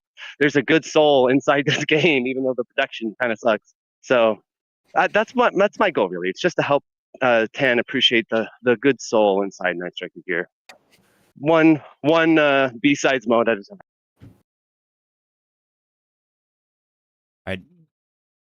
Do you have anything else you want to talk about, Tan, on either Crimson Clover or this one before I'm gonna chuck We're gonna grab Kirby in here. Yeah. Get the full Shmup mobile. I don't know. I mean, unless anyone in chat has any questions about the runs. Here's there is another topic I want to cover with Tan. Oh, okay. Well, okay. In the meantime, what do you want to talk about, Mark? I want to talk about a blooming new talent in the shmup commentary world. Someone who, when he touches the mic, it gets electric and the crowd loves it. A man who doesn't know that he's good, but he is good. Mr. Tan himself. I think you are a really fun commentator. I love when you do commentary, and I think you should do more. So I would like you to talk about your experience doing commentary. After this weekend, I actually completely agree, but I need to have someone to bounce off of. The moment I'm alone, I'm like a deer in the headlights. Yeah, I know the feeling. Big time. No, I think it'd be fun. This might just be me, this might be just me here, but this is like when you ask a girl out, by the way, Steve, or chat. This might just be me, but I feel like, when we were commenting together, I felt like sparks were flying. I felt like there was like a certain feeling in the air when we were on commentary together. So I'm just putting that out there. I'm excited to listen because I'm the girl and say, no, it was just you. There's nothing. Damn, Tan would do that too. He's no mercy, man. No, I had a ton of fun, especially Interstellar Sentinel. I like had no, because I like Interstellar Sentinel is such a long game. It's like 8 stages, and each stage is like 8 minutes, so it's a friggin' long game. And I was like, man, I don't know what I'm going to talk about for like an hour for Interstellar. And as soon as we got going, I was like, man, there's so much to talk about for this game. Mm-hmm. And before I knew it, it was over. And I had a blast doing commentary this year. You know what that means? Did you do commentary with Pan at any point? Did you do anything with Pan? I don't know if you did. No, the only person I've done with is you. Last year I did like solo for Guru, and I survived about half of it, and then I fell apart. And then there was Screech got me to do not Twinkle Star. What is that? Like Dreamer. He got me to do Like Dreamer. And I had no idea. Like that was just and it's like the most reason I survived that. Like Dreamer is the most non-Pan game possible. Like if you could think of a game that is not Pan, Like Dreamer is it. I'm sure you looked at the screen and you're like, no, absolutely not. Well, so you're telling me that you get likes on Facebook in this game? Well, that makes you the perfect commentator in there. I wanted to rant about Like Dreamer. It's really funny. I'm not going to do that. I don't know it well enough to rant about it. So I would just be superficially ranting about its cute 'em up style. Well, what makes that good as like a commentator thing? Like if you have two people there and one person doesn't know the game or is like the like audience surrogate and one person does, or if you're both like seeing it for the first time together, that adds like a whole ton of dynamic. I think that like adds a bunch when you're commentating a game on here. Yeah, like I had to do that a few times, not because I'm a brilliant strategist, but because I was like, what would happen is sometimes they would need someone to fill a commentary slot, or like Tan said, sometimes I'm just there, but I'm like there as like an emotional support dog. Like I'm not actually there to necessarily provide like the greatest commentary, but like it is daunting to just sit there by yourself and just like solo mode. It is hard. It is hard. There are masters of it, like Soccer. He's a master of that, but it is quite hard to do. And so sometimes having just an emotional support commentator does help a lot. So if you're wondering why am I sometimes just appearing on commentary and like kind of hanging out, that's what I'm doing. I'm like kind of helping, just provide a little extra support in case people are feeling nervous or something. Mm-hmm. You do that real well. Like for when I did my like first slam and you came in and made the DOJ one incredibly cool. All right, I'm glad. So we need to get the entire car together. So I have some good news. There is one certain Kirby who might be available now. Oh, we all have to rejoin the call though, right? I think so. Let me add and we'll see if this dips it. Oh, maybe it's good. All right, Kirby, if you got this up, it's calling you. You're probably like, damn it, I hear that already. Yo, what up? Hey. There he is. It's Mr. Kirby. There's one certain Kirby of the stars. Does everyone in chat know my audio. We did a boys' road trip down to Colorado? Yeah, I don't think we ever properly explained that. Or maybe Pan did. I did at the start. I'll do it again. So like first Shmup Slam, I came in and I told Mark's like, yo, where are you from? Your new face, what's up? And I'm like, I'm in Utah, and I just so happened to be in the exact path that Tan and Mark make to get to here.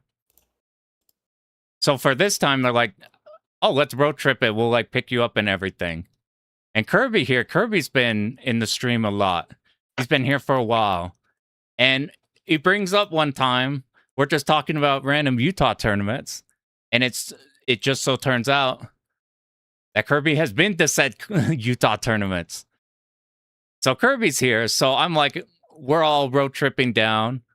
I managed to hold Kirby hostage, force him to attend Slam. And now we got a 4-man road trip going into, oh, he's gone. He's thought he could be free. Hello? Yo, what up? There we go. I'm not sure why I disappeared there. That was weird. We're so back. It's Discord. When you start getting too many people, it starts getting funky. And you might, if you hold on, my audio is being really weird. Technical difficulties. I will be right back. You guys continue. I got you. So Kirby, you guys don't know, but Kirby is like had no reason to be the behind the scenes goat and was just constantly doing shit. Like when we needed like a Ketsui setup for practice before the Ketsui runs, Kirby's like, yeah, okay, I'll just make an entire up all this practice shit. He's like constantly running around doing stuff. Hook me up with everything. If you want to hear more Kirby, if you go on like Samsonite's podcast, he's at episode 2. It's a really good episode. And Kirby ended up doing commentary with the Hazelnut. Let's pull that up. Hazelnut Hex developer Chunderfins, who has one of the Chunderfins. Love that name. Yeah, so I didn't know Chunderfins the person. We went to get Korean barbecue. We're all sitting and talking, and he introduces himself as like, "Hey, I like shmups. I'm not playing or anything, but I like it, so I'm here." And then we like 90% the way through lunch, and he comes in. Yo, what up, Neo Antoine? Thanks for popping in here. We're all talking some Slam. And Chunderfins pulls up, and I think Kirby brings up Hazelnut Hex, and Chunderfins is like, "Oh, you've heard of it? I made that." And we're like, "Oh, no way!" So Chunderfins hooked us up. Take a look at this. That's fucking cool. That's a cool moment as a developer. That's like the dream, right? It's like you write a book and everyone's like, man, this book's so amazing and beautiful. And I bet the guy who wrote it's like handsome too, if you really think about it. And then you're like, yeah, I wrote that book. It's super. Yeah, I can hear you. Okay. Yeah, you're super what? We're talking about. Yeah, I tried to set up a nice mic setup with my PC. Nope, apparently my PC is making you guys completely muted for some reason. So I'm like, all right, I'm gonna hop on my shitty headphones. That's what Discord. That's the only way to do this call. That's the only way this call happens. We're all on shitty headphones, except Pan, because he's the host. That's right. Yeah, Instead of a shitty host mic, has to be on a good setup. Okay, what I miss? We're talking about how we went to. We're talking about. We discovered Chunderfins. We were going to talk about your commentary. I brought up how we met Chunderfins. Just I'm like, I didn't know who he was, and we're just eating dinner. He's like, you guys heard of Hazelnut? Like, we're talking Hazelnut. Like, oh, you guys heard of that? Oh, I made that. Well, it's so. He's a really cool dude, by the way. That's a cool guy, and he's an awesome guy. And Kirby didn't have anything lined up. You weren't playing anything. You weren't commentating anything. But we needed a commentator for one Hazelnut run. So what was your first time like commentating on the spot? That was like the most nerve-wracking thing. Like after I learned that Chunderfins was there, I came up to Mark and I'm like, hey dude, I don't know if you know this, Chunderfins is here. We have to get him on. Like, we have to get him to commentate, right? He's a little nervous to do it. And Mark's just like, oh yeah, that we should absolutely do that. You want to commentate with him? Like, you like that game? Like, why don't you do a commentary? Why don't you commentate? Oh with him? no! So you're just like, oh my god! You just walked into the Venus flytrap, dude. You just walked into my Venus flytrap. You're like, hey, we should find a commentator. And it's like those cartoons where they're on the raft and one guy's talking about how much he's looking forward to having food, and then the other guy on the raft is like envisioning the other guy as like a chicken leg. That was the conversation. We're talking about like, yeah, we need someone to talk to Chunderfins, like talk to him and like be a commentator with him. And I'm looking at you and I just see you as a giant chicken leg. I'm like, well, you could do it. Yeah, that was cool. Kirby, you were so saying like, oh, I've played like Hazelnut before, but like not like the run it live bam right there. And then you went into like practice mode. Like the next day you're like grinding Hazelnut to like get knowledge, get ready for this. Yeah, I played it like a pretty good amount, but never quite one CC'd it. I always die against the final boss before I GG. And so I was like, all right, I know some strats, I know some scoring. I think I can carry this just fine. But I'm a huge fan of that game in general, and so just being able to do that with Chunderfins was just a huge honor. Like, I was basically like his fanboy the whole time. That's super cool. That's super cool how that worked out and everything. It's also hilarious. Just to compare it to, Bog is a really good friend of mine, and talking to Bog, like our commentary is like just having a phone call. But I loved how Bog explained. I want to get Chunderfin's. He's in the chat. I want to get his opinion on this. But Bog was talking about how when Solitude was playing Gunbane, like deep down he wanted Gunbane to fight back because Gunbane's like his child, his son, and he wants his son to do his father proud and fight back. And like it's like the one time that the developer's like cheering against the player because he wants his game to shine and to do to show that it's strong. So Chunderfins, you're in the chat. Did you have a similar experience where somewhere in your heart, but you're such a pure person, I don't know, but you're somewhere in your heart, you're like, come on, Hazelnut, get him, Hazelnut. or on the other side where you're, oh God, I hope to God that this is a clear run. You don't see them get their ass beat by a boss or something. Yeah, with that many extends that Marsqueezo had at the end, I was like, no, this is going to be like at least right in the middle of the leaderboards, if not the top 5, easily. Nothing felt better than when the Lamona cheap shot got him in the credits. I need to see this now. Do you get shot in the? That made him so happy. I think it's just the because to developers, their games are like their children, right? So they want them to like fight back and do well, which is really fun. It's such a fun dynamic to have in commentary because it's like quite opposite of like normal commentary where we're all players and we're rooting for the player against the game. It's fun to have the developer root for the game against the player. It's almost like when you watch like old Salty Suites where like one commentator is cheering for one guy and the other commentator is cheering for the other guy and they're like fighting about who should win. That's the shmup version of the Salty Suite. You bring on the developer and the developer cheers for the game. That's what happens when like they show like devs of games, the speed runs of it, and they're all like, I worked hard to do that, and they just destroyed it. Yeah, they're like all sad. They're all sad, yeah. Didn't I always say this name on Marisquizo. Isn't that didn't they fill in last minute too and pop in here? Yes. So it was like yeah, originally it was going to be a runner named Taz, I think. Yes, and I think he communicated through the chat through like secondhand, but basically he had a family situation come up, so he wasn't able to attend, which is totally understandable. That happens every year, something comes up. So I wasn't stressed about that or anything, but I did want to have Chunderfins have his moment, basically. So I would have stopped at, I would have like hired or not force because I would never force anyone, but I would like beg, maybe plead, maybe that's the way to describe a player to play Hazelnut Hex. And luckily, I struggle. I don't want to pronounce it incorrectly. Can you pronounce the name, Pan? Because I pronounce it incorrectly, and I don't want to be rude. I can't. I would just say Maris, but there's also a Maris. There is a Maris, 50-50. Right? Mariquez, right? Is it Mariquez?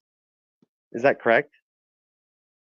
Whatever you guys decide is now canon, and it is it is cemented. I thought it was Marisquizo. I thought that's what Felipe said. Marisquizo. Yeah, Tan's got it. Marisquizo. Yeah. Marisquizo had independently messaged me and told me that he knows how to play Hazelnut Hex and is the world record holder of hard.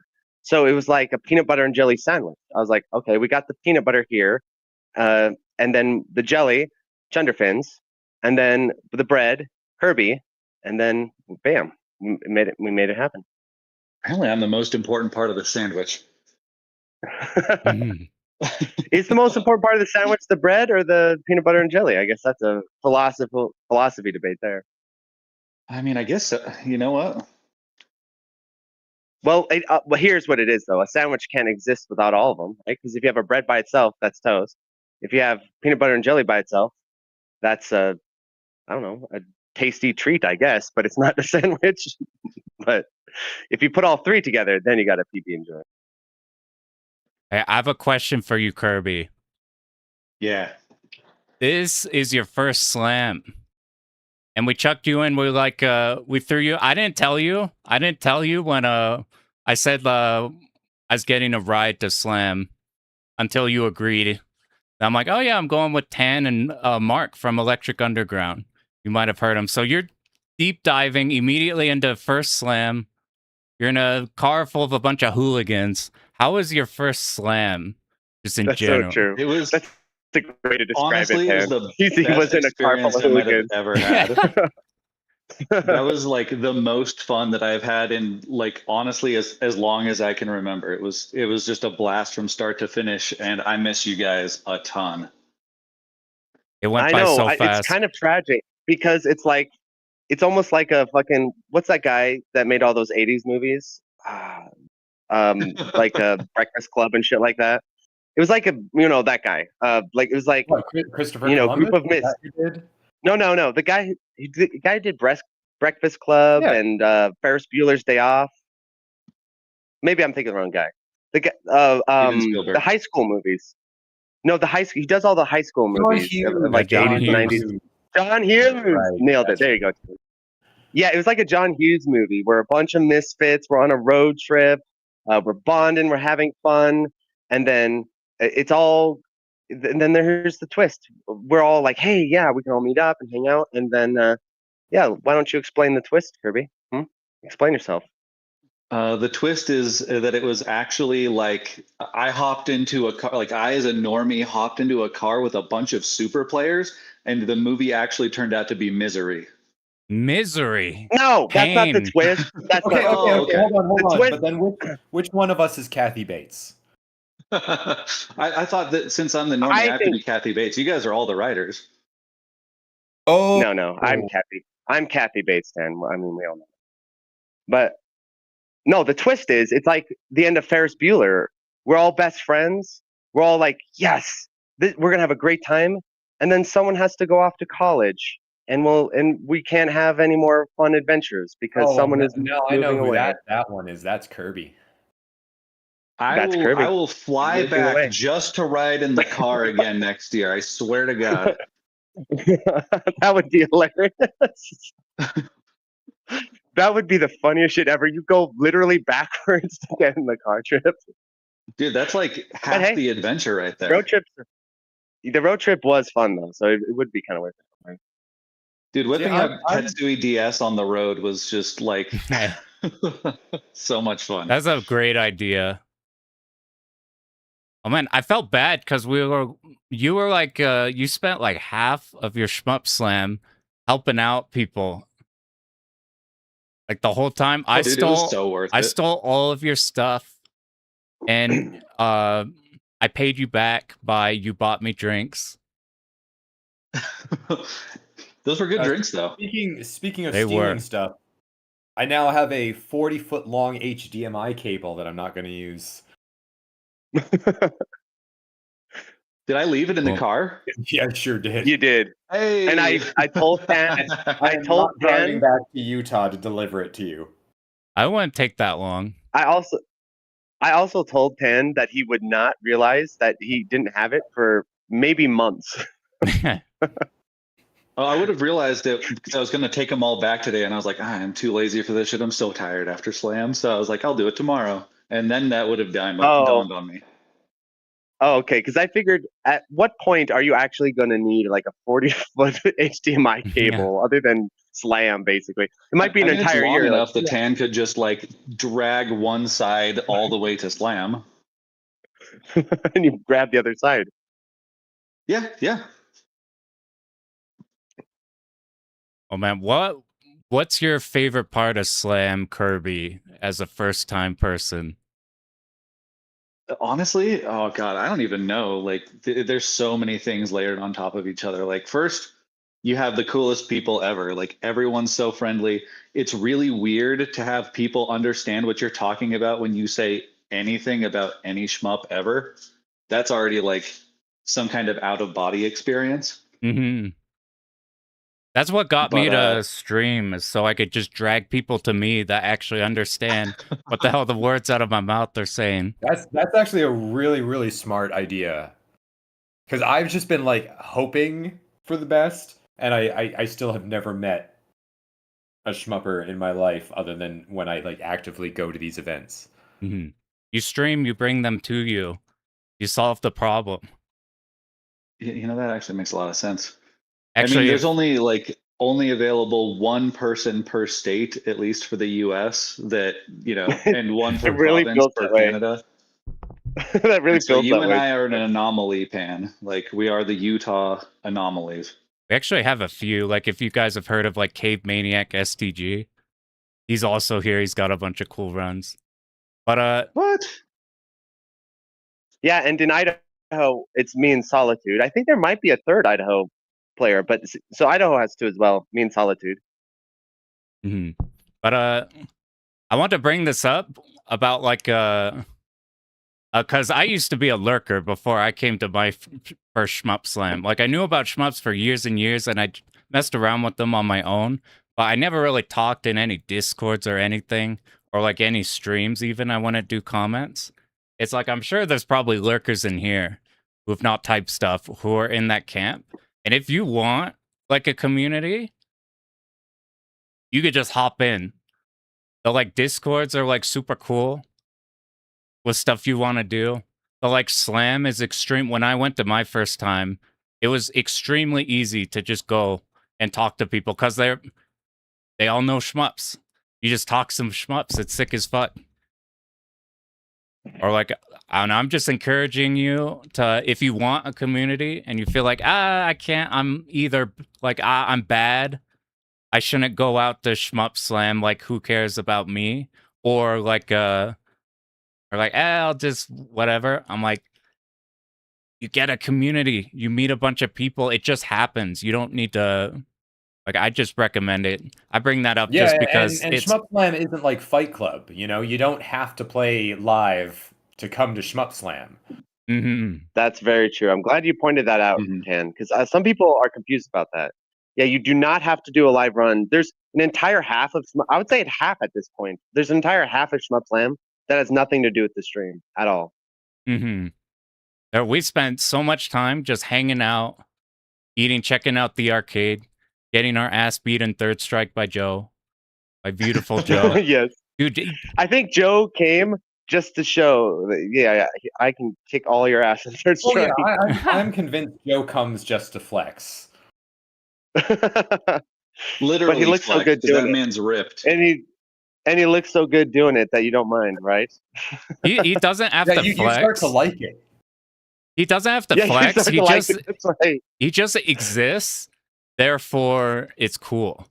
Like, he can just stand there and you're like, holy shit. Fucking look at that guy. I bet. I think we should. Pan, can you do me a favor? Yeah. There's an easy way to show the stream what Joe looks like. Just type in the name Henry Cavill. Just type that in and show. And there's a picture of what Joe looks like. I kind of think Henry. Like the original Superman. Oh, you're right. I think. What's his name? What was his name? Yeah, what's his name again? Christopher Reeves. Christopher Reeves. Yeah, type in Christopher Reeves. That's what Joe looks like. Yeah, that's a great point, Tan. He does look more like Christopher Reeves. It's gonna be so low quality. It's this dude. I'm usually the tallest one in the room. Yeah, he's even tall too. It's unbelievable. It's unfair, honestly. Yeah. 6'12". You guys will just have to imagine. You'll just have to imagine this dude sitting down doing Urian unblockables on you. And you know what's really obnoxious about, man. And you know what's really obnoxious about Joe is that he's handsome, he's healthy, he's fit, he's beautiful, and then he's also super nice and considerate and like a better person than you while he's at it. Oh yeah. And that's I mean, come on. Can we agree? Can't he just be a little mean? You know how nice? I'll tell you how nice Joe is, chat. We took a picture in Galloping Ghost Arcades, and Joe towers over me because he's a specimen of a man. And he was nice enough to slightly hunch himself down to make me look slightly taller. Now if that's not a friend, what isn't? Look, that's a friend right there. Here it is. Here's me. Here's Joe. Here's Mark. We have everything right here. It's literally happening as you're narrating it. Let me see. Are you showing it on stream? Yeah. Let me see. Fucking. What picture is this? Because if it's from Slam, I want to clarify that I'm wearing flats at Slam. I can't wear anything with a heel because it's a marathon. You can't run a marathon in anything with a heel. So I'm in flats, so I'm in a little bit of a disadvantage. I just want the chat to know that. Anything about you at Slam, you have the option select of like, I fucking ran everything. I know. I lean on that a little bit sometimes. Yeah. You should be abusing that shit.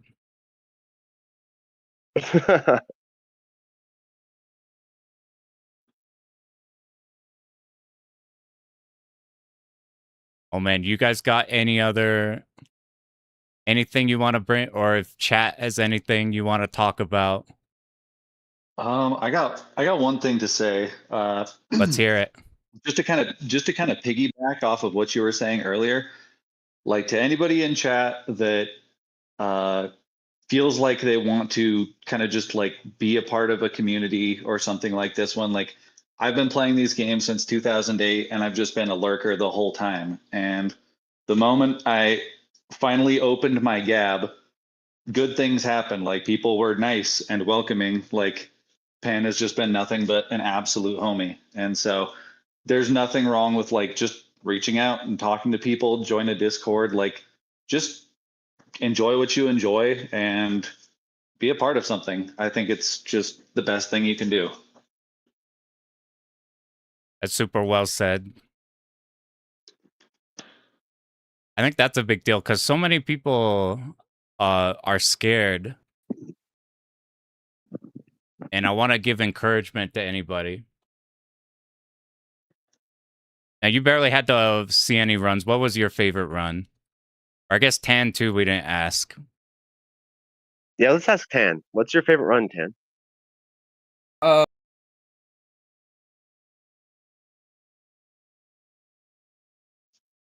man, I don't know. I mean, SDOJ was pretty sick. That was I'm really great. sad that what was I doing? I think I was repairing my stick with Screech because we were trying to super glue and epoxy this friggin' thing. So I came in just in the last 3 minutes of Morris's Gigawing run and just saw his like Oh yeah. finish. Oh and yeah. That like, so I didn't actually see the run, but I'm pretty sure that that's probably going to be my favorite run. I just haven't watched it yet. You should. EC was on commentary too. And I was like, holy shit, this is awesome. Yeah, and EC was on commentary. That was a really good one. You get Morris and EC together with Gigawang. Morris took like this amazing photo of me, right? Like the last photo of the event, and it's me just looking like dejected and sad. And I just wanted to have the caption, "Please EC, I just want pancakes."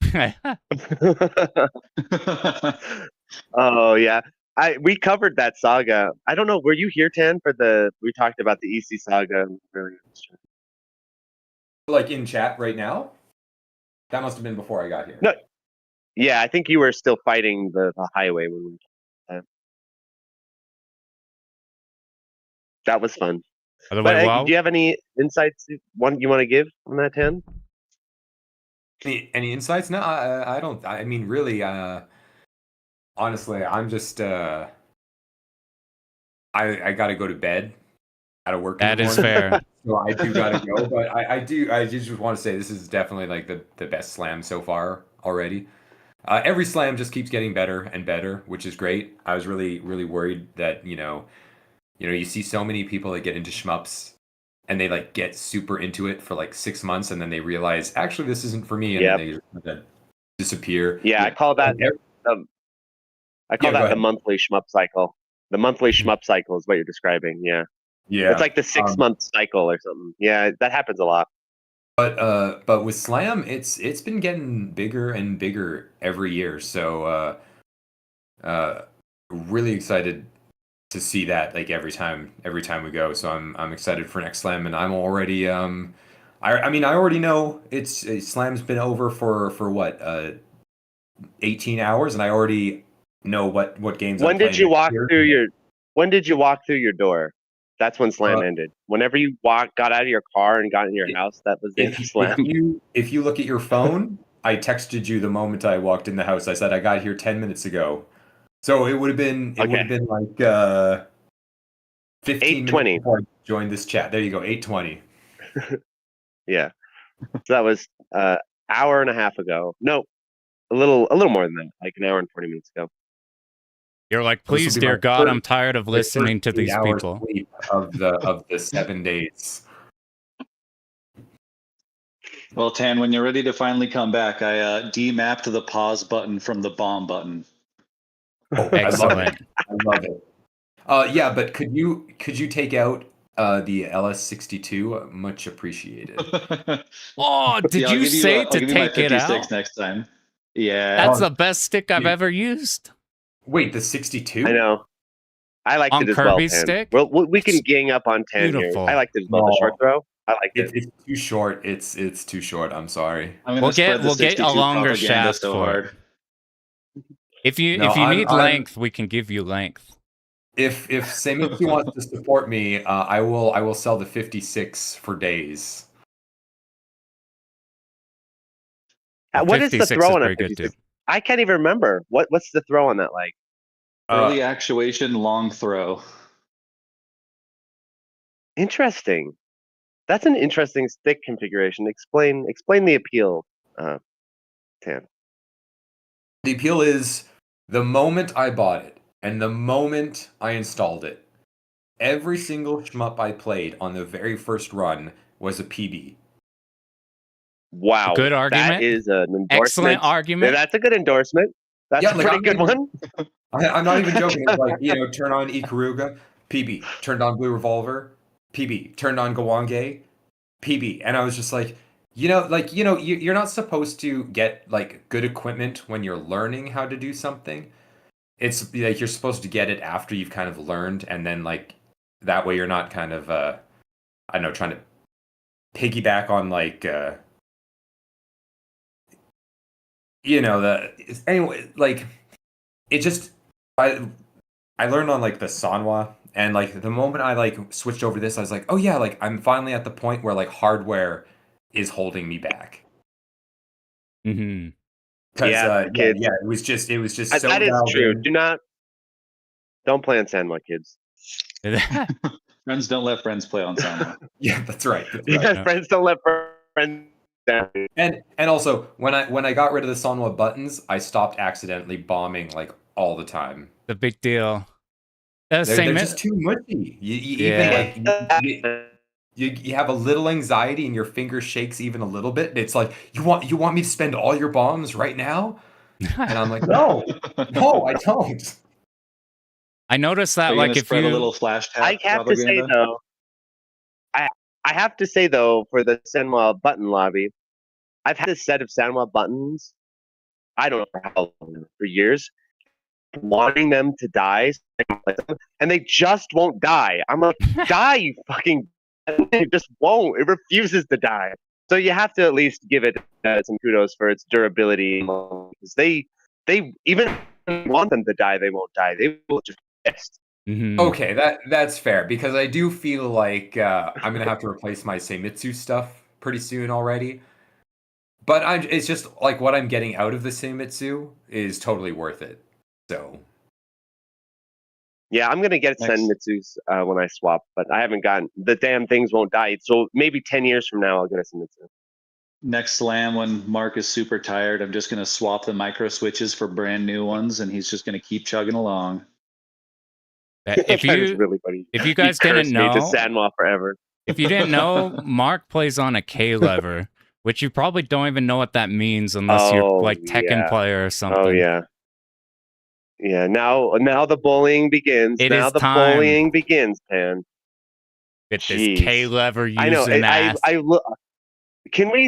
I would like to clarify that the ultimate tragedy of my life, perhaps, is that one day I was told that the SDOJ world record was set by a Korean player, and as the lone, I think Charlene might be the only other Korean player user in shmups. Well, hold on. So there is a brotherhood of Korean stick players, or like maybe hypothetically, because I was thinking, okay, they don't even like it. They just do it because it's like Korean propaganda or something. Yes.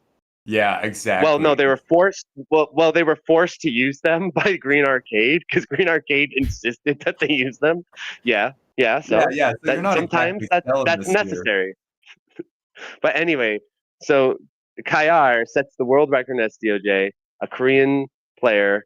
I was like, finally, Korean stick representation. Finally, the Korean sticks prove their worth. I look down on his hand cam. It's a Seimitsu. God damn it. He doesn't play on Korean lever, dude. That's got to be the biggest betrayal. It is the biggest betrayal because he was my only hope. So yeah, I think I'm pretty sure Charlene does play on Korean lever, but I think we're perhaps the only two that I'm aware of. There could be other, Korean stick players out there.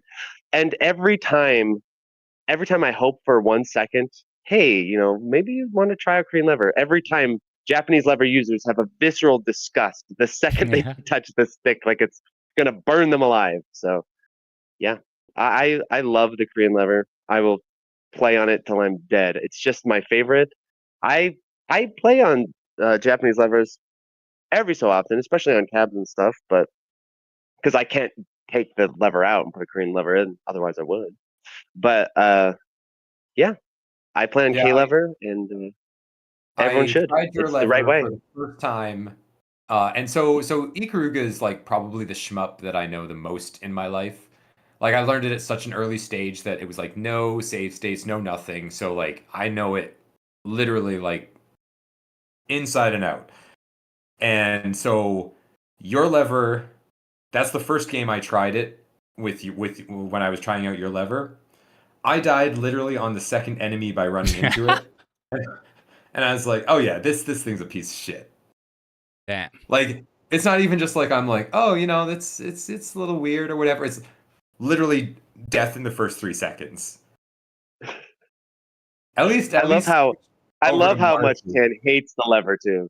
The fact that I actually like it that Tan hates it so much, because if he was indifferent, I would feel kind of disappointed. I actually like that he hates it so much. Like it's like poison when he plays on it. Mark absorbs power from his haters. No, Mark would be such a better shmupper if he just threw it out.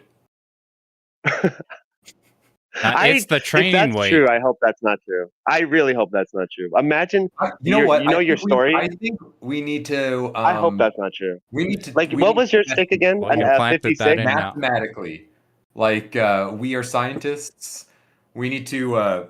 You need to play like 3 rounds of like the shmup you know the most, DOJ or something, Ketsui, and then we swap it out for an LS56.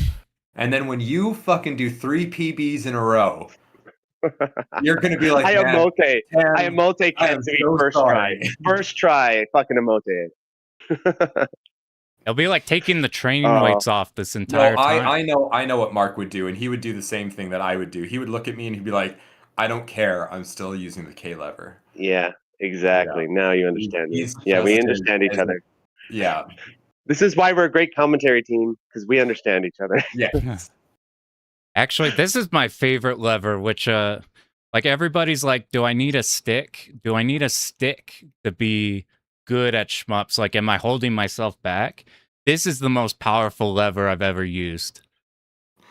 The fucking keyboard or hitbox or leverless. I genuinely think, like, wait, we do need to talk about this, Pan, because right now we have so I'm the weird Korean stick player, but we could all unite under the fact that as stick players, we do share a certain, camaraderie with one another. Mm-hmm. Oh, so you're saying we all hate hitbox players is what you're saying? I think they're pretty good. Hates. We're not the fighting game world. We're not, okay, all right. Okay, but it's like, no, but it's like we want to share the joy, because sometimes when, like, for example, hitbox players, you can't talk about springs and actuators with hitbox players, can you? You can't talk about throw length with hitbox players. You can't talk about a bullet top versus bat top versus I have bad news. Top. All of you can't have these conversations. They use mechanical keyboard switches. You bring in the entire mechanical keyboard crazy people world. That's true. Yeah. And they become hitbox players. Getting the perfect switches. Oh yeah, like the hitbox players are starting to rival the amount of stick players, I think. Yep. Let's think about hitbox players, pad players, and stick players in shmups, not fighting games.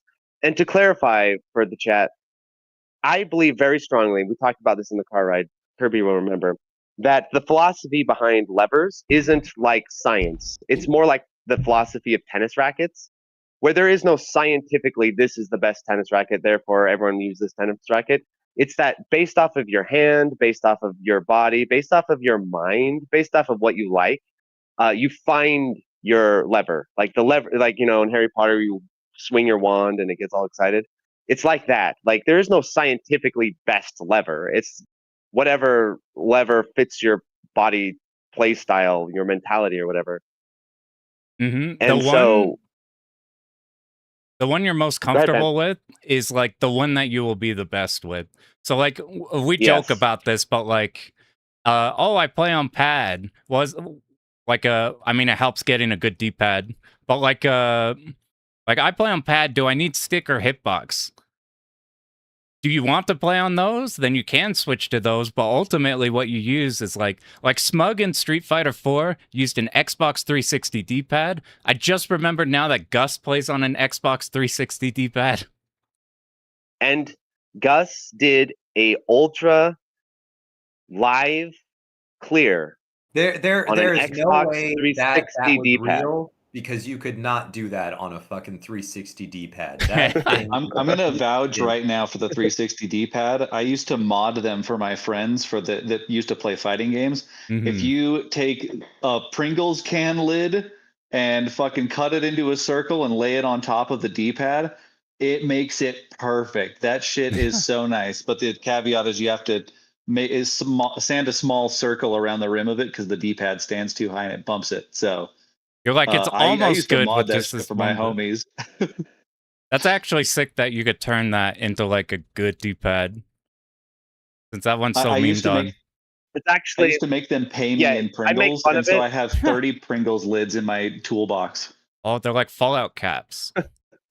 Or hold on to those for it the is after times. It is better than the Xbox One D-pad, I'm pretty sure. If that means anything to anyone. But of course, I think the goated D-pad, as our friend Jamers uses, is the Saturn pad. Like if you're gonna pad, at least, you know, Saturn. Like I get you can. That's what we're saying. You can beat Mushi Ultra on an Xbox 360 D-pad. That can happen. But you can also do it on a Saturn pad and feel great. Yeah. How close is M30 to Saturn pad? I've only ever used a M30. I know a lot of people love it's M30. Very good. It's very good. Yeah, M30 is very good. I do genuinely wonder which one is better, but I'm not good enough of a pad player to be like that level of precision because they're both very good. So I don't know because I'm not a high tier pad player. But the fact that Jamers uses the M30, I think, is a very strong endorsement because Jamers used to play on a Saturn pad and used to use converters. So if it's not a question of can the Saturn pad connect to shit because he used to use converters and connect to stuff. So the M30 must be an upgrade in his mind, right? Mm-hmm. You know what else Jamers, with that? get on the call. I use RetroArch for run ahead because I saw Jamers. He's like, yeah, I use it for run ahead. And I'm like, all right, that's all I need to know. The Go is using RetroArch for run ahead. I'm going in on RetroArch. Yeah. Unless we need like CV1K meme. Jamers and I were like brothers in arms with RetroArch because the run ahead was a very innovative feature, especially back then. Nowadays, emulation is so a little update on the emulation scene because it's been a while since I talked about it. Nowadays, like a few years ago, these conversations kind of mattered more. Now everything is so fucking good and so low lag and so fucking responsive. It really doesn't matter. You can play on Shmup MAME, you could play on MAME with low latency, you can play on RetroArch, you can play on the Groovy Mister now. Emulation is just in a very good spot. And didn't they just add PGM to the Mister and stuff? So yep. Yeah, I mean, huge. It's really like the tennis racket thing. Again, it's really like the tennis racket thing. If you want to get down on MAME, you can get down on MAME. If you want to get groovy with it, you can get groovy with it. You can use Mister. You can use RetroArch. You can go all these kinds of directions now. The days of playing with 6 frames of lag are kind of gone. Mm-hmm. Maybe with Saturn stuff, we'll have to check in on the Saturn because that's still kind of like the final frontier of input lag. But so I've been struggling with Saturn. There's been headway. But like I heard there's a core that lets you use run ahead. I want to mess with that. It's the only thing stopping me from Saturn stuff. There is. Is that There in the is. mirror? I should. Yeah, there. No, Beetle Saturn lets you use run ahead, but last I Okay. checked, now this could very well be updated. That's what I'm saying. I could be speaking of the past. Last I checked, it did use run ahead, but you could only get one frame before like, and it wasn't just my computer. Like if I did 2 frames, like the emulation itself would start to get really funky and weird. Like it would start to slow down and stuff. So you could get a frame, but that was the last time I checked. For all I know now, you could like really crank it up and have like no run ahead or no lag. You might be. But last I You might be checked, better off running preemptive frames. I hear that's a little bit. It can help with accuracy a little bit, I think. I've been doing that by default now. Yeah, I know. I run preemptive. I usually run like one preemptive, pretty much, because everything is so well done now. That's almost all you ever need is depending, unless it's like a specific laggy game. But across the board, one preemptive frame kind of covers everything for the most part. Yeah, one's solid for everything. Like even if you do like MAME low latency, like I did Battle Garaga recently on MAME because you can use like a quality of life patch that shows the rank. And like that game's like inherently laggy just by default. And it's pretty good. It like I didn't feel like I couldn't dodge like Blackheart 2 winders or whatever. The one time I didn't bomb it. I think the new version of Shmup made that just came out is even lower lag, I would assume. So give that a try too. Yeah, I'm gonna try to turn that into a groovy MAME so that way I can put it on the Mister and see how it turns out. Yeah, that'd be really cool. Now, did we get to Kirby's favorite run? That's right.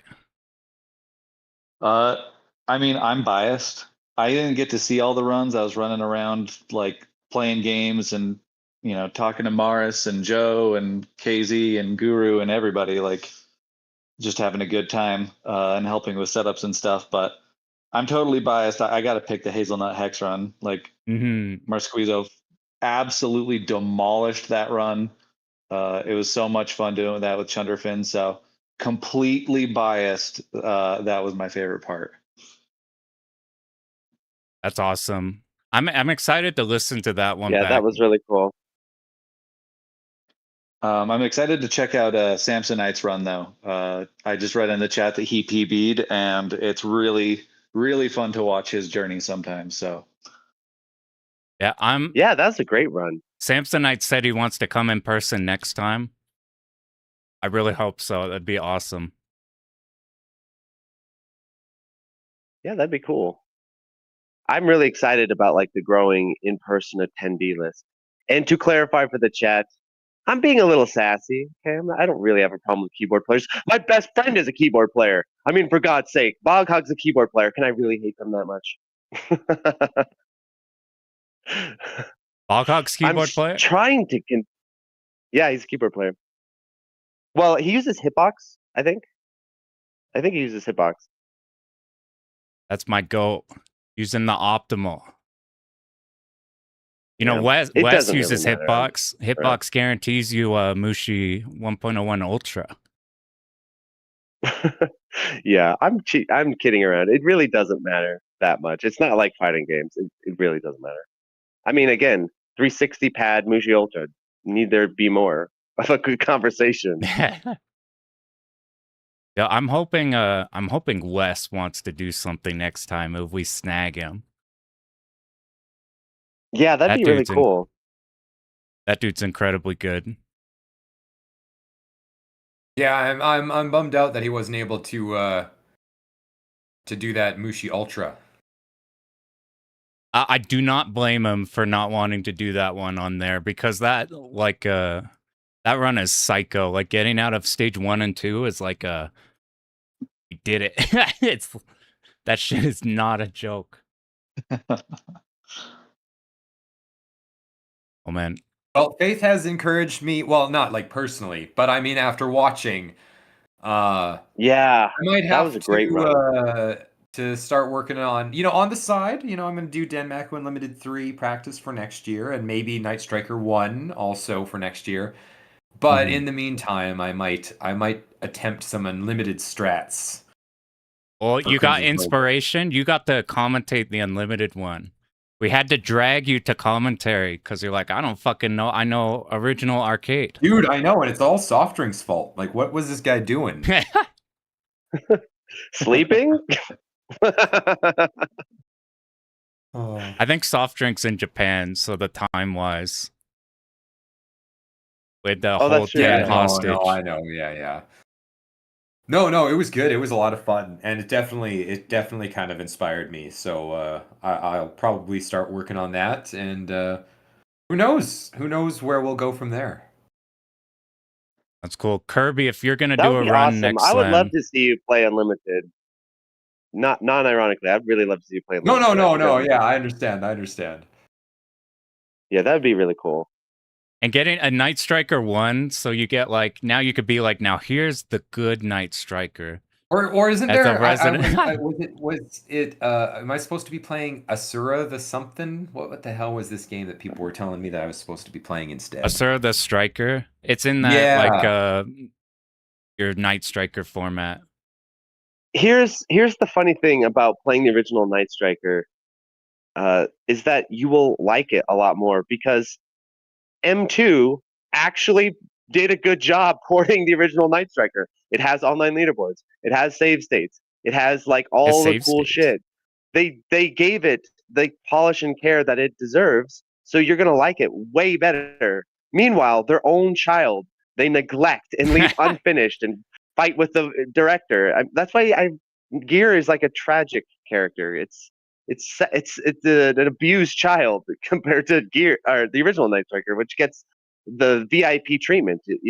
I have the port. It's great. The Night Striker Gear port is actually really good. So you'll like it. I know you'll like it. Right. Well then, yeah. This is the first submission for next year. Dan 3 and Night Striker committed. We're gonna put you in the 11 p.m. slot. I have bad news about Dan 3, by the way. Breaking news, which was earlier today. Ken and I were talking about Danmaku Limited 3 because I was like, oh, I want to play Gray's True as well. I never got around to Gray's True. That'd be cool to play it. And then I thought, well, there was a recent PS4 release, and wouldn't it be cool if I bought the PS4 release? That way it has online leaderboards because, yeah, the Steam version has online leaderboards, but they're weird. Let's just leave it at that. So I thought, oh, that'd be really cool to get the PS4 version because it'll have like legit online leaderboards because you'd have to integrate it into the game. You couldn't have it on some website no one would ever find and then come to the conclusion that they actually have the highest score when really they don't. So the PS4 port could be a real alternative. Well, I got the PS4 port today. I went to the high score page and it's local only. There is no online leaderboards.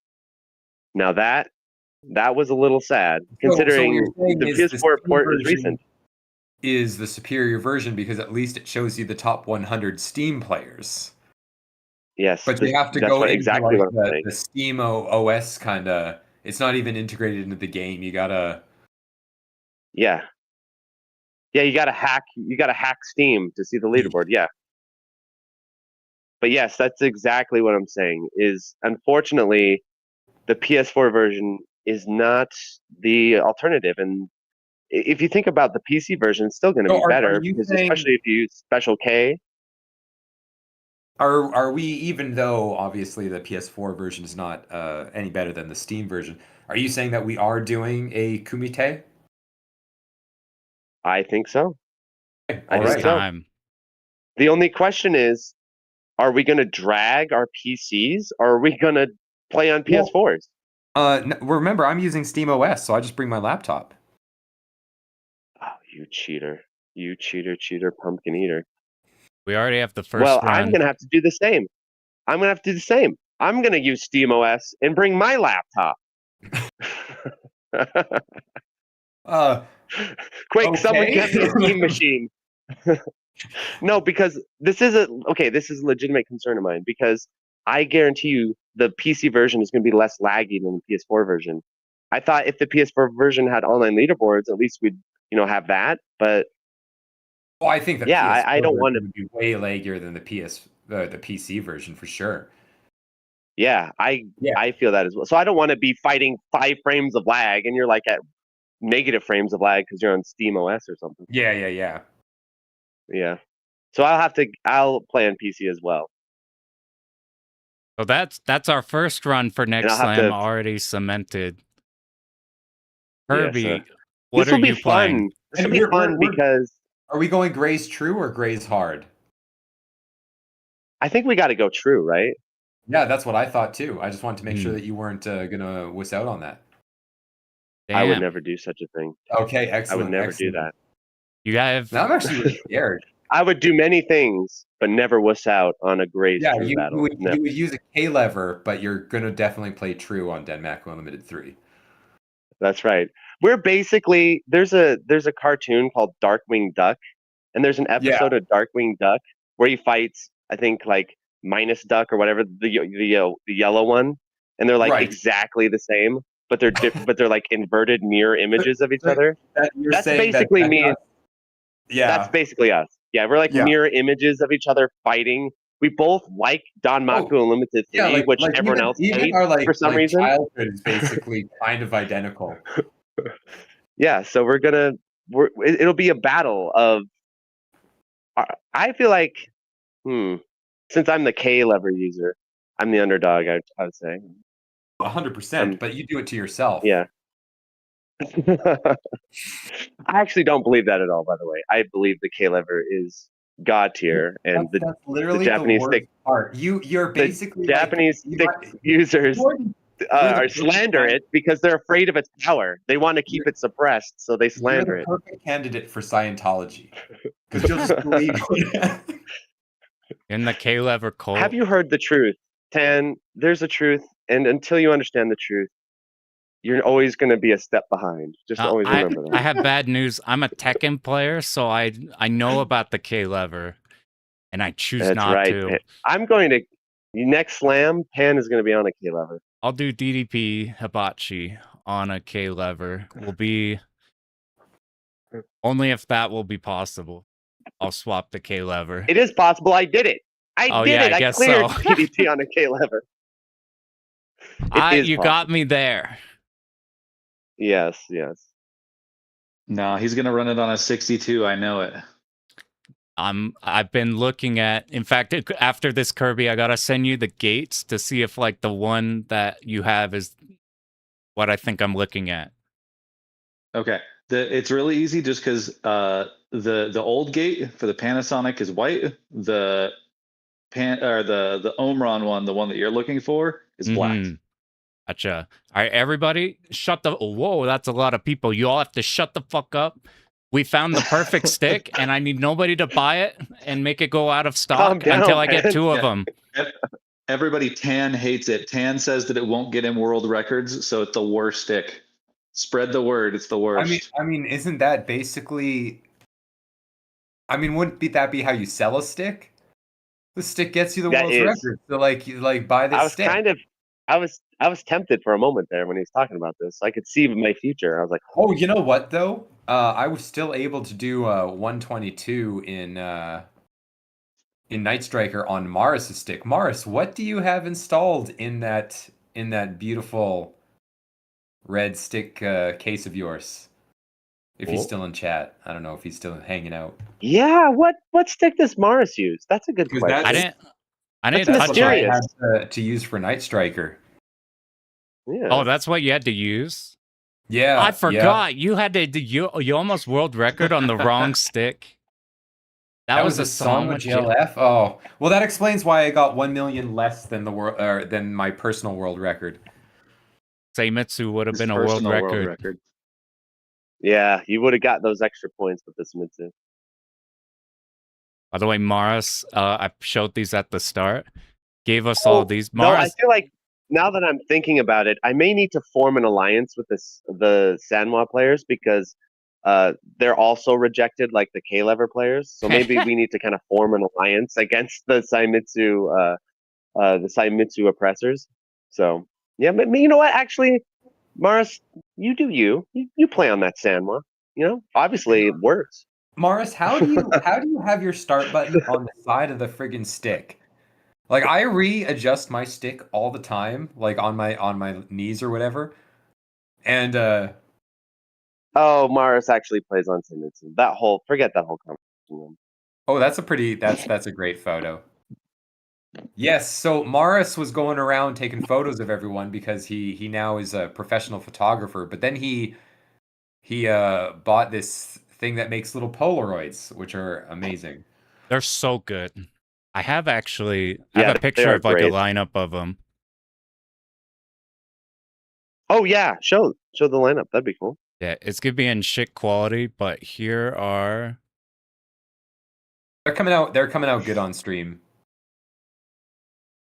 well, the ones I have come out good. All right, let's see. Your camera's actually pretty good. What? Also, Samsonite, yeah, Tag 2 is so good. Tag 2's That was really probably from good. like 5 minutes ago, but I just wanna say it was fucking sick. Tag 2 is good. I also like Tekken 6 a lot. I know people are more divided awesome. on Tekken 6, but I really like Tekken 6 a lot. Yeah. It might be my favorite, which is kind of a little, but I'm not committed because 5 is also very good. You know, I kind of go back and forth here, but I do like 6 a lot. But also Devil Jin is like OP and really good in 5, so maybe I should stick with 5 actually because that's my character. So maybe I'll go with 5. Yeah. I'm biased too because I think 8's the best because 8 has made me the most amount of money by far. Yeah, that's grim though, man. That's awesome. that's 8's really bad. Here's some of the photos Mars took in a shitty angle that I took with my phone in half a second. But you can see some of the sick stuff. Dude, Yakibak's pop off is so good. There's a lot. I'm so excited. I'm so excited to see the photos. I considered delaying the stream until Mars had edited everything. Oh yeah. I think last year though, it was I think it was like 2 weeks or something before he finished going through picking out the good ones. So yeah, that shit is hard. It takes forever. This is a little teaser. Forever. Yeah, this is teaser because when I worked on the documentary from Spain and I took like hours and hours of footage, sifting through footage takes forever. It takes a really long time. You can't just sit down overnight and be like, bam, I've sifted through the footage. It takes a really long time. Mm-hmm. What if you ever do anything like this? So I'd say a few weeks. This like photos, videos, stuff. The whole rule is that whatever a normal person thinks it takes, it's usually like 20 times longer. Yeah. Like I don't know jack shit about photo editing, but I'm like that probably is a bastard. It takes a long time. We'll make Mars use all their PTO. Yo, Samsonite, I'll play some CF with you. I need to learn that shit. You're convincing me the tier whore in that game. Maybe I'll pick up somebody strong. I didn't learn any Central Faction. I kind of playing at the one before that. Damn, I guess you gotta learn some Central Fiction with us. Ah, shit. Continuum Shift. That's probably what you played. Yeah, that sounds about right. Or who did you play? You know how much of a mirror image Ken and I are? We both independently picked the same BlazBlue character. That's kind of fucked up. Well, Noelle is clearly the best character. I mean, I don't know what to say. Is Noelle good? Yeah, like both of us. I know she's fucked. It doesn't matter. Both of us don't care if Noelle's good. We'll play her anyway. I need to tell you guys something. I just look at the tier list, and whoever is at the very top, it's not good enough to be S+ tier. It's only the very top character. Now we're cooking. That's the kind of bastard I am. No, I actually feel bad that I'm a. This is what Tekken 8 did to you. This is what Tekken 8 did to you, Pan. This is what it's melted your brain into this sort of belief system, man. Because none of the characters are good in Tekken 8, so all you have are tiers. There's no soul to that game. So all you have, yeah, exactly. Every character in that game is a function, so the best function equals the best character. But in a real fighting game, it's like not just about their tier. It's like, I don't know, like some sort of force that draws you to them. So anyway, just pointing that out. That is fair. All right, so just like giving you a hard time. It doesn't matter. Just kidding. Oh, I get enough some of people a hard are really time. serious about that. Yeah, some people are really serious about that. It's my favorite thing is when after the tournament match people are like fucking pissed at my character choice. That's how you get tourney wins. If that's the mood people have when they face you. Trying to find Game Boy's run. Yeah, I'm trying to think. We talked about this in the car ride a little bit, like what attracts us to a character. And obviously they need to be visually just awesome. I mean, that for me, that's number one. Because I don't play fighting games just for functional purposes. I do actually believe that aesthetic and like aesthetic bonding with your character is very important. So that is one of it. But another one is kind of I'm trying to think, like, it's not necessarily play style, because I've noticed I've actually played different play styles in different games, but it's more like a play style within that system sort of is attractive. Like what, like in VF, for example, I play. Guru, I think Guru was 3 runs before that Crimson Clover. Oh yeah, we just found it. It's like in the part 1 versus. Yo, so Mark told us before Tan's Night Striker gear. He's like, all right, there's 3 of you. You have to tell me that after this run, we have to swap it from part 1 to part 2, or we lose shit. Oh, this is a funny story. And then all of Tan's shit happened with Night Striker gear, with it breaking and swapping things and everything blowing up. I didn't remember until so many runs later, and I was just suddenly like, oh, none of us probably did that. I run up to Mark. You're probably in the middle of a run. I think you were in the middle of somebody's run or something. And I'm just like, we forgot to tell you. And Mark looks over, like, we have 3 minutes. We have 3 minutes. So I was like, all right, that's my contribution to this slam. Is I saved, or saved, or less saved and more almost fucked slam. Barely didn't. Yeah, you clutched screw it up. at the end. You clutched it at the end. Yeah, and what's funny is if I delegate a task, I literally erase it from my brain. So if I tell you, okay, come remind me about this, and in the next 10 minutes or something, my brain goes Control Alt Delete, and that thought exits my brain. And so I know I would not have thought about that until it was too late. So you did really remember just in time. Otherwise, it would have kept going. Then the next day we had Morris. We're all like, okay, we're all gonna get ready after this run. Remember it? Morris is like, I forgot after the run we were gonna do for the day 2. Also, Morris is the only smart one in the room. Was like, I have it set up. I have an alarm. You're good. Yeah, that one I remembered independently. Actually, funnily enough, because I was in the middle of a changeover, and I looked down and I was like, oh, okay, we got about one more run. So that one I actually remembered by myself. That's good. We didn't have like need to save any runs. Nope. All right, so the run. As well, I haven't had 8 hours of sleep in 6 days, so I'm gonna have to call it here because it's 11 p.m. for me. I appreciate you popping in here after so much driving. Having me join in the chat, Pan. Much appreciated. I got to shit on the K lever. I always appreciate that. That's why we got you. And Mark, yeah. I appreciate it too. So I appreciate it too, because that's how Tan shows his affection. It's true. It's tough love over here. All right. I'm glad you joined the call too, because we needed to reunite the car one last time. Yeah. I'm glad you made it safe, man. Yeah, man. Yeah. All right. I'll talk to all of you. Night, dude. Yeah. Have a good night. Later. Thanks.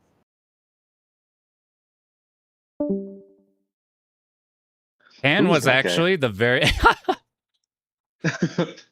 Tan and Screech were the first people I met in a shmup land. Cause at the last Shmup Slam, I went there. I got there early, like on Thursday or a Friday or whatever, and I just went to the arcade just to check it out. They had DOJ, which was the game I was running, so I just did some DOJ, and then they came up behind me. They're like, "This dude's here for Slam." He's like, "Do you see somebody like doing like a 1-4 rails on DOJ?" They're like, "This guy's probably here for Slam." With Tan and Screech were my gateway in. I commentated with Screech, and Screech is both awesome person, awesome he always like Screech is really cool. He downplays his commentary, and then it's like GOAT commentary. He's so good at it. He's so good at it. I know. I need to sign him up for more stuff because his commentary is always really fun. Mm-hmm. Like it was a real pleasure to meet him. Yeah, he's awesome. Yeah, like, and also I think also since we're talking behind the scenes, I think Screech basically single-handedly saved Slam as a series.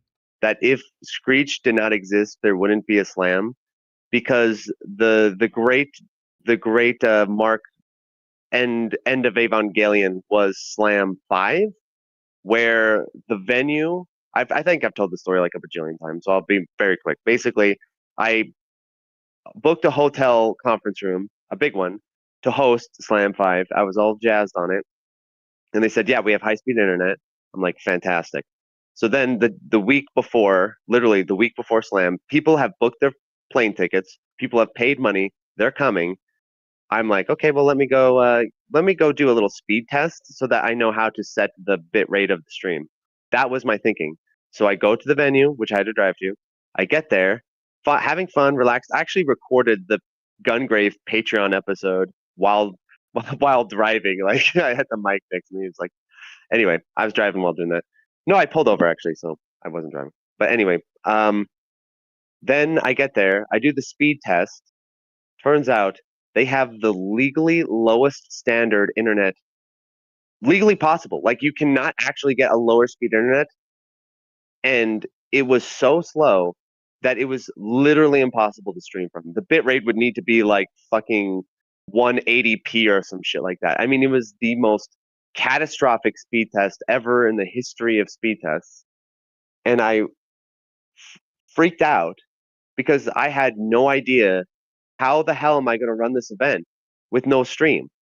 I mean, I had a breakdown. I was like, I have destroyed everything I've worked towards, because all these people are going to show up, and canceling would not, they'd have to pay a bunch of money to cancel. And then it's like, what am I going to do? Like, record it locally and stream it later? That would be lame.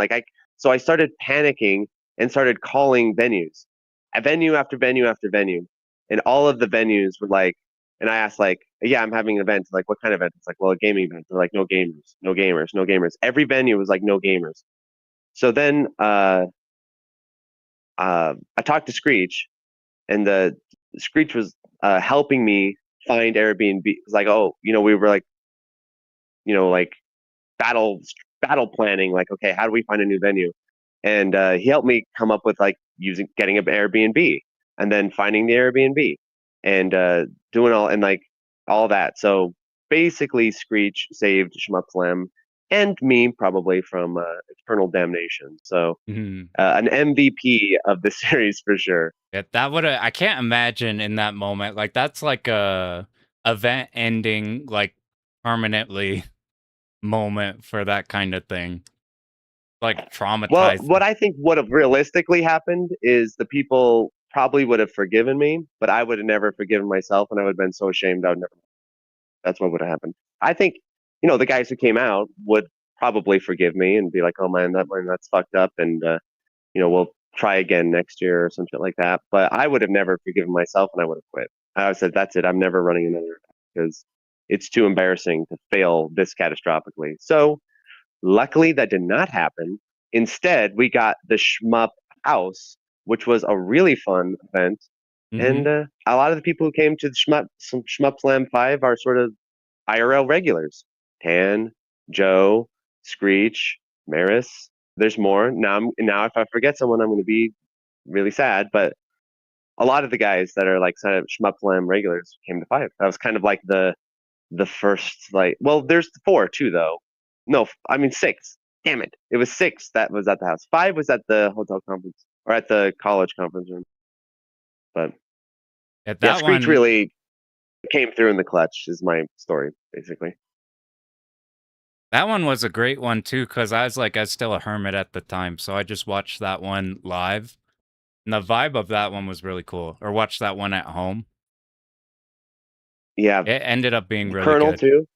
He came. He wasn't here this year. I hope he comes next year. But yeah, it was a really cool time. You're welcome. Thanks. We got it's cool seeing all the Colorado local dudes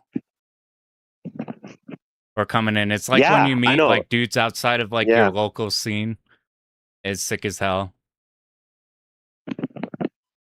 And of course, Guru. Of course, Guru. I better not forget freaking Guru. I will throw myself under a bus. Of course, Guru too. Came to 6. Yeah, I brought this up already, but Guru is the homie because I was late on a day 1 commentating since we're doing the Ketsui stuff. And his run is the next day. So he wants as much sleep as possible. And he waited the entire ass time till like 1:30 in the morning or something. Yeah. Kirby also did that. I was like, oh my god. I was tempted to go home with everyone, but I was like, I gotta stick it out. Kirby was actually troopering the entire. I felt bad because I'm like, go have fun in the arcade. You're like, we brought you here as a new person. Now you need to. Now you need to do some behind the scenes shit. That's right. I gotta earn my place. That's right. We work the shmup interns. Now next year you've earned the right to. Oh, it's like a hazing process. No, That's right. That doesn't actually happen. But you come to Slam the first time. You're like, "Hi, I'm here," and like, listen, you're gonna hook up cables. You're gonna work on setup. Get into the mine. Here's your get to it. Get to it. You're like, we have Kirby do everything, and then have Mark put on the headset and be like, "Oh man, that was such a hard setup I had to do." Have Kirby make it do all the settings. I would love to actually help him because he runs himself into the ground for this shit. Mm-hmm. Well, I've got a lot of help this year. I felt like I really did. I got quite a bit of help in like I said, in kind of like organic ways rather than everyone having like assigned roles. Like just organically, people were helping me constantly, which I really appreciated. Mm-hmm. All right, so we worry about you, man. We gotta make sure you're fed. The stream is running. Got to make sure you get home. Yeah, we're like, you're not gonna eat if we don't physically put food right in front of you. That's right. I can't leave the stream. The stream's like my little baby. I can't leave it. Yeah, Guru was ferrying us around everywhere. Yeah, he's always been really good about that. Across all the slams, he's always been really good at like helping transport people. Mm-hmm. Since Slam 5, since the first IRL 1, he was really good about doing that.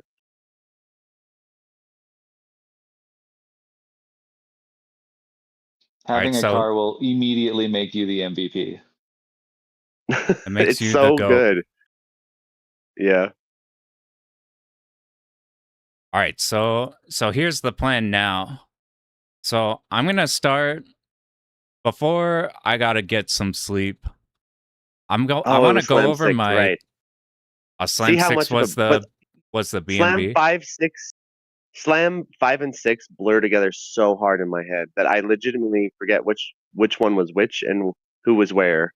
Now that there's 8, so he was at 6 driving us around.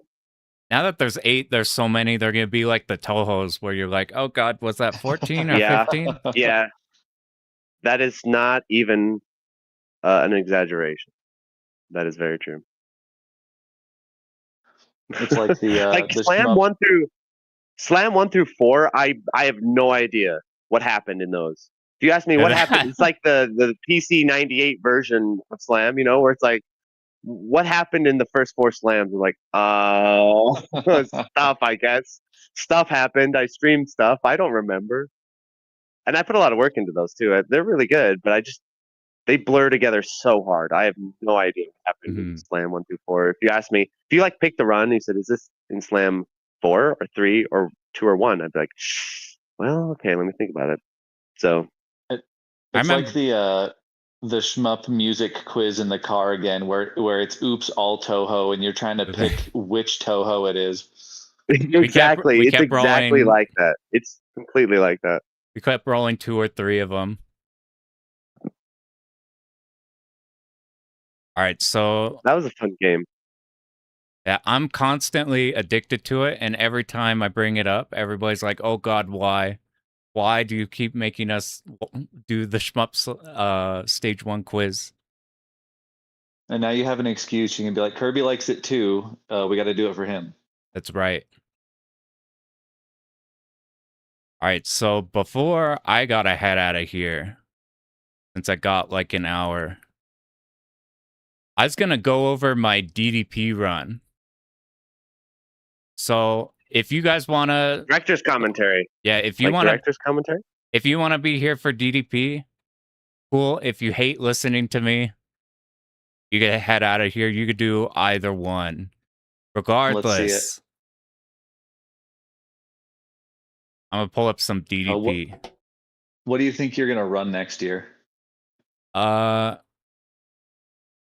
considering one of the Escaluda overmodes. Like Escaluda 2 in a Zeshkai overmode is not doable by human beings, but everything up until the very final pattern is doable by human beings. If I score a game, I'd score a game. A 2-all would be cool, but a lot of 2-alls have really hard loop conditions. Have a good night, Guru. Hey, good to see you. What's the stage 1 quiz? If you type in Google like stage 1 Shmup stage 1 quiz, it's like a 20 question music quiz where they give you a track and like you'll have 8 games and you have to guess what game it is. And I'm addicted to it like crack. Samsonite's fan of the Shmup 1 quiz? Perfect. I have more excuses to do it.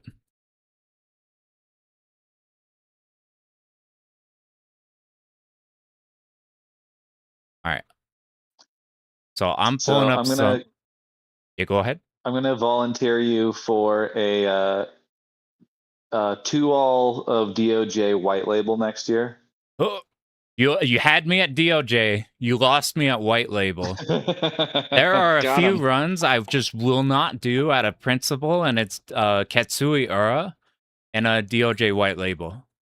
Because every time... you have a chat that believes in you.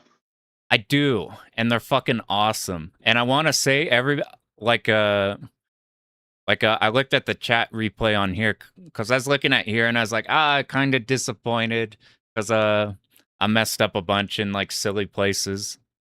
And seeing everybody and seeing everybody who I recognize too, I'm like, those are the goats. Those are the homies. Will you how to safely 1cc final fight? That has already been made by Germinator. He made a big thing of that. I need to play more beat 'em ups. I'll probably do like Violent Storm because it's shorter and it's fucking awesome. Oh, I appreciate Germinator's the second loop of that game. The second loop of that game is really good, by the way. I seen loop 2. I seen a Peck made a really good commentary of that game.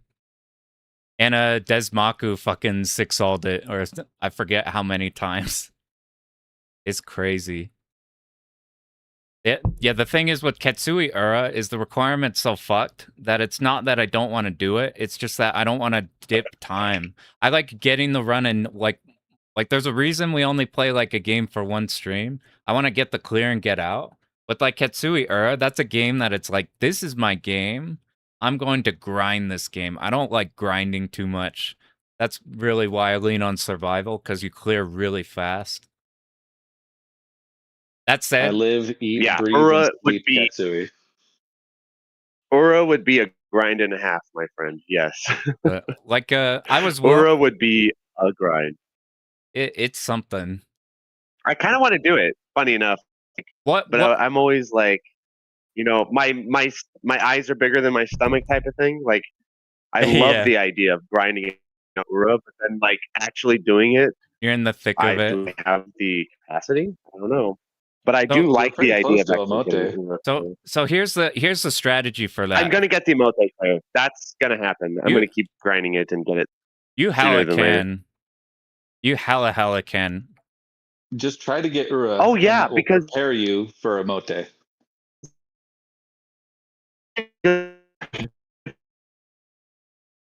Really, once you get that loop requirement honed in, which I think I'm getting pretty close to, because like you said in Terry, it would be basically don't bomb until Cinderella, and then or that's the name of the boss or whatever the boss is. 1-4. Just use your bombs and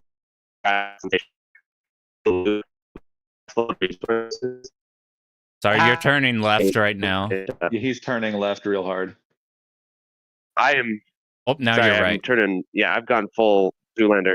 Yeah, I've gone full Zoolander. I'm back. Now it's the end of Zoolander where I'm able to turn the other direction.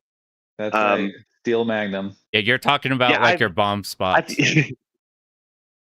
Yeah, I think now that I've been grinding it out, I didn't have quite enough time for Slam, but now I can grind out a route where basically I know miss no bomb to 1-4, which is doable, to 1-4 boss, which is doable, and then use some safety bombs, use a safety bomb there maybe, and then use the rest of the safety bombs, stage 5, hit the loop with a ton of resources, and then I have the stages routed in Emote, and Emote has a ton of resources because you get the two extends, you get the tons of bombs, and there's no TLB. Yeah, so you I feel like once I get to the end and you have enough bombs, you're set. Yeah, no, straight up, you just bomb the crap out of it. So my plan is basically to lock in that loop requirement, and then hopefully within the next good while here, get the emote.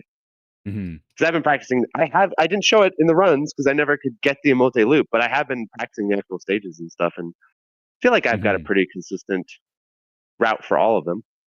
You know what you should do? You should stream those. Stream those. I am gonna stream when I go for the emote attempts. I am gonna stream, but I'm not. I did not stream my shitty emote practice because I did that years ago, and I had one punished viewer because it is the most unstreamable shit ever. If you are hard grinding a shmup, it's not streamable.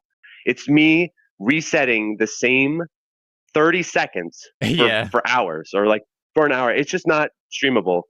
I feel like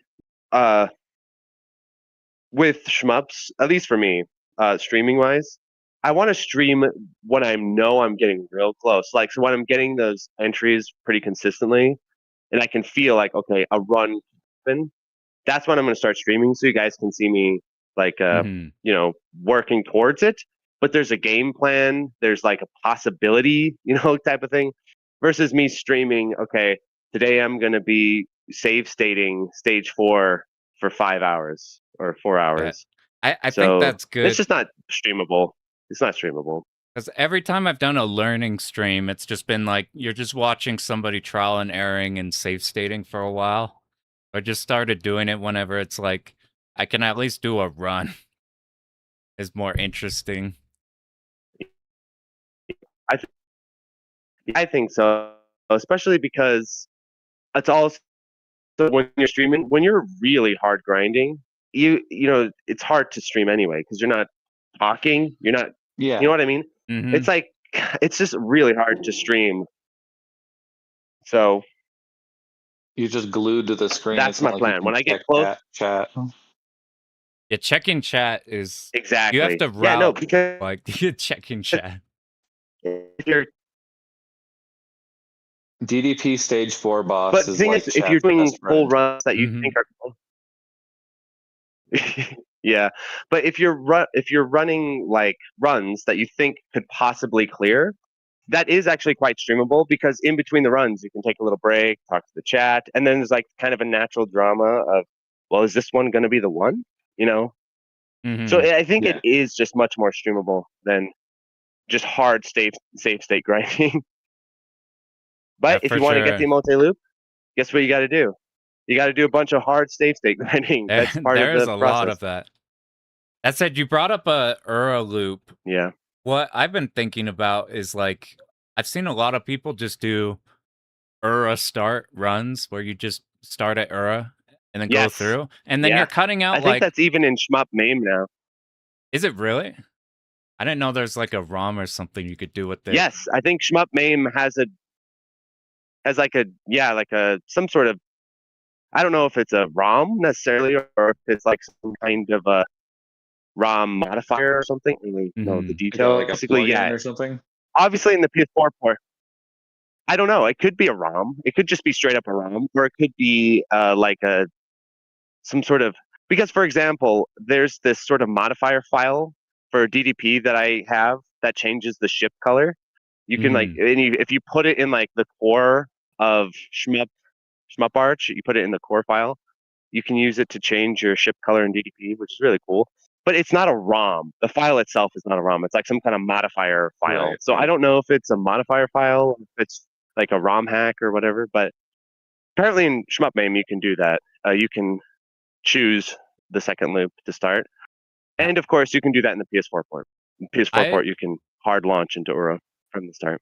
I think that would be, like, fun-wise, I think that would be the best, because it seems like the Ura loop is super fun, and Doom isn't, like, as horseshit as some of the hibachis, what I hear. But, like, it's like this one... I feel like Doom seems to be a very good TLB. But, like, none of that matters because the Ura loop doesn't actually matter. TLB doesn't matter. What actually matters is just getting into the loop. Like, that's how I did a DFK Ura not that long ago. And, like, you just win once you get into the loop. It's just making the requirement. That's, like, the whole game. I'm like, you're just playing an intense loop one. And then, like... I don't know. So I'm like starting from loop 2. I think that's even in games without it too. Like if you want to do a 2-all but not suffer needing to have really long resets. Like I think that's an option. Like any 2-loop game, just do runs starting from loop 2 if you want to like save some sanity. Because after like no, that's definitely an option. Yeah, definitely. Because I got burnt doing all the DDP 2 loops. It's like you die inside a bit after doing the whole first loops over and over too many times. Yeah, I know exactly what you're saying. Yeah, I've heard a lot about that as an approach. Just play single loops. Actually, the one there might be more, but like DOJ actually has single mode. But it only does first loop, right? It doesn't do second loop. I think unless you import, I think. I like that option too. Yeah, like Loogie, the port I'm sure is it. Like Loogie was telling me he's messing with the one loop mode because like learning DOJ 2-all fucking takes so long, and then you need to keep a lot of resources intact have to say, to make it to the end. Yeah, the critic in me has to point out though that they actually messed up. They should have made one loop mode be the second loop into the TLB, not the first loop into the TLB. Be like Mushi because Ultra if you think about, remember how you talked about. Well, if you think, yeah, exactly. Remember what you talked about how with the 2-all, it's like resource gathering to Hibachi. Now put that in a one loop scenario. So there's no 2-4, there's no 2-5, there's no 2-6. Yeah, you just play loop 1 and then you fight Hibachi. It just the mismatch of difficulty curve is absurd. It's like you go from easy-ish comparatively to the fucking TLB. They should have had it start in loop 2. It's just too disjointed difficulty curve wise. It's too funky. The mode idea is good. They just should have it be that you play the second loop into the TLB, not the first loop into the TLB. Yeah, I think that's a good point because like I've seen people going for the one loop mode, and it's like okay, cool, I made it to final boss, like one death or something there, and then the spike between doing like the whole game to doing like Big B's so fucked up. Like you fight that right away, right after the 1-5 boss.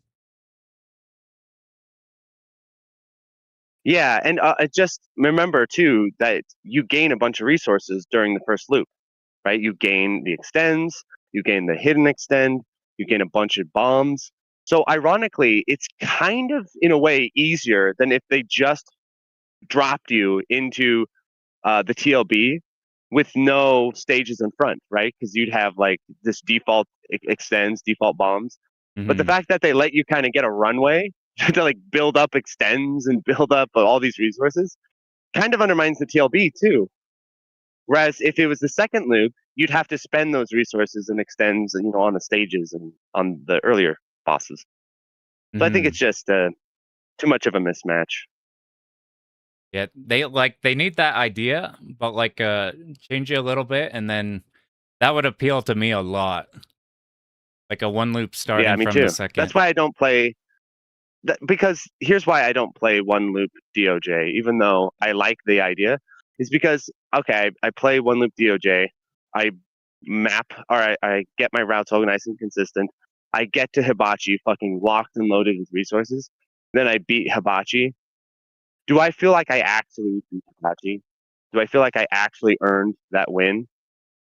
Or do I feel like I resource cheesed Hibachi because the game didn't have the runway that protects him, right? It'd be like if you started DDP would be a great example of this. You go right into Hibachi after 1-6. Imagine that. Hibachi, imagine how easy that would be. Hibachi and DDP is hard for the sole reason that like 2-5 and beyond just rip all of your bombs out. All like, your resources. Yeah.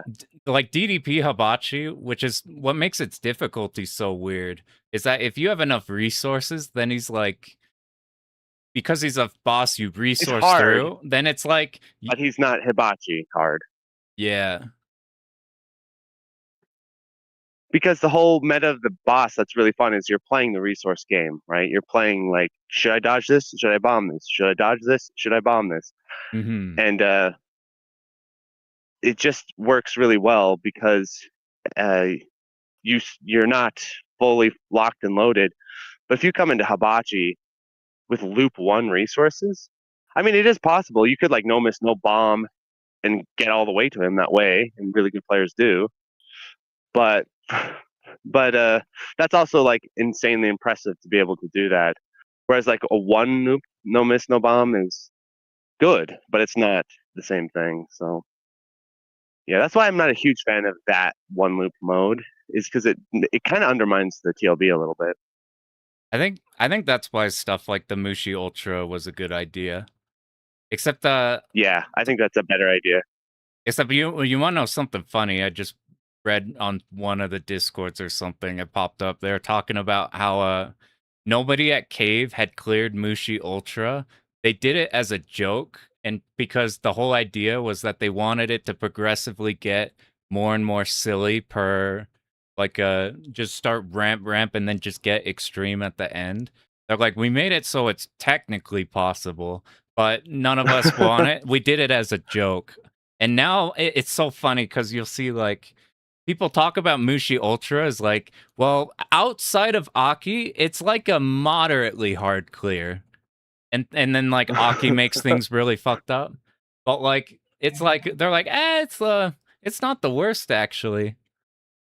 Like the Cave devs were like, yeah, nobody's gonna do this. We put the warning up when you select Ultra for a reason. Yeah, I love that. I love that. That's actually a great bit of game design, by the way, putting the warning there. One time I selected that mode in the 360 and I accidentally backed out and it gave me a secret achievement for chickening out of playing Ultra. That's so good. Nice. That's really funny.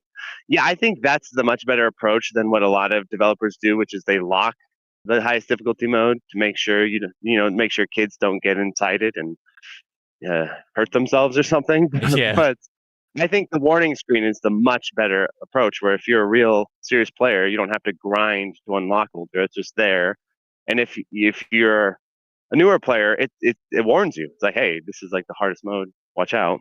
It's also, I think it's a great solution. It's also aesthetically like cool.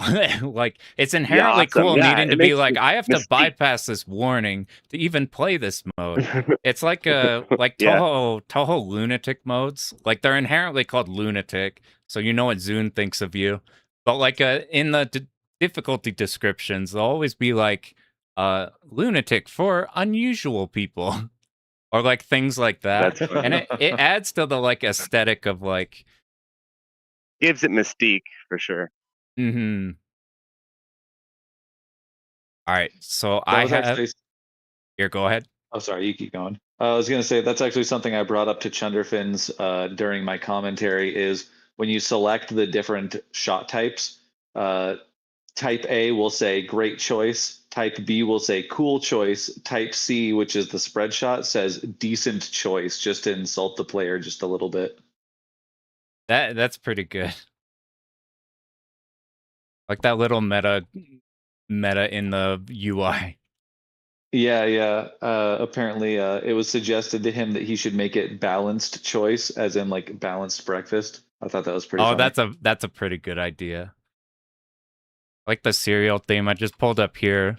We had a story earlier, if you check from 800 hours ago, about how we met Chunderfish. All right, so unfortunately, Have a good night, Mars. You'll see you later, Mars. Yeah, nightmares. Mars is responsible for all the sick-ass photos that we're going to see eventually, and what you see on the thumbnail here. But now... Yeah, definitely. I don't know if Kirby likes this game. We're going to do a game that Mark hates. I pulled up my DDP run. Yes. I guess you'll have to suffer through some DDP gameplay. Oh, but, no. Now the internet knows how much this game, gets under my skin. Yeah, DDP is like playing on Sanwa for him. Damn. I don't actually hate Sanwas that much. I'm having a little fun, get a little spicy. Oh my god! What have I done? What have I done, stream? Okay. Oh, I figured out the tech. Here, do you have your OBS organized, or is it just window capture 97 for everything? That's what mine is. Me? Yeah.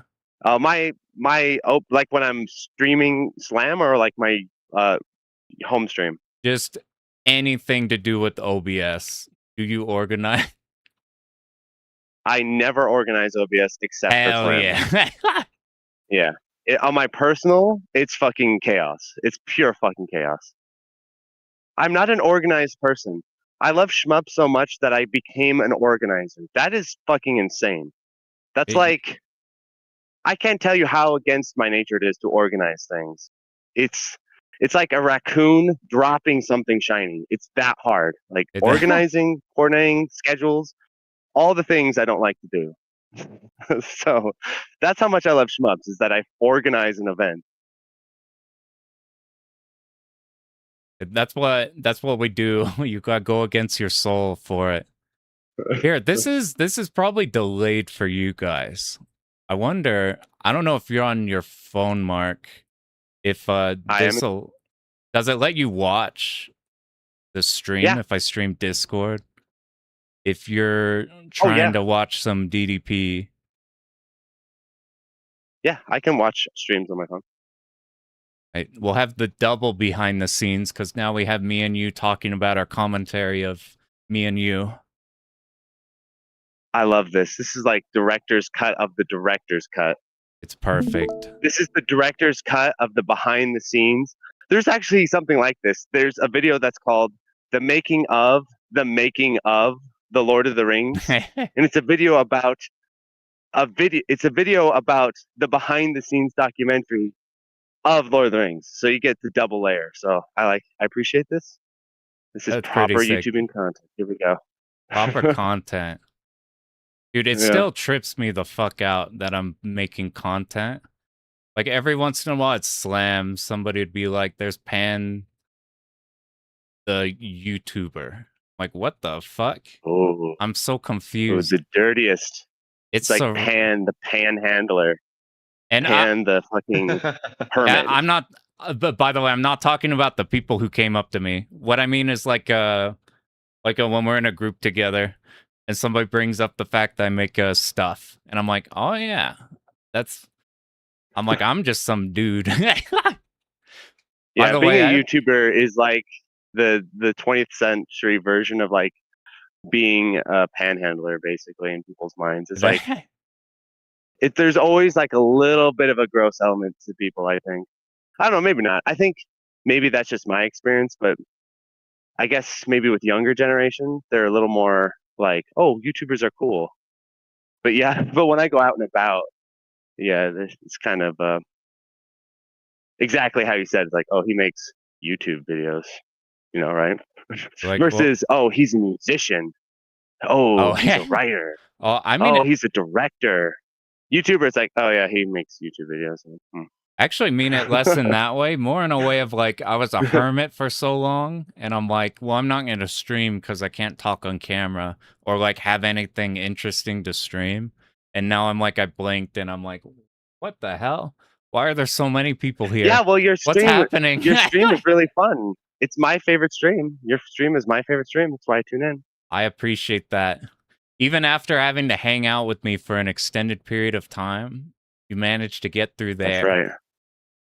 Well, by there's the way like sometimes when you peel an onion and there's like just delicious chocolate inside, you're like, oh, this is great. That's Pan. The further you get, the more fun you get. I appreciate it. And talking before, this is my first experience with people coming up to me and being like, yo. And it was fun. Everybody who came up to me was super awesome. I appreciate it a whole lot. By the way, Screech is like, you're the dude, even though he's actually the dude. Like, not even joking. All right. So Screech, I don't know if you checked earlier in the stream, but I sung your praises earlier in the stream. Yeah, we were talking mad shit.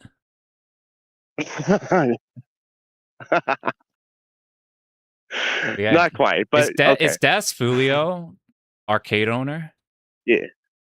Yeah, Screech, I talked about how you basically saved Shmup Slam from existential crisis during Slam 6, where the hotel fucking had terrible dial-up internet, basically, and we had to scramble to find Airbnb.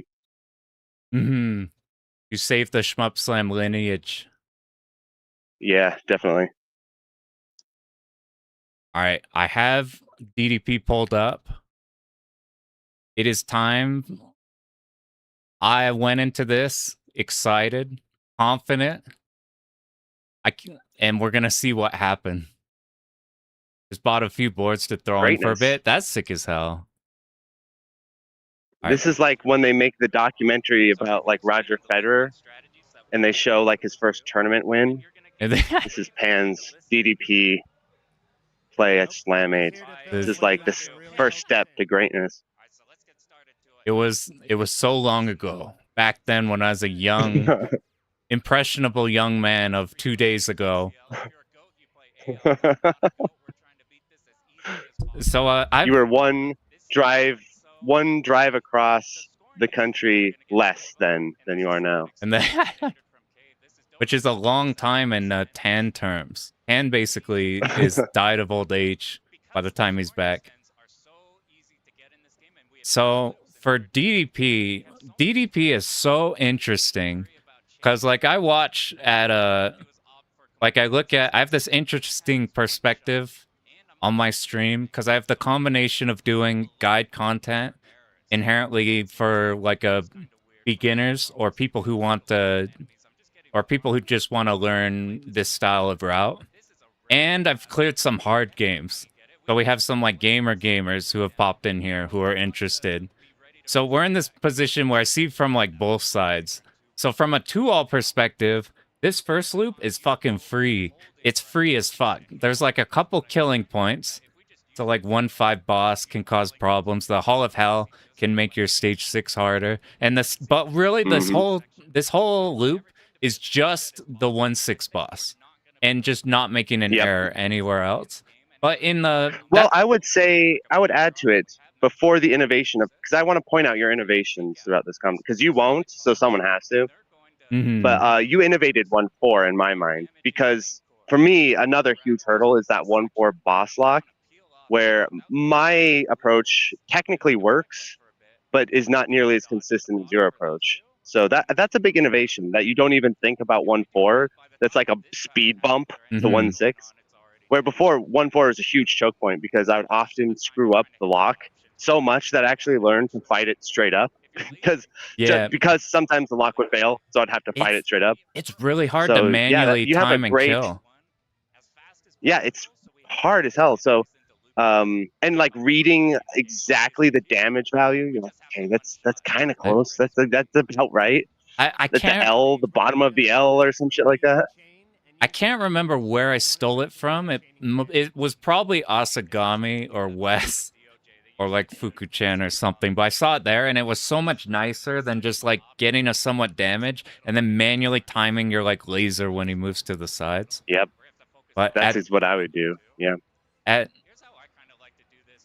But like so I was talking earlier about in a 2-all context, this first loop is free. That's why I chose this instead of DOJ. I was originally gonna do DOJ. But in a like 1 loop beginner context, this game and like Escaluda 1 were like the games that were just recommended. Like, oh, you're a beginner, you will clear Dodonpachi instantly.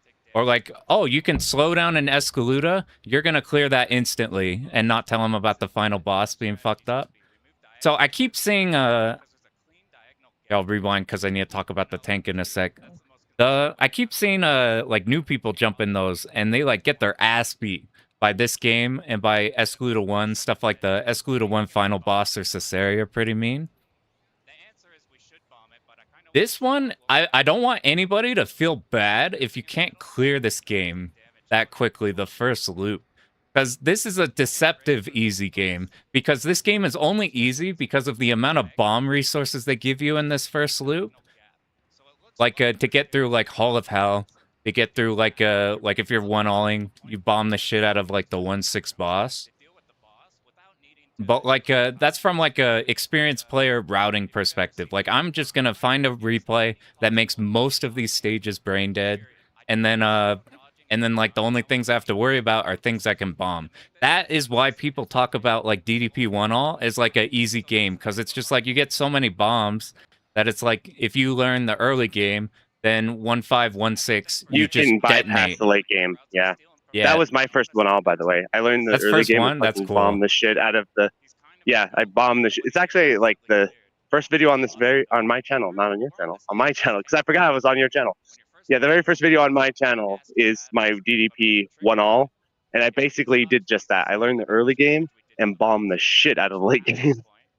You ever look at that? You look back at that, and you're like, oh. Or like I look back at my. This is kind of. I think maybe because I've been around long enough. Like it's this kind of funny window. Like so, you're most critical of your work within the past like 6 months. So if I look at a video 6 months ago, I will feel very critical about it. Like, fucked up. I should have has sped up the pace a little bit, or all my videos are perfect and gorgeous. Of course, internet don't even. But anyway. But when I looked at my older videos, which are obviously a lot more rough, let's say, than my current era, it's almost like a different content creator made those. So, like, yeah, I didn't make those. Person. My young Mark. Yeah, it's kind of a little pretentious, but I refer to those videos as young Mark. Those are young not Mark's pretentious. Videos. That's just a creator thing. I look back at videos I made like 3 months ago, and I'm like, I don't know this person. Yeah. So those are young Mark's videos, and I try not to be critical of young Mark. But I can definitely see that, yes, the the room for growth as a player is enormous. And like I brought up the like don't feel bad your struggle with DDP or like Galuda that people for a while has said was hard, because the way to make it easy is not obvious, because people will say just bomb like 1516, and they're right, but they're right in the like when the fighting game player just tells you to like just anti-air, dude. You're like, I need more information, and they're that's the. So whenever I give advice on this game, my recommendation first loop is find something like this that's just a consistency strat, or just like whatever your favorite way to deal with these are, and you can include more bombs if you want. Like this section right here is pretty fucked up. I use this in my second loop so I could get through the first loop, but this one's like you get stuck on this like third battleship very easily. But like if you learn like 1-1 to 1-4 pretty well, even including bombs, then that's where you could bomb the shit out of 1516. Right after Shmup Slam, when I got inspired to try doing stuff because I didn't know I could talk to a camera.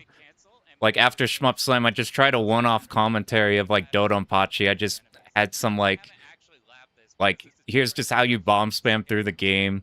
Just get through this early game, and I'm showing the points to bomb in the later. But I just wanted to bring that up because this is a popular like, oh, this game you could clear blind, and it's like you can do that if you know how to. That's something I worry about as while I have my toes in beginner shit and hard shit. It's easy to lose track of what it's like to be a beginner. So I've been thinking really about is. that a lot more. It is really hard to lose. You do start to lose track of that quite a bit. But yeah, I'm not sure what the answer to that is, to be honest. But just I don't know. Like that's something I struggle with myself, honestly. Like, how do you gauge advice to beginners is quite difficult, because you don't want to, because you not only can you be like too overwhelming, you also can be kind of too underwhelming too. I think we also tend to underestimate beginners too much. I know I think we all start to do that, where we're like, oh, like for example, a few years ago, I thought like, oh, I can't recommend Ketsui 1-all to a beginner because that's too hard. Mm-hmm. The more I'm thinking about it, I'm like, I really should recommend a Ketsui 1-all to a beginner, because like it's a game. Actually, Softdrink did a great job explaining it in the commentary for my run. Like Ketsui is a game that you can actually grow with. So even though I look at Ketsui and I'm like, all right, you got to hit the Ura or Omote loop, you got to, no miss, no bomb to stage 4 and all this kind of stuff. You can actually engage with Ketsui a lot more like survival based, using the using the resources and stuff. So nowadays I try to think like, well, a beginner could 1-all Ketsui. It would just take time, and in that time, I think it could be really beneficial for them. So I'm kind of shifting lately my views on recommending stuff to beginner players, where maybe kind of push them a little more and be like, all right, you could do a Ketsui 1-all. You could do it. I think that's come up in like Samsonite, and like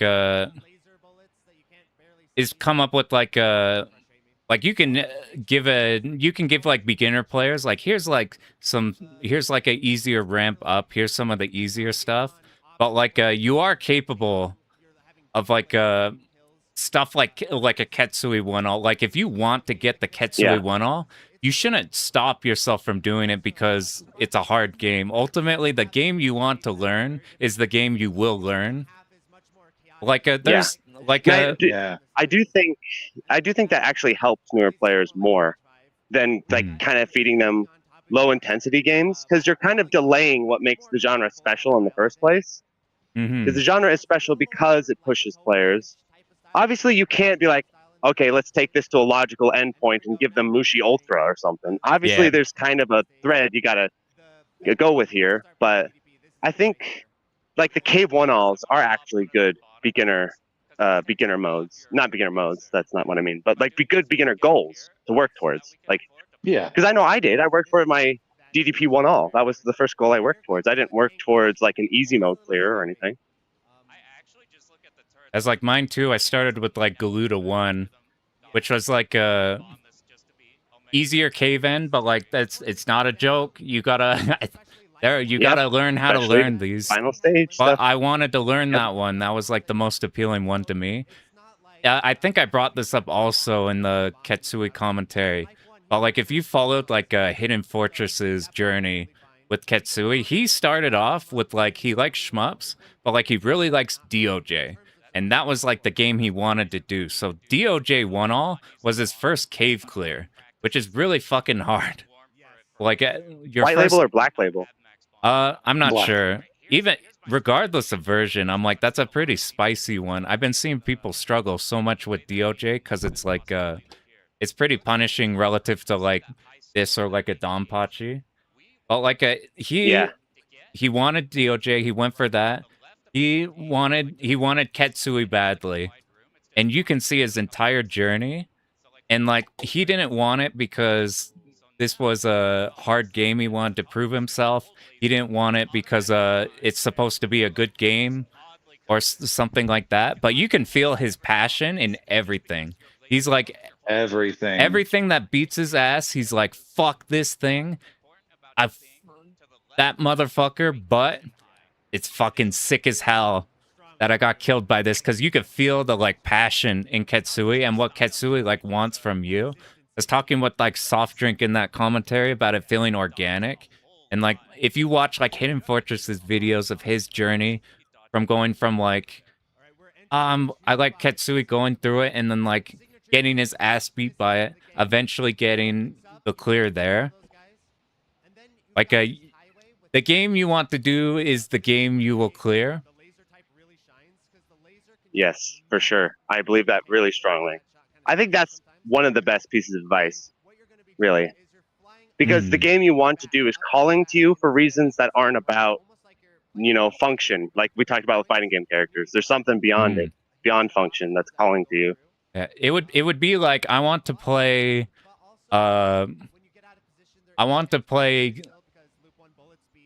let's just say fuck it. I want to play Dudley in Third Strike, but people tell me I should learn Ken or Ryu to learn my fundamentals. But all that time you're spending playing Ryu and Ken being miserable because you just want to play Dudley is like, yeah, exactly. Maybe you learn like Shoto fundamentals and like that's good, but like I want to play Dudley. That's what I'm here for. Yeah.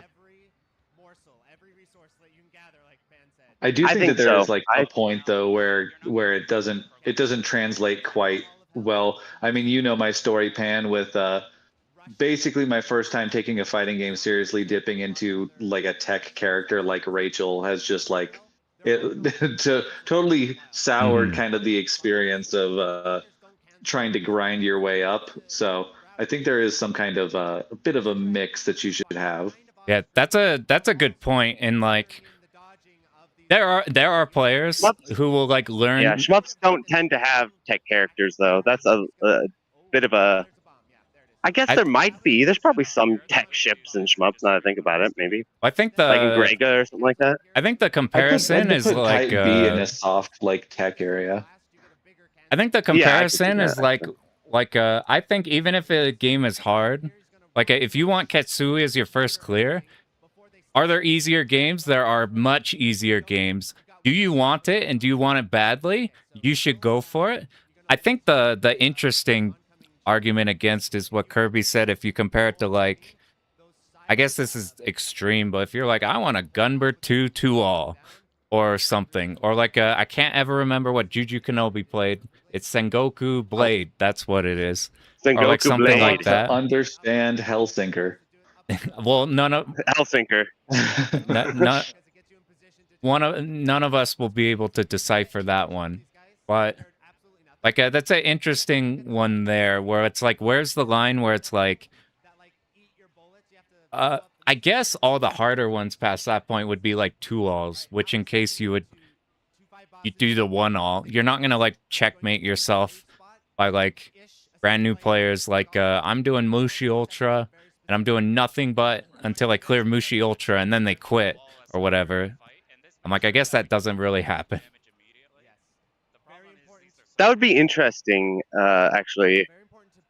I almost wonder though if that player that is determined to be Mushi Ultra is actually just innately a really talented player, because I've actually the players who actually do this tend to be actually the really talented players. The players are like, yeah, I came in and I played Toho Lunatic as my first clear and I cleared it.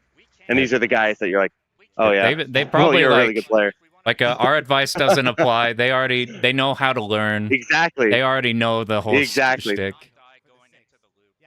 Yeah, because I think my memory is fuzzy as hell. So, but I feel like I have interviewed or talked to super players or really good players who did kind of that. They're like, yeah, I just kind of beat Lunatic and then went on my way. It's like, damn, you know. So there's like I think FPS failure says what the weird middle ground here, where he says like trying to brute force a super hard thing without having even cleared something more normal is a path you've seen many take and get burned by.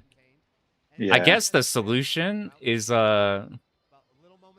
information on how to learn as opposed to the game itself.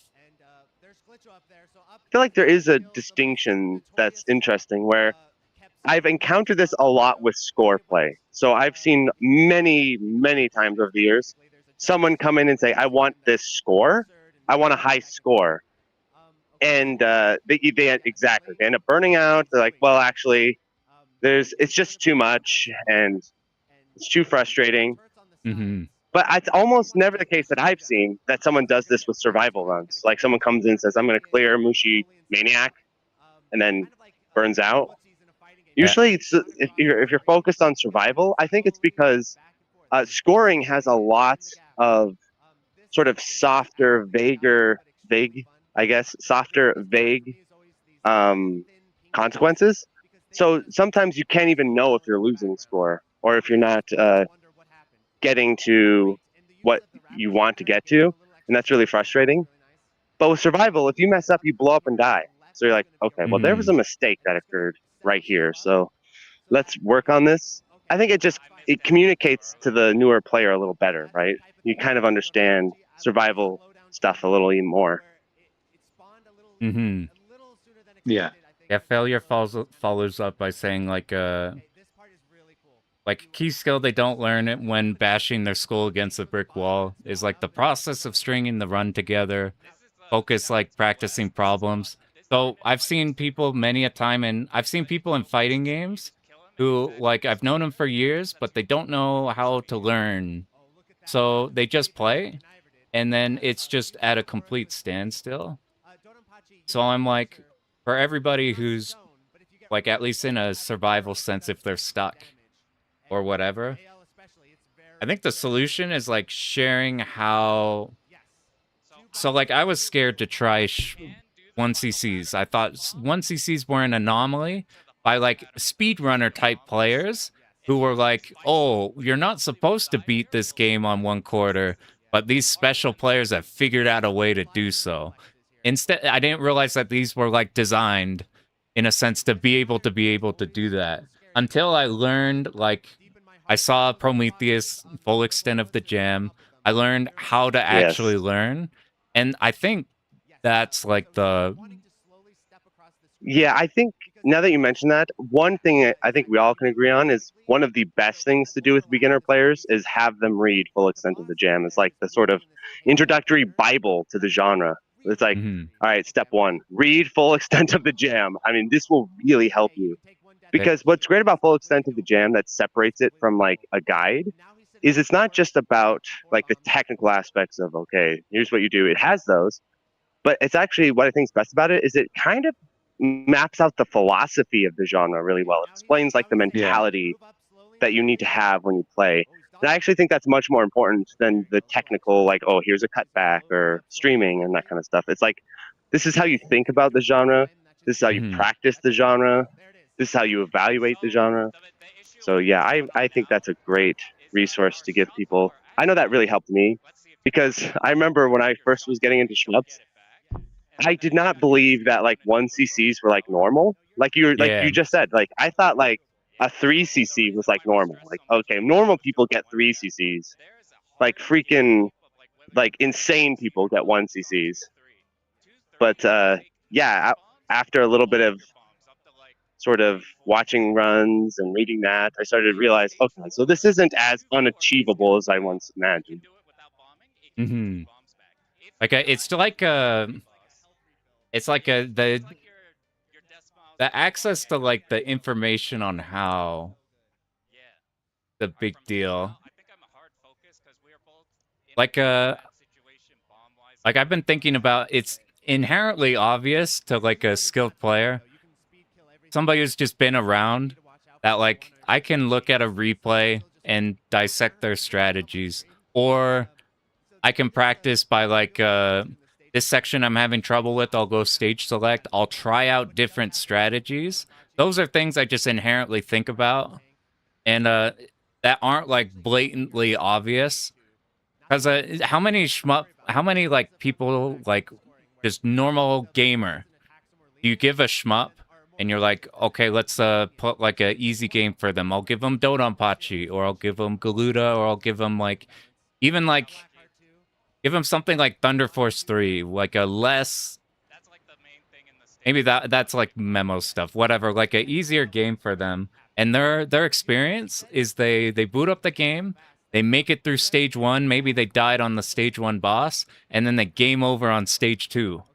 And then it's like, okay, I'll try again. I'm pretty bad at this game. I died on stage 2. They put a credit in. They try it again, and the same exact thing happens because they don't know they don't know the stages yet. They are just kind of winging it, and then they stop because it's like, well, this isn't for me. I'm really bad, and I don't want to do stage 1 over and over again.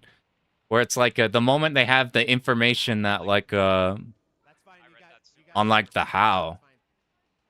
Then it's like, okay, now they have a weapon to use. And it's so big. So every time I can, like in a lot of my videos, I'll point out like, I'll link like, there's a good Chinopolis video on how he clears Viper Phase 1 and just goes through the entire process. There's Pearl's video, which is like his intermediate player video, where he just buckles down and says, fuck you, use these save states. And like, here's stuff and stuff. I'll link your like I like your Toho 8 video a lot.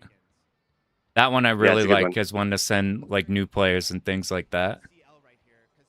I don't even know where I started with this. The biggest thing I would update, because I'm thinking about doing another guide actually, like kind of explaining the philosophy of how to approach shmups as a new player, basically. Mm-hmm. And I think the biggest thing I've added over the years is that if you're a new player, you should not think about the game linearly, like you would do if you're playing Mario Brothers or something like that, because you can't learn a shmup linearly unless you just want to live a life of hell. Yeah. You need to think of the game as like it is a linear game in a sense that you play it linearly, but you need to understand it more three-dimensionally. Like you shouldn't think of stage 1 as like you play stage 1, you die.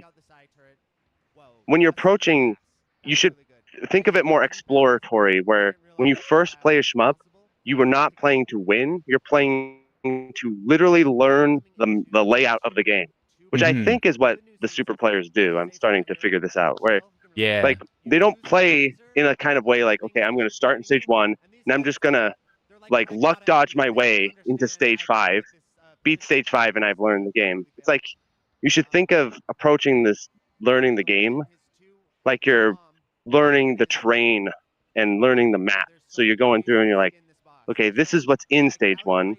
This is what's like the route through stage 1. Put that aside. All right, now this is what I've been doing with the Mote actually. I've been going into arcade challenge mode and I've been like drawing routes through the stages rather than just sitting and grinding 1 credits. Like, okay, I'm just gonna slam 500 hours or whatever of just grinded credits at Amote until I win through sheer luck, not luck, but through sheer like just instincts, and eventually you just sort of cobble something together. Instead, what I've been doing is like, okay, here's stage 1. Let's map this out. Let's route this out. there's not even a win or loss condition because I'm just inside stage 1 routing stuff. There is no winning. There is no losing. It's just like, okay, where's the route? Find the route. How do I make the route more consistent? How do I not bomb here? And then you put that aside. And you go, okay, now stage 2. Where's the route? Find the route. What can I tighten up? What can I tune? Okay, and then you put that aside. Stage 3, stage 4, stage 5. And then when I'm sitting down and practicing, it's kind of like practicing parts of a song before you put them all together. Like, okay, here's 1, then here's 3, and then here's 5, and I kind of jumping in between. And then I start kind of putting them together. Here's 1, 2, 3. Okay, well, this part of 2 is clearly having problems, so let's refine that. Okay, then let's try 5.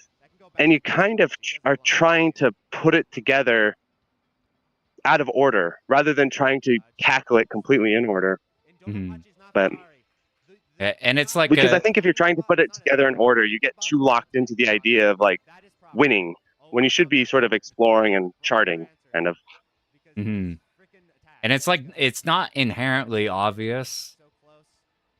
That's how it should go.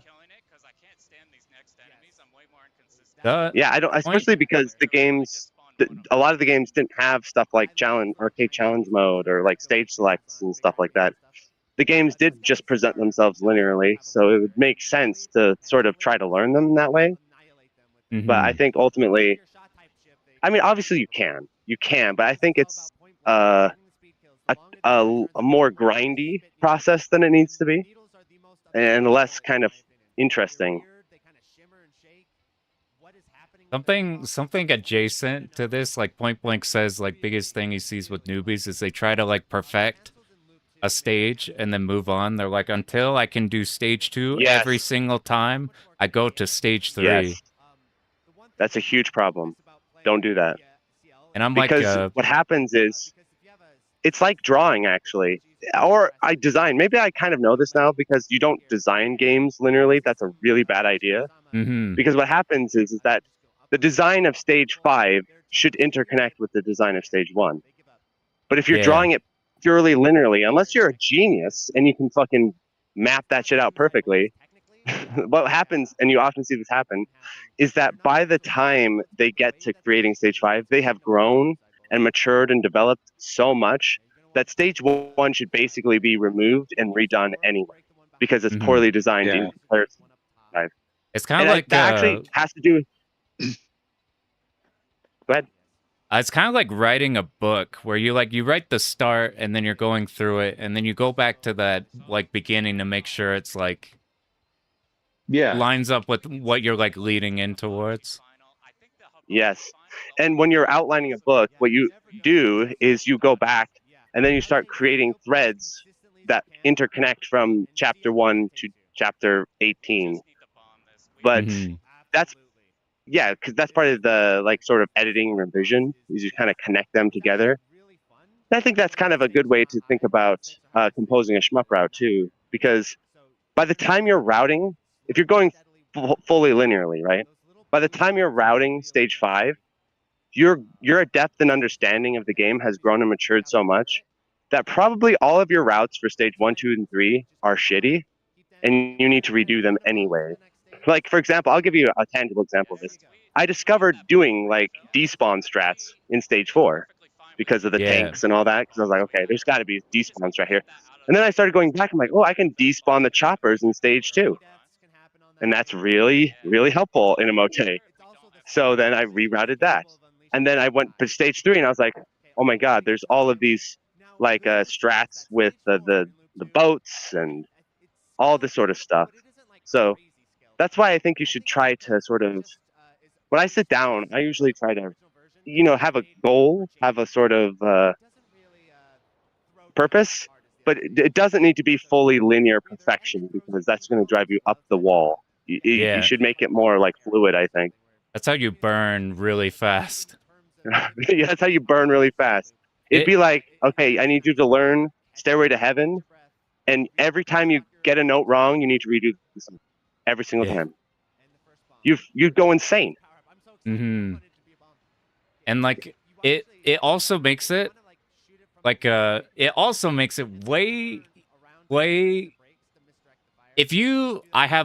I have 1 hour a day. I want to get better at Ketsui or something.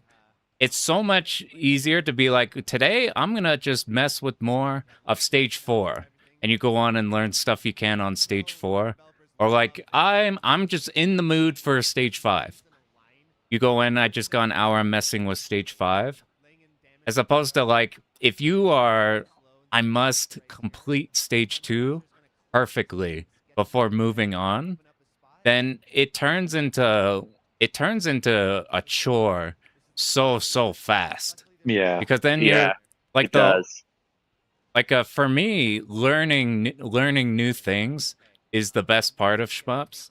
Like my least favorite part of shmups is when you have your whole route done and you're just grinding execution, making everything like absolutely perfect as you can, like just making sure you account for like literally everything. That's the part I like. Oh, It's necessary that's really evil. interesting because that kind of divides, I think, kind of our play styles. Because my favorite part of, this is why you're a better player than me. I just want to point Or this out. it's This is why you're different better than me. styles. Because my style is, I find the learning process the most mentally, not that I dislike it, but I do find it the most mentally taxing. Like creating the route, refining the route, testing the route of piece by piece. It's the most important process by far. I've come to accept that it is the most important process. But the part that I love the most is when you get all of that laid out, you get all of that consistent, and then you get to sit down and try to go for the clear, and you like try to put it all together in a sequence and grind through. You've learned the song, bridges, and chorus, and all that. And now you're trying to play it all in one sequence. That is actually my favorite part.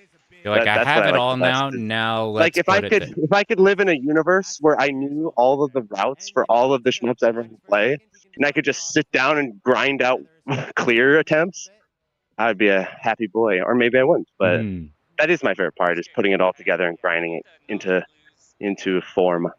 Yeah, and I think that's what holds me back from like accelerating faster, because I take so long to like put together a route because I like grinding out clears. So I'm like, can I grind this out? And I start to grind it out. I'm like, no, okay, I have to actually learn more. Yeah, but if that's the part you like enjoy in it, that's such an enormous deal, because like if that's your favorite part, and then well, I'll do this method, which is like, maybe it's technically faster. Like maybe you find that you actually do find this other thing faster, but now you've like deprived yourself of like your favorite part, even if it isn't optimal. Because everybody likes or gets attached to shmups in general, or specific shmups in their own way. So like for me, the huge appeal of shmups is taking this thing that if you just played blind, you'd get completely fucked up in, and it turning from thing that is like this nightmarish, crazy puzzle of intertwining like crazy shit trying to kill you, and making it like extremely smooth, like a nice ice, like coordinated dance, and just watching it as the whole game falls apart because you have now learned it. So like my favorite part is like crazy section, have no idea how to do it. I learned the way how to do it, and the best part of shmups for me is the satisfaction of looking at it and being like, this section has now been solved. I now can do this dance that fixes it. So like that's why I say the learning part is like my favorite, and my least favorite part is the like, I need to keep grinding practice on this stage just because I just have to troubleshoot because you have if to no random miss tanks no could bomb shoot. for aura. Yeah. Something like that. But like that's different from like grinding like stage practice for like, I have it all together and like I want to get better at like we're Hell Hallway or something. I'm grinding 2-5 or 1-5 Hell Hallway and just being like running the stage back, because that's satisfying, because you're like very actively improving at the stage, because like you either did it or you didn't once it's all together. I think that's where our two styles meet, because I also like full stage routing and practicing. I like that a lot. Yeah, that's my second favorite part. It's like the part that I like the least is like staring at the blank canvas of the route and being like, oh fuck, what do I do? What am I supposed to do? That's the Yeah, part I've always struggled with. And that's I think that's where. why both of us are really keen to like finding replays and like, okay, what are they doing? What's going on over here? What are they doing? So that way you can kind of have an idea, kind of have a sort of guide at least. Yeah, I despise. So I'm opposite of 10. I despise like needing to try to figure out shit myself. I'm the type of person who, like, Yeah. if I open up Terraria or something like that, I'm not trying to like trial combinations. I'm trying to look up, like, all right, what do I do in the early game? I'm on the wiki. I'm looking up, like, I like knowing what I'm doing, even if it's at a detriment, like, to the game's enjoyment. Like, I'm the guy who optimizes the fun out of the game, for better or for worse. But like in these, like, that gets me to look in replays, and like that's where I forgot what I was saying, where I was even going with that. But real quick, FPS failure That's says part of your routing process that you like to use replays as part of. I'm like, I genuinely like looking for replays more than playing shmups. It's so fun. It is fun. It is fun. That's why I put together the video index, because it was like a pain in the ass to find replays. You look up, you type in Dodonpachi, and you'd be like, do you want DFK? Do you want SDOJ? Do you want Dodonpachi? Do you want Beastorm? Maybe. Yeah. It's like, oh, for the love of God. I am the guy who fucking appreciates that, by the way, because I'm like permanently on video index looking shit up. But FPS failure says, like, yeah, any advice on. I recently heard that the Zero Ranger players use the video index as like a chunky scoreboard, and that was really cool. That's what I would love to hear, is that people use the video index as like a resource, and also kind of like a way to show off your scores and stuff. Yeah, it does both really well. Yeah. Like, I appreciate I remember when I got my lot. I was way more excited to put it on the video index than to like just upload my crappy score. My crappy score sucks, but the fucking 2-all, I was like, oh, yeah, put this on the video index. Like, FPS failure asks about advice on making tutorials, that's all I've done. So I've experimented, and my advice is that if you include shit tons of pausing, then the people who watch the video, not because they want to learn the game, but because it's fun learning about a game. I do that a lot, like watching videos on games I'll never play, just because it's fun to learn stuff. Like, if you have pausing, then those types of people will get bored, and it like kills pace, and like it makes people like hit forward and back arrow keys a lot, because I find myself doing that on like a pause. I'm like, all right, let me get back to keep it going. And then the other thing is, you don't need to remember. Think of it like built-in cutscenes, dude. Like you don't need to pause them. If they want to pause, they can pause themselves. You don't need to pause them.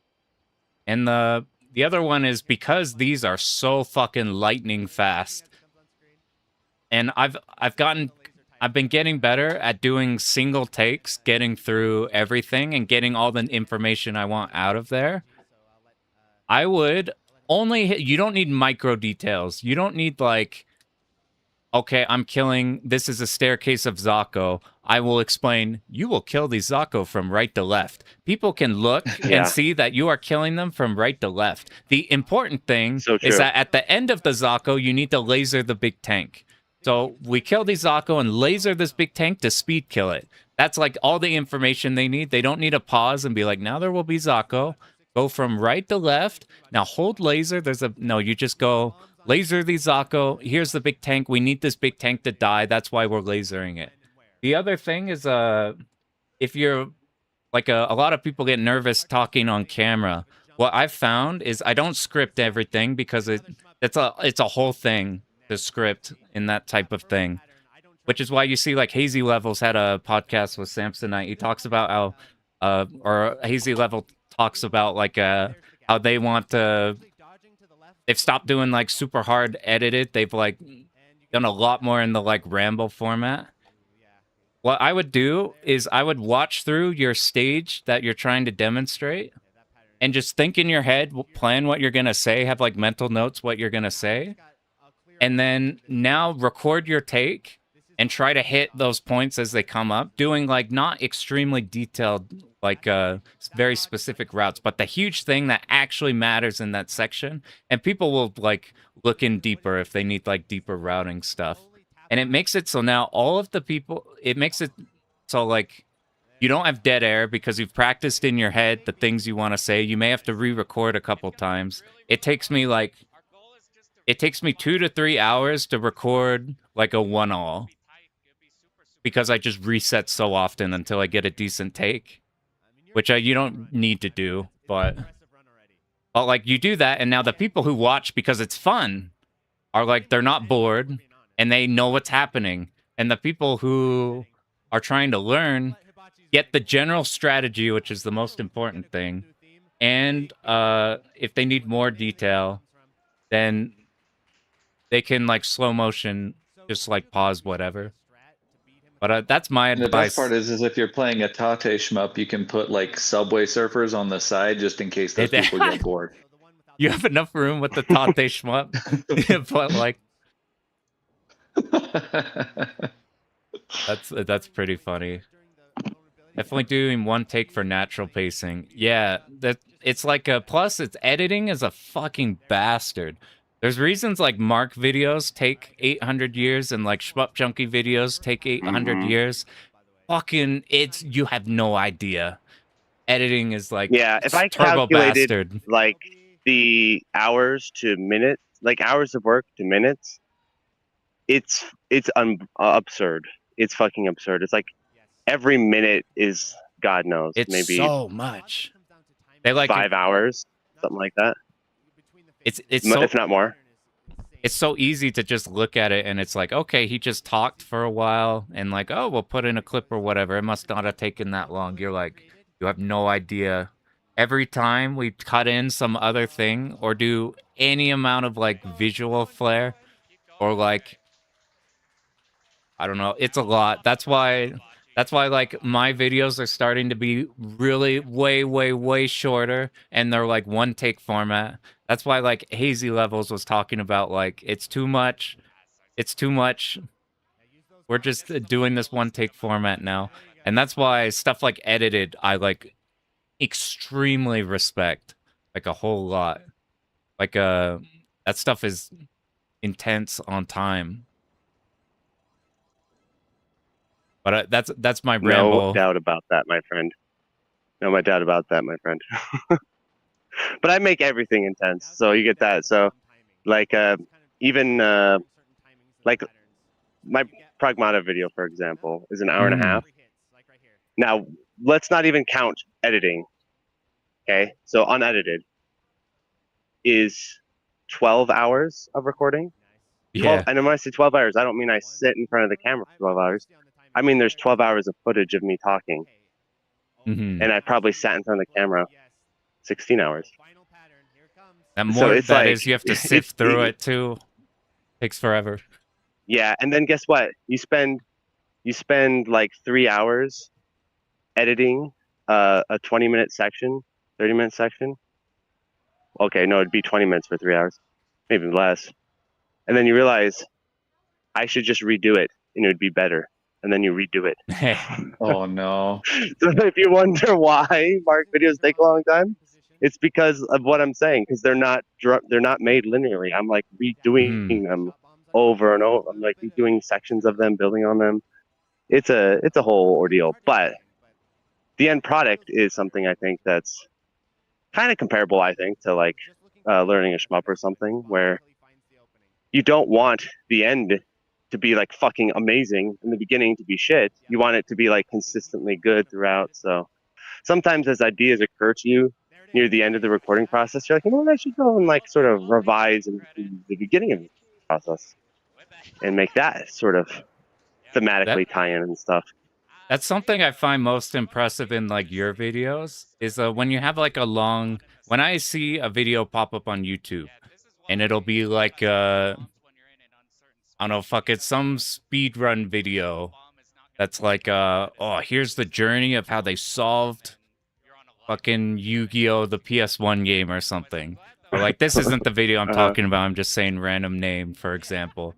But like, it's easy when you see that for it to be like an interesting hour-long video, but it's kind of just the same thing for the whole hour-long video, where it kind of like blends. The thing I'm most impressed with your stuff, Mark, is that it's like you literally do the chapters and they feel like it, and they all feel like like as a viewer when like they're so sectioned off and so concentrated and like concise on there. Like despite the fact that it's like a long thing, it doesn't feel like oh, I'm sitting through like an hour and a half of a person talking about game. It feels like, all right, they're hitting this part, and now I'm at the section where we're hitting this completely like, well, like obviously connected to, like if it's Pragmata, obviously connected to like the thesis statement of the video for the game, but like each section feels separate, if that makes sense, while like supporting it. Yeah. That's the thing I'm most impressed by. It's and it's not something that I think the difference is that like when I looked at the Pragmata video and it cut together to be, because I didn't sit down and record it linearly. I mean, I kind of did, but kind of didn't. Like I wrote out like what are the themes, what needs to be discussed, what needs to be explored, what needs to be emphasized, and sort of built, like the chapter. It's kind of complicated, but basically, when I'm sitting there and I'm staring at the sort of like I have all kinds of code names for what cut I'm on, but basically what would be considered the I cut. So it's the cut of me talking without a lot of proper editing and stuff. And it's an hour and a half long. I'm like, oh fuck, that's exactly what comes out of my mouth. I'm like, oh fuck, I have to edit an hour and a half video. But so then I immediately start looking. Okay, what can I cut? What can I cut? What can, and maybe the initial I cut was like an hour 45, and I found 15 minutes I can cut here and there. So I am actually doing kind of like gameplay density type of shit. It just happened to be that for that subject it ended up being small. But yeah, I'm hopefully with the next few videos here, like Rain World, for example, is not going to be that long. Thank God. So when can we expect better games? Well, soon, because I'm back from Slam and I got to do something. I'm all jacked up off Slam. I got to do something, so I'll probably be editing Raid World. I'll be interested that's really in that kind one. of you, Pan.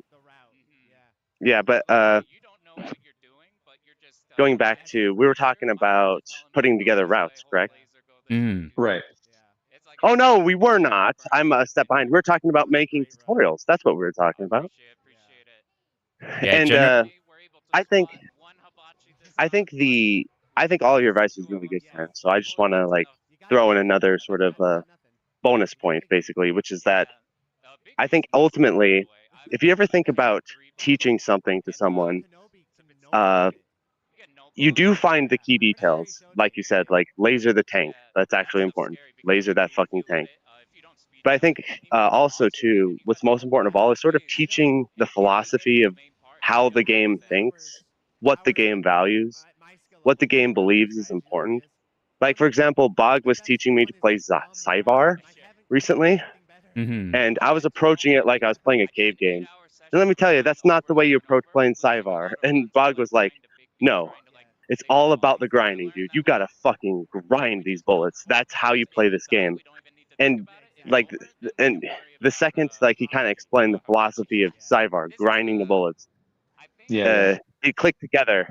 Versus if he showed me like him playing Cyvar, I'd be kind of like, what's happening exactly? Like, why are you doing that exactly? But like, just giving the overall philosophy. So like Ketsui, it's like be aggressive, take things out before they take you out. That is the philosophy of Ketsui. Like, play aggressively. The game is pushing you back, and you want to push forward. Like, it's push forward as much as you obviously, section depending, but the general idea of Ketsui is push forward, point blank, speed kill. That's kind of the general philosophy of Ketsui. So I think also including kind of like what skills the game generally wants you to do. Because I remember I also got in trouble with this with classic shmups for a bit, because classic shmups, the skill a lot of them want you to do, like Gradius, for example, is memorization. That is actually the core skill they want you to learn. And so I was really struggling with them for a long time because I wanted to impose my core skill of like, play aggressive, get in their face, fucking dodge everything. It's like, no, Gradius doesn't believe in that. So that's not actually a good way to play the game. So also sort of just outlining what the core philosophy of the game's skills are, like what the game wants you to do, really helps a lot. I appreciate that, and I think like I think that's something I've been thinking about, and like you saying that like makes me committed to do it way harder now. Wherein like I've been not doing that on some of mine, where I just kind of like my intro will be, here's game, uh I'm gonna show you how to beat it. Maybe like here's the system mechanic, and then I just go right into it into stage routing.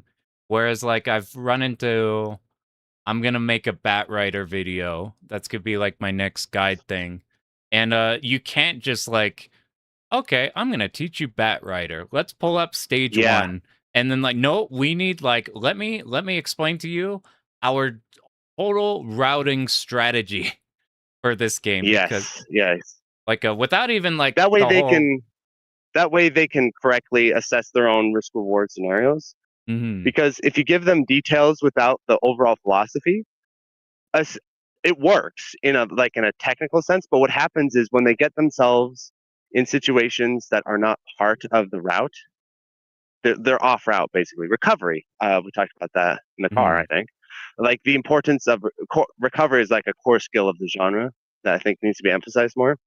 And how recovery works is, you understand the risk calculation of the game. So going back to Ketsui, like with my 1-all at Slam, again, aggression is the idea of Ketsui, right? So if I get myself off route and I get pushed into the corner, some shmups you can actually hang back and kind of ride it out.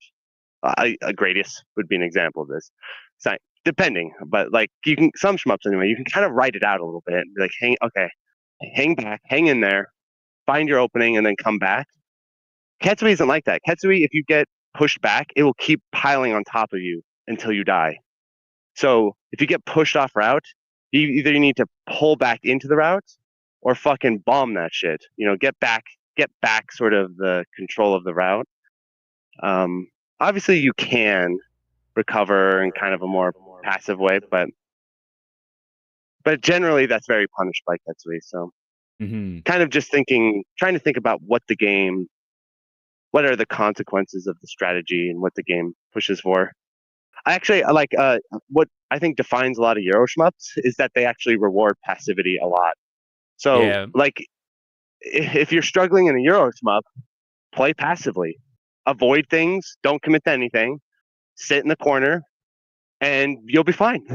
Basically, like don't play them aggressively because they're everything's tanky, everything has fucking weird ass bullets. Like they actually punish aggression and they punish initiative. Instead, just play really passively, let things fly off screen. So I like that, knowing the like if you have a route and don't know why it works, you just like, well, this works. I'm like, it'd be so much more like having the context for it. I was thinking of like in specifically like the tutorial sense for this, of having like I don't like, I've started not liking pausing and things because it like kills the pace. But in between stages, you have like a bit of a, okay, I've been thinking about doing, let's prep you for stage 2. So like, for example, in a Batrider, our stage 2 would be the sewer stage. There's those laser tanks that you want to aura for like 30Ks. Or there's like some big enemies on the sides that if you want, you go aura for them. And instead of being like, we pause here and be like, now let me explain the strategy, because I've been too busy explaining minor route details, of having like, start of the video, here is the core strategy of Batrider. this is what's important, what we're focusing on, and what you're gonna expect in the route. And then being like, before stage 2, we're like, okay, this sewer stage, we're gonna start seeing these enemies. Our strategy is to aura these by doing something like this, and now starting the stage and going through it, and then we reach those enemies in it. And you're scattered. They're not scattered thoughts. They're pretty good. They feel like it, but we're vibing, so it's fun. Can you guys hear me all right, by the way? I had to switch microphones back to my computer. Welcome back. Indeed, the Kirby. Curbster. Beautiful. Yeah, something that I think that really helps with your guides is definitely how you rush all of the mechanics that you want to pay attention to right in the beginning. It's like the only thing that feels like semi-scripted. You're just like, hey, this is the most important. This does the most damage. You don't want to be sitting on top of tanks because it increases your rank. Blah blah blah. And then you just hop right in. I appreciate that. I started that because I was scared of people clicking off the video because it'd be boring. But it ends up mechanical being good. Analysis is such a beast. It is such a beast in every review. Like getting to the core of like what mechanics are good, why, what do they lend to the design? Yeah, it is really tricky. Like I've been thinking a lot lately because I'm going to review Ketsui here soon. Like, how do I do the lock-on of that game justice? Because the lock-on of Ketsui is unbelievably well designed. Mm-hmm. And so, like, explaining why lock-on in Ketsui is so fucking good, you sit there and you're like, I can actually, that is one of the times where I'll, like, write some bullet points and sort of, like Pan said, you kind of write some bullet points and kind of sit and talk and kind of work through it. Now, you don't have to be as nuts as me. I'll do that and then erase everything and then do it again and then erase everything and then do it again until it's like I'm singing a song or some shit like that. But yeah, but that is kind of like a good way to approach it, is like finding the key points of the mechanics, because it's really hard to separate unnecessary detail from necessary detail. Yeah. By the way, Screech, if my mic gain isn't up enough, I can also manually turn it up. So hopefully chat will let me know if this is okay. I popped you up in Discord. I think you're good. Beautiful. And what is your favorite shmup mechanic? What is your favorite shmup mechanic? I think the best one, and it's not even close, is Escaluda 1 Kakusei. Oh, because Kakusei, man. It's just a flawless mechanic, because survival players or just newer players will use this mechanic for slowdown and to cancel bullets. And so you would think that Escaluda 1, the game made to be an easier cave game than Ketsui and Diojo, would be boring for strong players. But it's not. It's fucking interesting for strong players because they're trying to optimize this thing, because that bullet cancel is also super interesting. So it's like the survival mechanic is also the scoring mechanic. It's also like sort of rank that you turn on, because my favorite part of watching Galuda runs is when they are in overheat. Isn't that what it's called? When you fucking are in overheat. That's really cool. Yeah, it's a mechanic. I like double-sided mechanics. So that's a great example of a double-sided mechanic where it helps you if you're a beginner. It's like your best friend if you're a beginner. And yet, if you are an expert player, now you have to start to like deal with the other half of Kakusei, which is its overheat.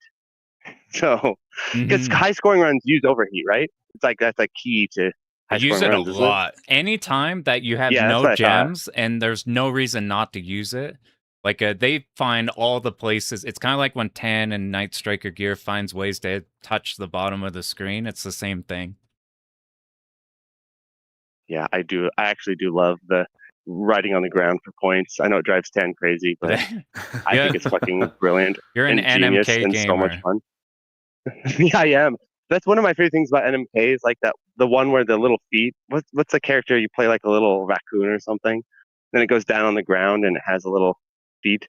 No, why I think that mechanic is good. I'll give you kind of a game analysis why I think that's good.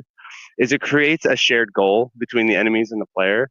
where if you think about the screen as like potential space, and you're designing the enemies, and you need the enemies to account for the player's potential space. This is why like giant 69 by 9 vertizontals are struggle design wise, because how can the enemies account for where you will be if you have that much space?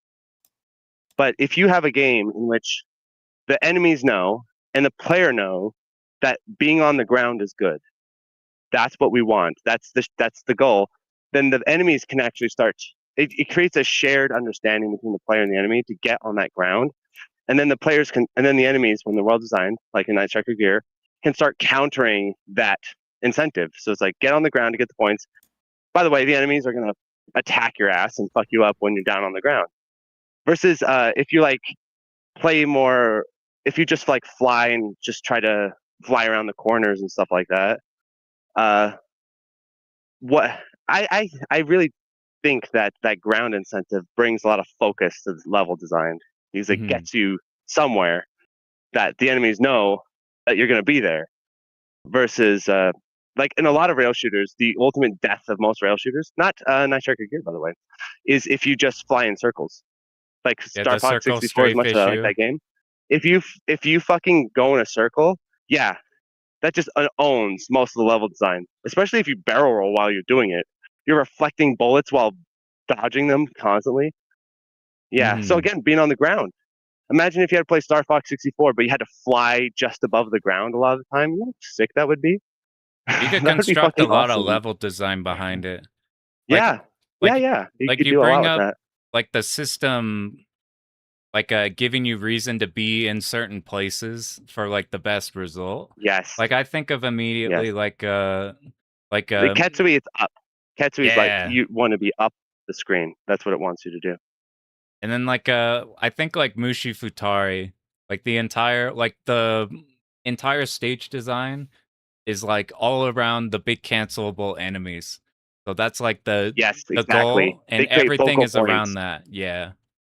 Yeah. The big cancels, why they work so well in Futari, they create focal points where there's like a flying like jellyfish or whatever, and you're like, I need to get, or the icicles, famously, right? You need to get to that fucking icicle. And so Cave just places all of these bastards in front of this icicle, and you're like, God. And so you're fighting over this bit of space. And if you decide, you know what, I'm not going for that icicle, I'm just going to fly over in the corner, well, you're going to get walled by a bajillion bullets. So you better get to the icicle. So, yeah, that's why that works so well. Yeah, that's why it works so well in Futari, because it creates these focal points. And I have to say, my favorite of them all is when you ride along the backs of the grasshoppers. I just love that. That's my favorite. Yeah, those are good. Yeah. That's and also stage 3, those beetles. You remember the beetles from stage 3? We're at Kirby's playing Futari yesterday. And you have to go inside those boulders. If you don't get inside in time, you're going to get I love those enemies. That containment style is my favorite. Yeah. Yeah, so it's like literally using walls, you know, like Gradius style walls in the bullet hell, which is really cool. Yeah, so something that I'd like to bring into. So like if you're doing a guide, so if you were doing a guide for Futari, Pan, for example, you could point out, like at the beginning of the guide, that the design philosophy for Futari are the cancelable enemies as focal points. So then when you're routing out, like even as a first-time player, when you're routing out playing Futari, what you should do is you should like mentally map the paths between the countable enemies, and then that gives you a rough roadmap that you have to refine. But now you have a kind of idea of what you're trying to do. You're trying to lily jump. What's the adjective here or verb? But you're trying to get from one lily frog jump pad from one to another, basically. Yeah, that's something like I think this is literally the perfect ingredient I needed personally. Because like so I made a video recently going through my God mode no miss, and I kind of just get into it, and it just immediately goes like I talk about like God mode and like that and all, but no like what is this game? It's like here's Mushi God mode. It's the hardest mode in Black Label, and like here's the score system that like you might see, and then it just gets into stage routing. versus like even like just a very even like 10 seconds of being like, here's what this game is. It like make it so much more focused. Something I wanted to bring up that I think that you would making really tutorials is hard, man. It's really I hard. think what you would enjoy, Mark, would be Coxay, how Pan was bringing up that was his favorite mechanic. It has kind of a like double edge that you were talking about. It also is in one mechanic. So like the beauty is in multiple functions for one thing. I kind of think is the crowning achievement of this is probably like Downwell, where it's like a one button game, but it does I really everything. want to review Downwell. Yeah, I don't know if I love Downwell because I haven't reviewed it and played it, but like I look at that game, I'm like, damn, this game is doing a lot right. Just looking at it, like the fact that it contextualizes auto scrolling for platformer players by having you fall down. That itself is brilliant. That if you ever wonder like why it. is Downwell Spiders popular, loves it. yeah, it's like why. Yeah, if you ever wonder why is Downwell popular, why does it succeed? It's like, well, it's contextualizing auto scrolling for platformer players who have a instinctual hatred for auto scrolling, despite it being an amazing gameplay mechanic. So if you trick them into thinking they're playing a platformer, but really they're playing an auto scrolling, I mean, that's genius. That's a brilliant design concept right there. Yeah. So you get a little taste of what my Downwell review would be like, I guess. Yeah. Before I get into the details. I think that's a But I love the choice. idea of falling as auto scrolling, basically. And then because you could make a shmup that scrolls down like the PS2 breaker in Ketsui, which is really cool. Yeah. But I think they'd still clock that you're tricking them into auto scrolling. But Downwell is very crafty, and they do really think that they're playing a platformer. They're like, yo, oh my Screech God, says Downwell is 74 cents. Go get it, everyone. It's been out for a minute, and that shit is cheap. Oh yeah. Works good on Tate monitor. So what is the answer it's an to your own question? Kind of type of game. Well, I feel divided between a number of them. So we'll go through a few. So I think one of the most misunderstood mechanics, how about we go with the most misunderstood mechanic, I think, which is the DOJ hyper. I think the DOJ hyper is the most misunderstood mechanic. It's got so much nuance. When you talk... Yes, exactly. Because when you talk about DOJ hyper, what do you think of? Big ass laser that does a ton of damage, gives you a ton of invulnerability, and it's just a fiesta. It's just the greatest shit ever. And I think that's what most shmup developers that kind of take inspiration from hyper kind of walk away with. But they're forgetting the other half of the mechanic, which is DOJ hyper increases your rank. DOJ hyper enrages enemies like bosses that become more dangerous when you hyper them, not less dangerous. It's scary to just do it. Yeah. So, and also too, the fact that it's tied to your bomb button. This is one thing I really don't like about DFK that I believe they fixed in SDOJ. I'm pretty sure, but my memory's it's late. But in SDOJ, the bomb and the hyper are reunited once more, right, on the same button. I think so. Yeah. Yes, and in DFK they are separated, right? They're not. Yeah, you could do it independent in DFK. Yeah, no, but the fact that the bomb and the hyper have to be connected by the same button, I think is brilliant. Because how many times are you like, okay, I want to bomb this, but I don't want to just blow my hyper. So you have to think about it. Like, well, should I try to like hyper it a little bit? Should I hyper and then bomb? Yeah. And then you have to waste. Or if you want to cancel a hyper, you have to bomb. Like you're a famous example, right? You're like fighting the turtle. You start hypering it, and you get to the back half of the turtle, and it's like going fucking nuts. And you're like, okay, I need to stop hypering now. So then you bomb. Like all of that stuff. So basically, most shmups I notice take the positive or like the player reward aspect of the hyper, but they don't take the consequences of hyper, right? The rank, the enemies getting aggressive, the fact that it's tied to your bomb button, all that kind of stuff. So I would say that's a big one for me.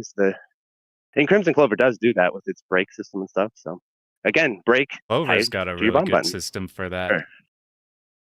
Now that you put in and words, also like hyper Tan said systems on really do that. commentary, like and like Tan said on commentary for the Unlimited, if you're in double break, you can't cancel into bomb, right? So double break now has, yes, it's a fiesta, but now it has a risk where if you double break against especially a boss pattern that you need to bomb, you're like, oh shit, I can't bomb. I'm stuck in double break. It's way safer. So you have to if I'm double breaking, it's got to be in a part that I know that I'll be safe on. Yes. Yeah. So it creates a counter incentive to it. So I'd say that's one of the most misunderstood mechanics because everyone forgets the other half of the hyper system. And then my favorite mechanic. Well, okay. I'm going to give you the most boring fucking answer, but I feel like it's probably the most important answer. So I better say, is the concentrated fire mechanic is probably one of the greatest mechanics in all of shmup design. The fact say that again, if you just hold turn left. rapid, you move faster with a weaker shot. I did just turn left. Fuck. Okay. I said probably the most. Am I back? I have unturned left. Yeah, start from like now. Okay, good. Your favorite mechanic is. Yeah. Okay. So my favorite mechanic, though it's probably the most boring answer possible, but it's still important to point out, is the concentrated fire mechanic. It's probably the most important mechanic I can think of outside of bomb, like bomb and then concentrated fire. But of course, I think concentrated fire is what defines bullet hell. So basically, if you hold rapid, you get faster movement with more screen coverage, but weaker damage output generally. If you hold concentrated, you get higher damage output, but with the cost of lower movement speed. But what's great about it is sometimes being in concentrated is actually rewarding because you have like dense patterns you need to go through. And then sometimes it's punishing because there's fast macro patterns that you need to go around. And then the reverse is also true. Sometimes being in unfocused is rewarded because you need the higher movement speed, like the final attack of the stage 4 mid boss of Ketsui, getting through that with unconcentrated fire, which I think I'm hoping kind of impressed Soft Drink when I did that. But on the other hand, you lose the accuracy of the concentrated shot. So it's just a great dynamic that has counter incentives in both directions that you have to always constantly sort of navigate. Like, and I think it defines your play style. Like I would say one of my more distinct features of a player is I use a lot of unfocused movement in bullet hells in places that I probably shouldn't sometimes.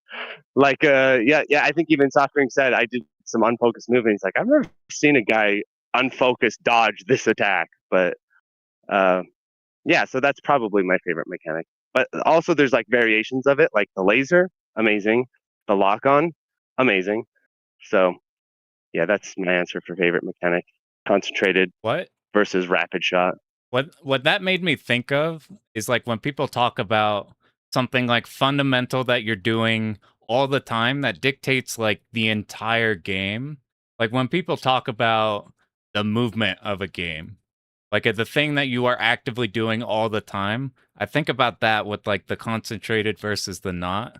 On like how that entire dynamic of everything you said, the when you place either one of them, how you use either one of them, and how you consider it like literally every second of the game you're playing and every time you move anywhere.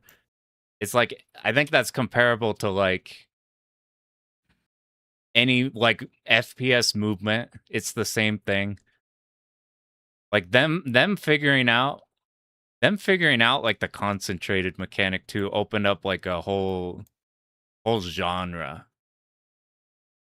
It really did, because it's so strong of a mechanic that you almost forget that it's a mechanic, but it is. Because there's a whole history of shmups where there is no concentrated fire. Yeah. And it's so defining that you could literally like draw a line in shmup design that's before concentrated fire, after concentrated fire. It's like that defining of a mechanic. Like you could almost place by year. Shmup is is like an older shmup or not. If you had like a mind, like let's say I like blocked the screen so you couldn't see what game you're playing, but you could look at the button config and it said concentrated fire or whatever their version of that would be. And then I'm like, all right, guess what year the shmup was made in a range of 10 years. You'd be able like to narrow it down a lot. What year did Don Pachi come out? And be like, all right, it's probably after Don Pachi. Because it's that defining of a mechanic. It's when I think about it, the first shmup memory I have of like understanding something was like trying Toho for the first time and understanding like, oh, I'll use rapid to move around fast and kill these small enemies. But when I'm fighting these bosses, if I hold down, not only am I like doing a lot more damage, but I'm like but now, wait, it's way easier to dodge this if I move slower.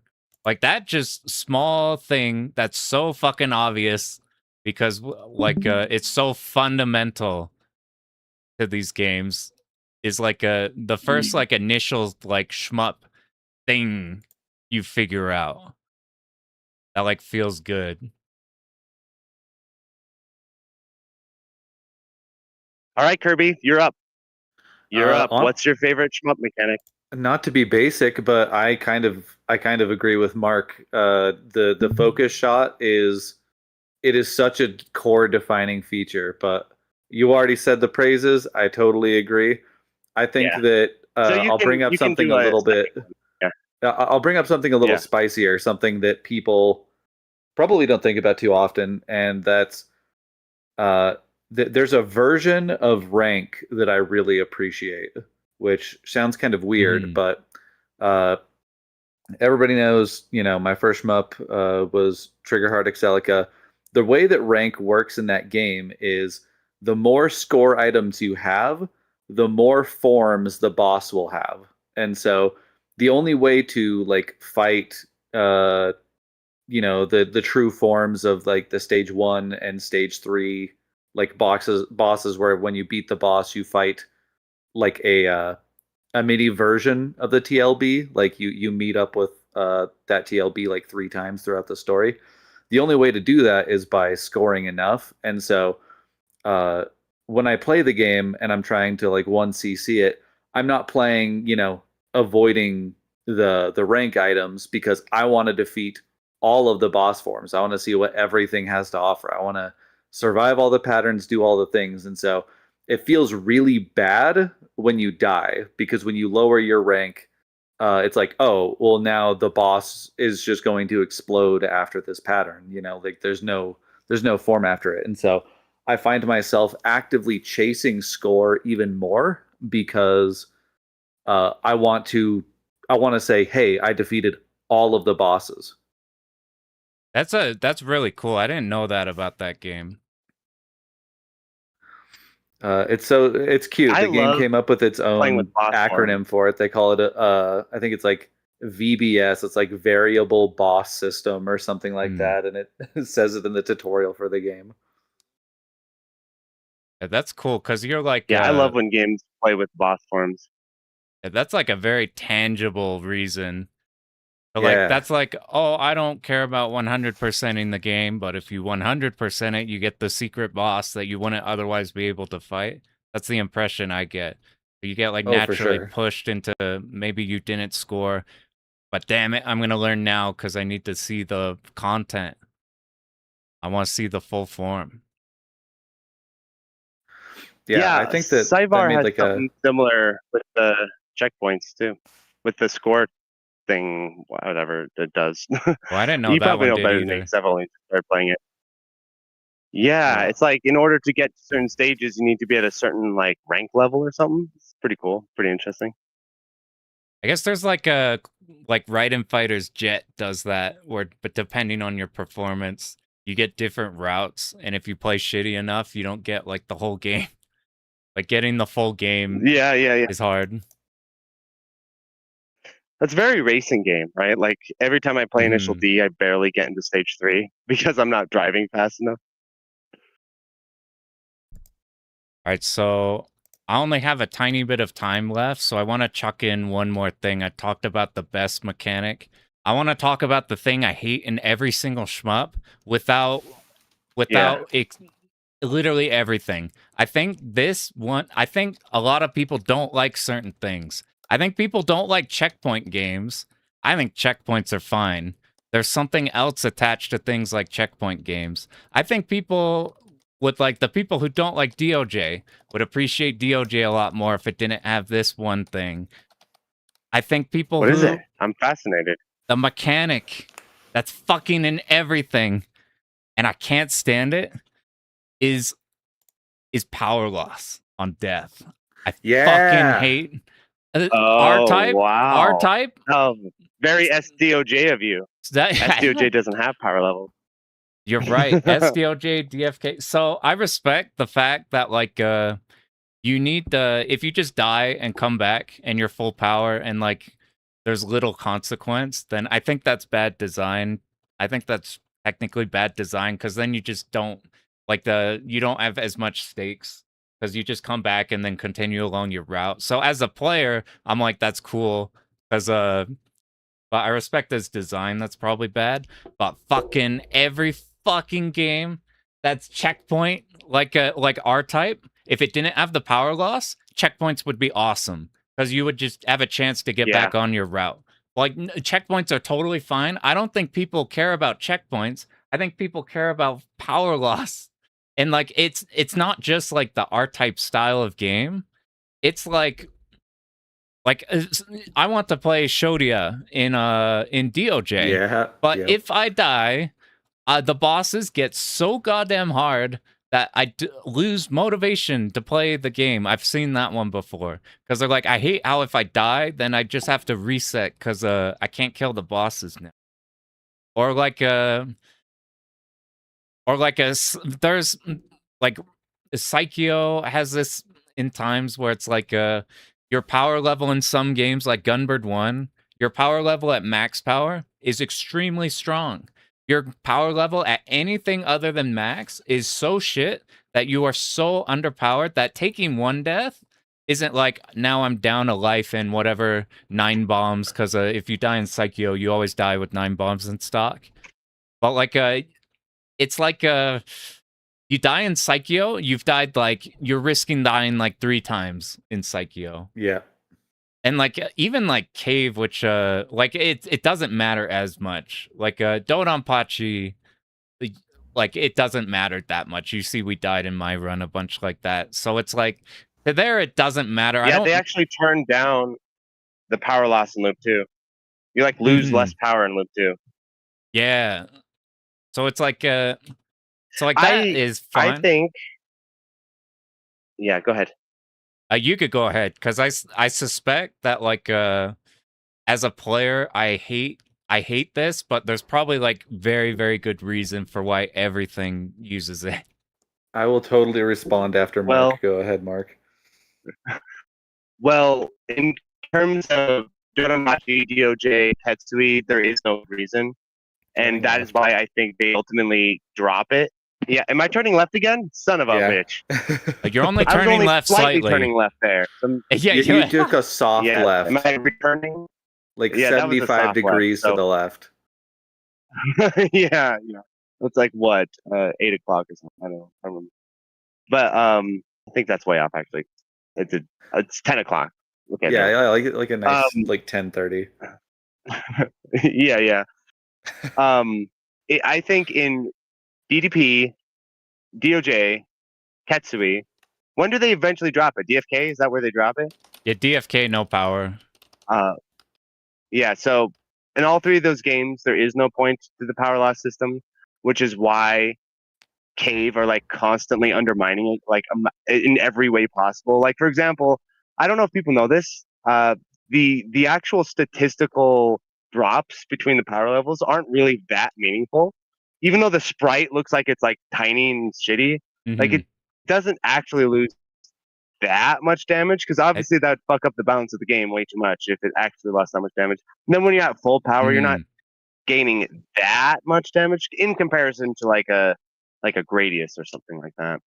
But basically, eventually Cave realized, okay, this is a bunch of nonsense. This is literally a holdover from a tradition that does not apply. Yeah. Because I think in those games, the power up system is literally a holdover. They're like, how do we make games? Well, we put in bullets and then add power up systems to them. But then as they're balancing the game, they're like, yeah, but this kind of fucks up the balance. And then they're like, well, either just, you remember at the end of the Hall of Hell, where they just throw like 10,000 power ups at you? Yeah. They're like, oh yeah, fuck it, here you go.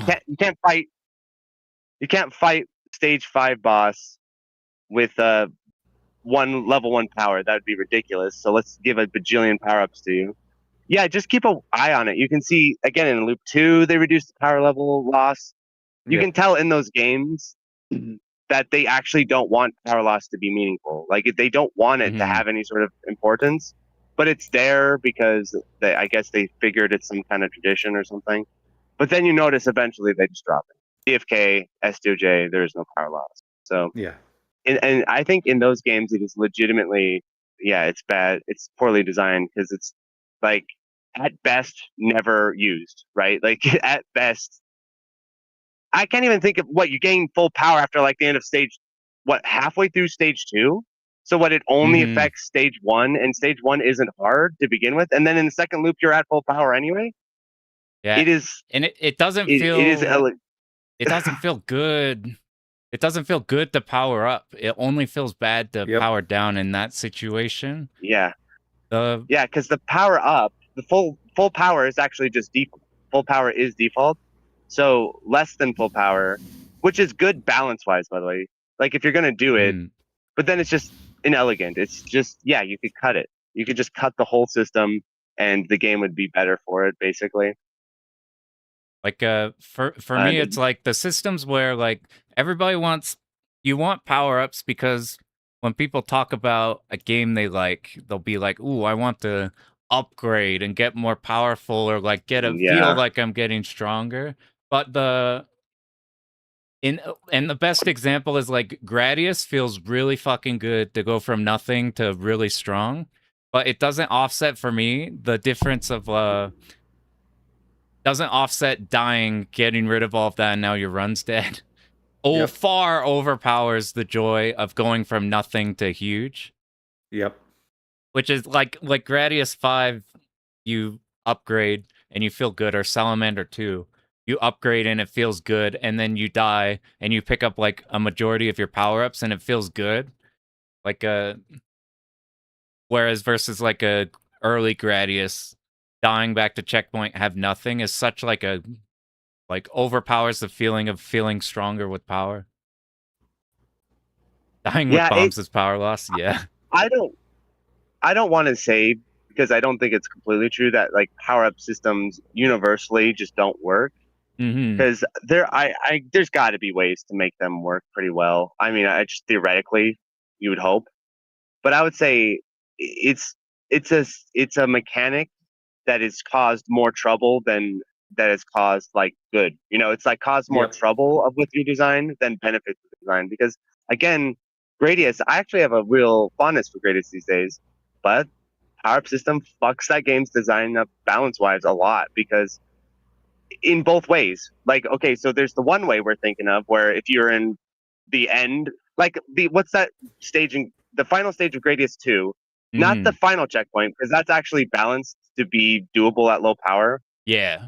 Obviously, but the checkpoint before that, where there's that safe spot and shit, if you lose power there, you're like, oh fuck me, this is fucking ridiculous. So there's that side, but let's not forget the other side, which is if you get fully powered up in stage 1, you've got the lasers, you've got the shield, you're just fucking annihilating everything, and it's actually really boring. You're just blowing the shit out of everything. You're overpowered. So it has problems in both bands of power. In the top end, you're overpowered, and in the bottom end, you're underpowered. And there's that sort of like Goldilocks zone of Gradius where you're like in that sort of, you're like in stage 4, fully powered, or whatever stage it is, and you're like, okay, this is how the game is supposed to be happening. Or in stage 1, when you're fully underpowered, where it's like, okay, this was designed to be underpowered. It has like, they have to design the game like assuming you're at the full power, So when they rip it away, it's like miserable. It's like a turn-based RPG problem of like you have a party of 4 characters, so we have to plan around you having 4 characters because you're pretty strong with 4. But we take out like the moment we kill one of those characters, then you're fucking toast. Because the power difference of having 4 turns versus 3 turns is like everything. Yeah. But it's like that's like a thing that all turn-based games have to tackle. Or you go back to the early sections. Yeah, or you go back to the early sections with all 4 party members and you just fucking murder everything that comes across your path. Yeah. Because they were designed for when you had like one character and you're just blowing the like Super Mario RPG. If you go back to the early stages with like Bowser and all your whole party, you're just destroying. Pop. Okay, wait. So Point Blank actually created the best counter argument in that the one power system that works and the one that is my favorite is it's on my shirt. Radiant Silvergun. You're thinking Silvergun? Yeah. Radiant Silvergun power-upping is the shit. It's so good. And I respect the not liking it because it's a big wall, but that's the one thing that got me to think the other way. If you die in Silvergun, oh yeah, I guess it's not. It's power funny loss. is when I'm having these conversations, you don't lose power, right? You I don't. always You want to be just careful you're back. because it could be like obvious. Yeah. So if you die in Silvergun, but that's like that's the punishment. But it's not like critical. Yes, but you don't lose your power level. Yep. Right? Mm-hmm. Yeah. I just want to double check that before I go on this whole discussion. I don't mess up like a basic point. But I would not consider Silvergun a power-up system because you don't ever lose it. You only gain it. It's a progression system. It's not a power-up system or I don't know, some technical, there needs to be some technical difference there because you never lose. You don't have this balance problem as badly because if you're at the end of the game, like I did, and I was like underpowered, it wasn't because I made one mistake and lost everything. It's because I made 5,000 mistakes and dropped my chain 100 times. So that by the end of the game, I'm barely clearing things. I think it's the fact that you don't lose, on death or anything. I kind of think separates it a little bit from stuff like Gradius and I don't know. I guess is it a power-up system? Or no, you're right. Else? That's like a big distinction from like technically Silvergun isn't in the discussion because it doesn't have power loss. Like unless you technically went your chain dropping is effectively dropping your power compared to what you would have had. Well, like no, you're right. It not only doesn't have power loss, but the thing is that you are actively engaging with the mechanics of the game in order to increase the power. Whereas in other games, you literally just pick up a power up. Like you just instantly become stronger because you killed the enemy and broke the thing, and then you can lose it. Mm-hmm. Yeah. Like, I guess the difference would be like the Silvergun power levels is an internal system versus Gradius where it's an external system. Like something like that. Anyway. Yeah. But I guess you could consider it a power-up system. I guess so. I guess you would say that the maybe an improvement of power loss is not having it be if you die you lose all of your power because that can cause all kinds of balance problems. I guess. All right. I guess. Okay. If you played Silvergun and never chained, like you never chained one time in Silvergun, it would still be reasonable-ish survival rise, right? I'm not sure I got the to stage 4 numbers. using only the spread shot as a kid, so which is crazy, by the way. I was like, oh, this shot's cracked. It's clearly the best one. I'm just going to use it, and so I just used that shot throughout the majority of the game. Yeah, spread shot is really good. But I'm going to be real with you guys. I don't have a lot of very strong opinions about most things in life, but holy shit, I hate power-up systems. I think they are an abomination. I think that they are just poor design, and I cannot stand them. The fact that I have to play a game like say like something as simple as Toho, like it doesn't add anything or take anything away from the game in order to power up. It just means that I have to, through the very earliest stages, pick up tiny squares. Like it doesn't add anything. Like you could just make the game slightly more balanced around being full power and just leave it at that.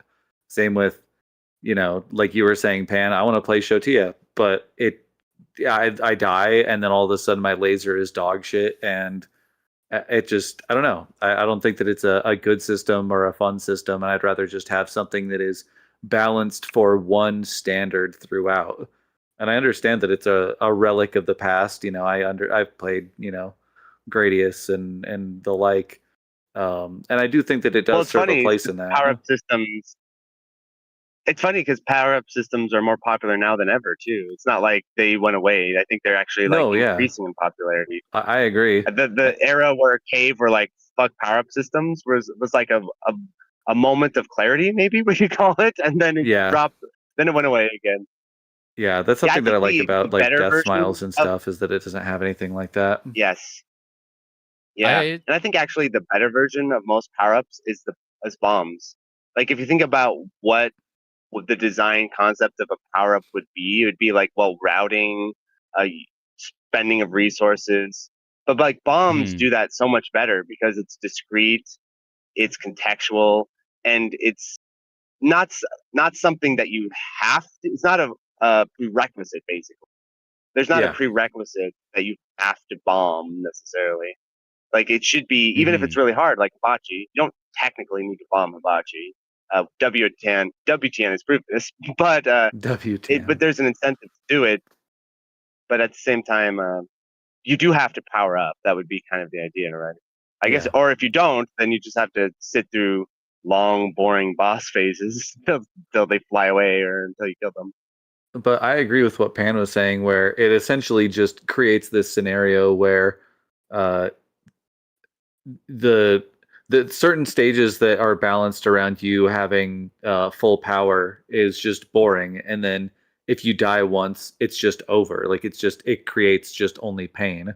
I think that if you died in Gradius or something, and it would drop the direct like power up that you had built up to, but you have to play through the next like 3 sections like of that stage like without taking a hit. You're like, oh, okay, I just ran into my speed. Let me grab that. Okay, now I'm fast enough to grab my ripple. Oh, I got that now. Oh, there's my option. Like something where it forces you out of position, but you can still like engage with the game. I feel like would be a much more optimal way of doing it. I think that's what Treasure were thinking with Gradius 5, because that's exactly kind of what they did, where you die and you can retrieve your options. They get like launched into the stage and go get them. Oh, okay. So I think Treasure were thinking along those lines for sure. So I have another interjection. That was a very late Gradius game. Very late. So this isn't power loss.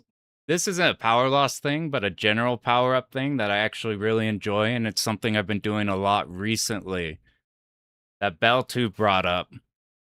This isn't power loss because when you die in Garaga and Batrider, you get your shit back. But I really fucking like the way power works in Garaga and Batrider because you're constantly going up and down depending on the situation. Like in a Batrider, if you don't need like you get more rank based on how strong your shot is. So if you don't need the particularly powerful shot at that point in time, then you don't need the total amount of power-ups. So I actually think this is the one power-up system I can think of that I actually like. Yeah, I think it's because it has rank to counterbalance it, basically, in both directions. So that's kind of I think I even said this in a video one time or somewhere. Like, if you have a power-up progression system, you need rank to counterbalance it in both directions, which Grega does, right? So if you're overpowered, the game gets more aggressive and counters your overpoweredness. If you're underpowered, the game relaxes a little bit and counters your underbalance. And of course, then Grega has some weird kind of holes. I guess, as much as we love Grega, I think it is important to point this out. Like Grega does have kind of weird holes in its rank to power up like balancing, where if you just keep pushing the power up level against, like, this is how I got my 1cc, right? Where you keep threading down the rank where the rank is kind of underneath your power level most of the time. Yeah. So you keep threading it down so that you can stay on top of it. I'm not sure if that's like perfectly done in Grega, even though I think it's much better done than most other games. Greatest has this exact problem as well, where it has rank, but you can just eventually max out the rank anyway, and it doesn't really do much. I think it's the best system I can think of is Grega's power up system, but I don't think it's necessarily perfect because you can still kind of thread the disjoint between the two, where you can be at full power and yet not getting punished, right? Which is how I got my 1cc. Yeah, you can, because of the suicide thing, and then like kind of scoring, but not overscoring, right? You score, but you don't overscore, because if you overscore, you're actually going to rank. So, yeah, and that's kind of the funny thing about like advising someone to get a 1cc in Grega. It's like, okay, you need to score, but not too much. Yeah, like, chill. You just need to score the right amount. You want extends, but not too many extends, because there's that whole, basically what you're doing when you're giving survival strats and Grega is like you're teaching players how to ride the disjoint between the power level and the rank punishment, and that disjoint is where you get like, you know, a chill Blackheart 2 or like a more relaxed final stage. Whereas if the rank power level systems were like perfectly synced, that wouldn't be possible. That no matter what you did, you'd have to deal with the consequences of rank.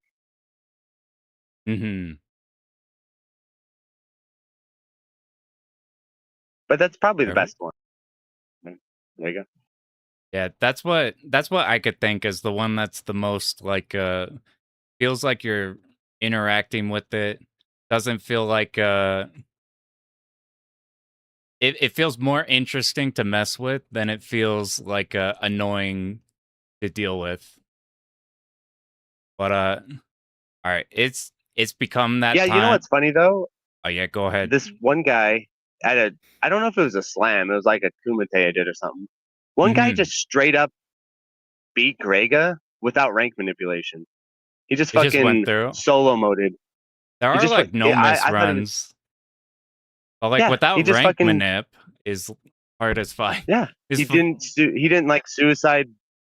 I mean, there could have probably been some slight rank manipulation strategies, but for the most part, he just played through it like a regular shmup and just hero man dodged everything and shit. I was like, damn, I didn't even know this was possible. Like ultimately, rank manip is to make it easier, not like turn it from impossible. Like you fight like Blackheart 2 at like for high rank values. It's like it's still possible. I assume that's how people cleared it like early. Like when they do location tests and some dude clears it, like they don't know all this stuff, but like it's not like it's not possible. It's just hard as fuck. Yeah, I was impressed when I saw this run. I was like, wow. So you can just hero mode and beat Grega. I want to go look at that because I haven't seen a Gerga run like that. But I'll have to see what it was. I don't think it was a slam. I think it was like a Kumite I did or something. Yeah, I'll look up Kumites because I'm always hunting replays that have a different like overall strategy or weird thing to them that I haven't heard of. So that's stuff I dig up. But I gotta head to sleep now. So do you guys have any last things to say? Anything you want to bring up about either Slam or the stuff we talked about, your like favorite, least favorite mechanics, anything like that? Any shit you want to talk? I want to talk about Pan. Let's talk about Pan for a moment. I really like how Pan has kind of like this new sort of cohort, I guess you'd call it, like a new group of shmup players kind of gathering together and hanging out and sort of helping push the genre forward and helping new people connect with the genre. I think that's really cool. So I just want to give a shout out to like kind of this new cohort. I want to say class or something. I don't know the designation, but like this new group of players coming in that are kind of helping promote the genre and stuff like that, because I think it's really important. So yeah, I'd give a shout out to Penn. Yeah, I feel like appreciate that a lot. You've been fantastic for the community and just kind of helping things grow and teaching people how to learn, really. Thanks. That means a lot, because I'm just some dude. I'm like, I didn't have this planned at all. So the fact that we're here now is still fucking crazy to me. So it means a huge amount to me. Kirby, you're next. Well, just gonna encourage chat again. Like, it doesn't matter how big or small or bad or good that you are at basically anything you do. Like, I think that finding some kind of medium to express yourself, whether it be YouTube or just like reaching out to the community or just being a part of something as a whole is really important, because I think that a lot of people are kind of losing a bit of that creativity by just sifting through content and not really being a part of like something kind of grassroots. So I think that something niche like this community is just excellent. So just if you're lurking, just know you're free to talk. Like, you're always welcome. Yeah, that's very cool. Yeah, because we all start off as lurkers. I know I did. I was watching S2G Weekly, being like, "Damn, these guys are so fucking cool." So, I was that person too. I know the feeling for sure. Yeah. I'll just end off too saying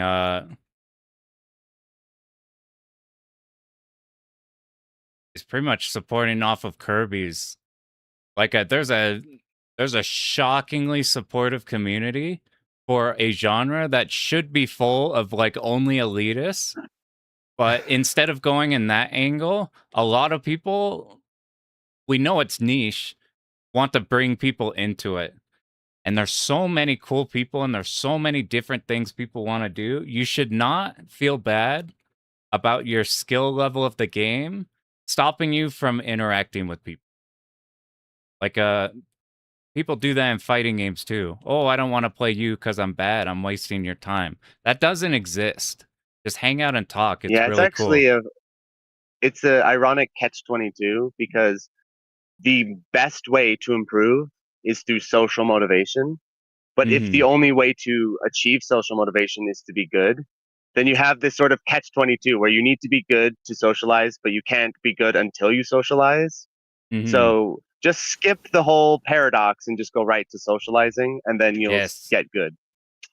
It's like you don't have to meet a certain requirement to socialize. You don't have to, because a lot of people equate their skill level of the game to their value as a human, which is like a fatal error. Like if that's something you worry about, then that's something you don't need to worry about. That's my last thing to say here. Actually, my real last thing is fucking Slam is awesome. I would not have a stream without Slam 7. Slam 8 was fucking tight. Met so many people, had so much fun times. Commentary was fun. Playing was fun. I don't know why the hell you chose to be here, Mark, but I appreciate it. I'm like You mean in your stream? No, stream? just like I mean, like I just popped in Shmup Slam 7, and like immediately you came over. You're like, "What's up, dude?" And then like, "Yo, I'll commentate yours." Yeah, I can tell you exactly why. Almost a good analogy, but not quite a good analogy, because the ending shouldn't line up. But basically, you know how like Obi-Wan is the guy that's like supposed to find the one, and he finds the one, and it's like Anakin Skywalker. Let's say the ending's not bad, basically. I feel like that's kind of our relationship, where I was like Obi-Wan, and you're like, no. I'm Morpheus. You could be Morpheus. I'm Morpheus. Yeah. Yes, that's what I say. I'm Morpheus, and you're Neo, and like Morpheus is the one who knows who Neo is. Like he's the only one who like can recognize Neo. I feel like that's kind of a relationship. I was like, there's something about this guy that's got all, I don't know, there's something compelling about him. And then as time has gone on, I'm like, oh, he is the one. You must believe, Neo. A bit that I want to put in a video that I'm sure has been done before is just put like the word routing over Morpheus's face, and the Neo's like, Yeah. "Are you saying I can dodge Yeah, and I bullets?" think- And Morpheus will be Yeah. like, "I'm saying by the end of this, you won't have to." That's Yeah. pretty good. And I think I'll go down in kind of like history of YouTubing or shmupping or whatever as much more of a Morpheus type of figure than like the one myself, because I don't think I'm quite. I think there's the generation underneath me has like the most, like is in the best spot. Not like I'm a little too old, basically, is what I'm saying. I'm old like me, Morpheus. I'm old, so I can help guide the next generation, basically. Yeah, Mark's out here giving everybody red pills for gaming. Yeah, exactly. I'm straight up Morpheus, dude. And Morpheus is my favorite character, by the way, so it works. It works out perfect. Take the blue pill and you Yeah, I can like both Morpheus play The the Last of Us. No, don't do that. Take that pill. All right, this was a fucking blast. This was super fun. It was. I'm glad you guys popped in here. This helped me settle my Shmup Slam blues a little bit, so I appreciate talking to you. Yeah, guys. Yeah, I think that's why I sat and was like, oh, I need to join the call. I just invited myself, by the way, chat. I was like, and I'm joining the stream. Talk to you. Awesome. No, I figured that the moment you said that, I'm like, I understand, because you have we were talking about the Shmup Slam blues, and I'm like, yes, that was my very motivation for streaming. I'm like, we got it. It's already over, but not yet. Not yet. We gotta talk yeah, exactly. about it. We need a quick, like, it's not a second loop, but we need like a little extra bonus stage, basically. Mm-hmm. And I feel like we should have a second smaller stream just to talk a little bit more about Slam itself, you know? We run a Slam net. We need the EC of delaying Slam's ending even longer. Polestar milking wasn't enough. He gave it his best shot, but he lost track and ended up we could be sitting at this moment still in Slam, and he could still be milking it at this very moment. That thing that I said about putting not Temple Runner, Subway Surfers in the corner, just have EC make like a 2-hour long video and loop him just milking the boss over and over. That's the shmup equivalent. The EC fights Polestar final boss 24-hour YouTube video. Yeah. Oh, that's pretty good. All right. It is now time. Now we can get proper sleep. Now that proper sleep at last. Mark's probably get octuple amount of sleep that he's gotten this weekend in one night. Let's hope so. I know.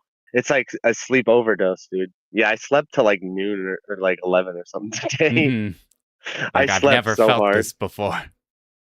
Yeah. Right, but you're right. I'm probably going to go to sleep too. I love you guys. I love you, chat. Everybody's been great. I really appreciate this whole community. Yeah, it was a fun one. We may need to start pressuring Kirby to fly back to Utah to drive to Colorado. Dude, I'm like right on the cusp of that. I'm like, you know what? I might not just leave at this point. Yeah, there you go. Now we're making some progress. Finally, we got him. All right. The second loop comes later. All right. Got the perfect. I'll let you all Alrighty. get to sleep. It's been good. It's been great. All right. Good night, gentlemen. Good night, stream. I've been seeing you guys this whole time. I appreciate you guys all popping in here. It's been super awesome. Yeah, thank you, everyone. See ya.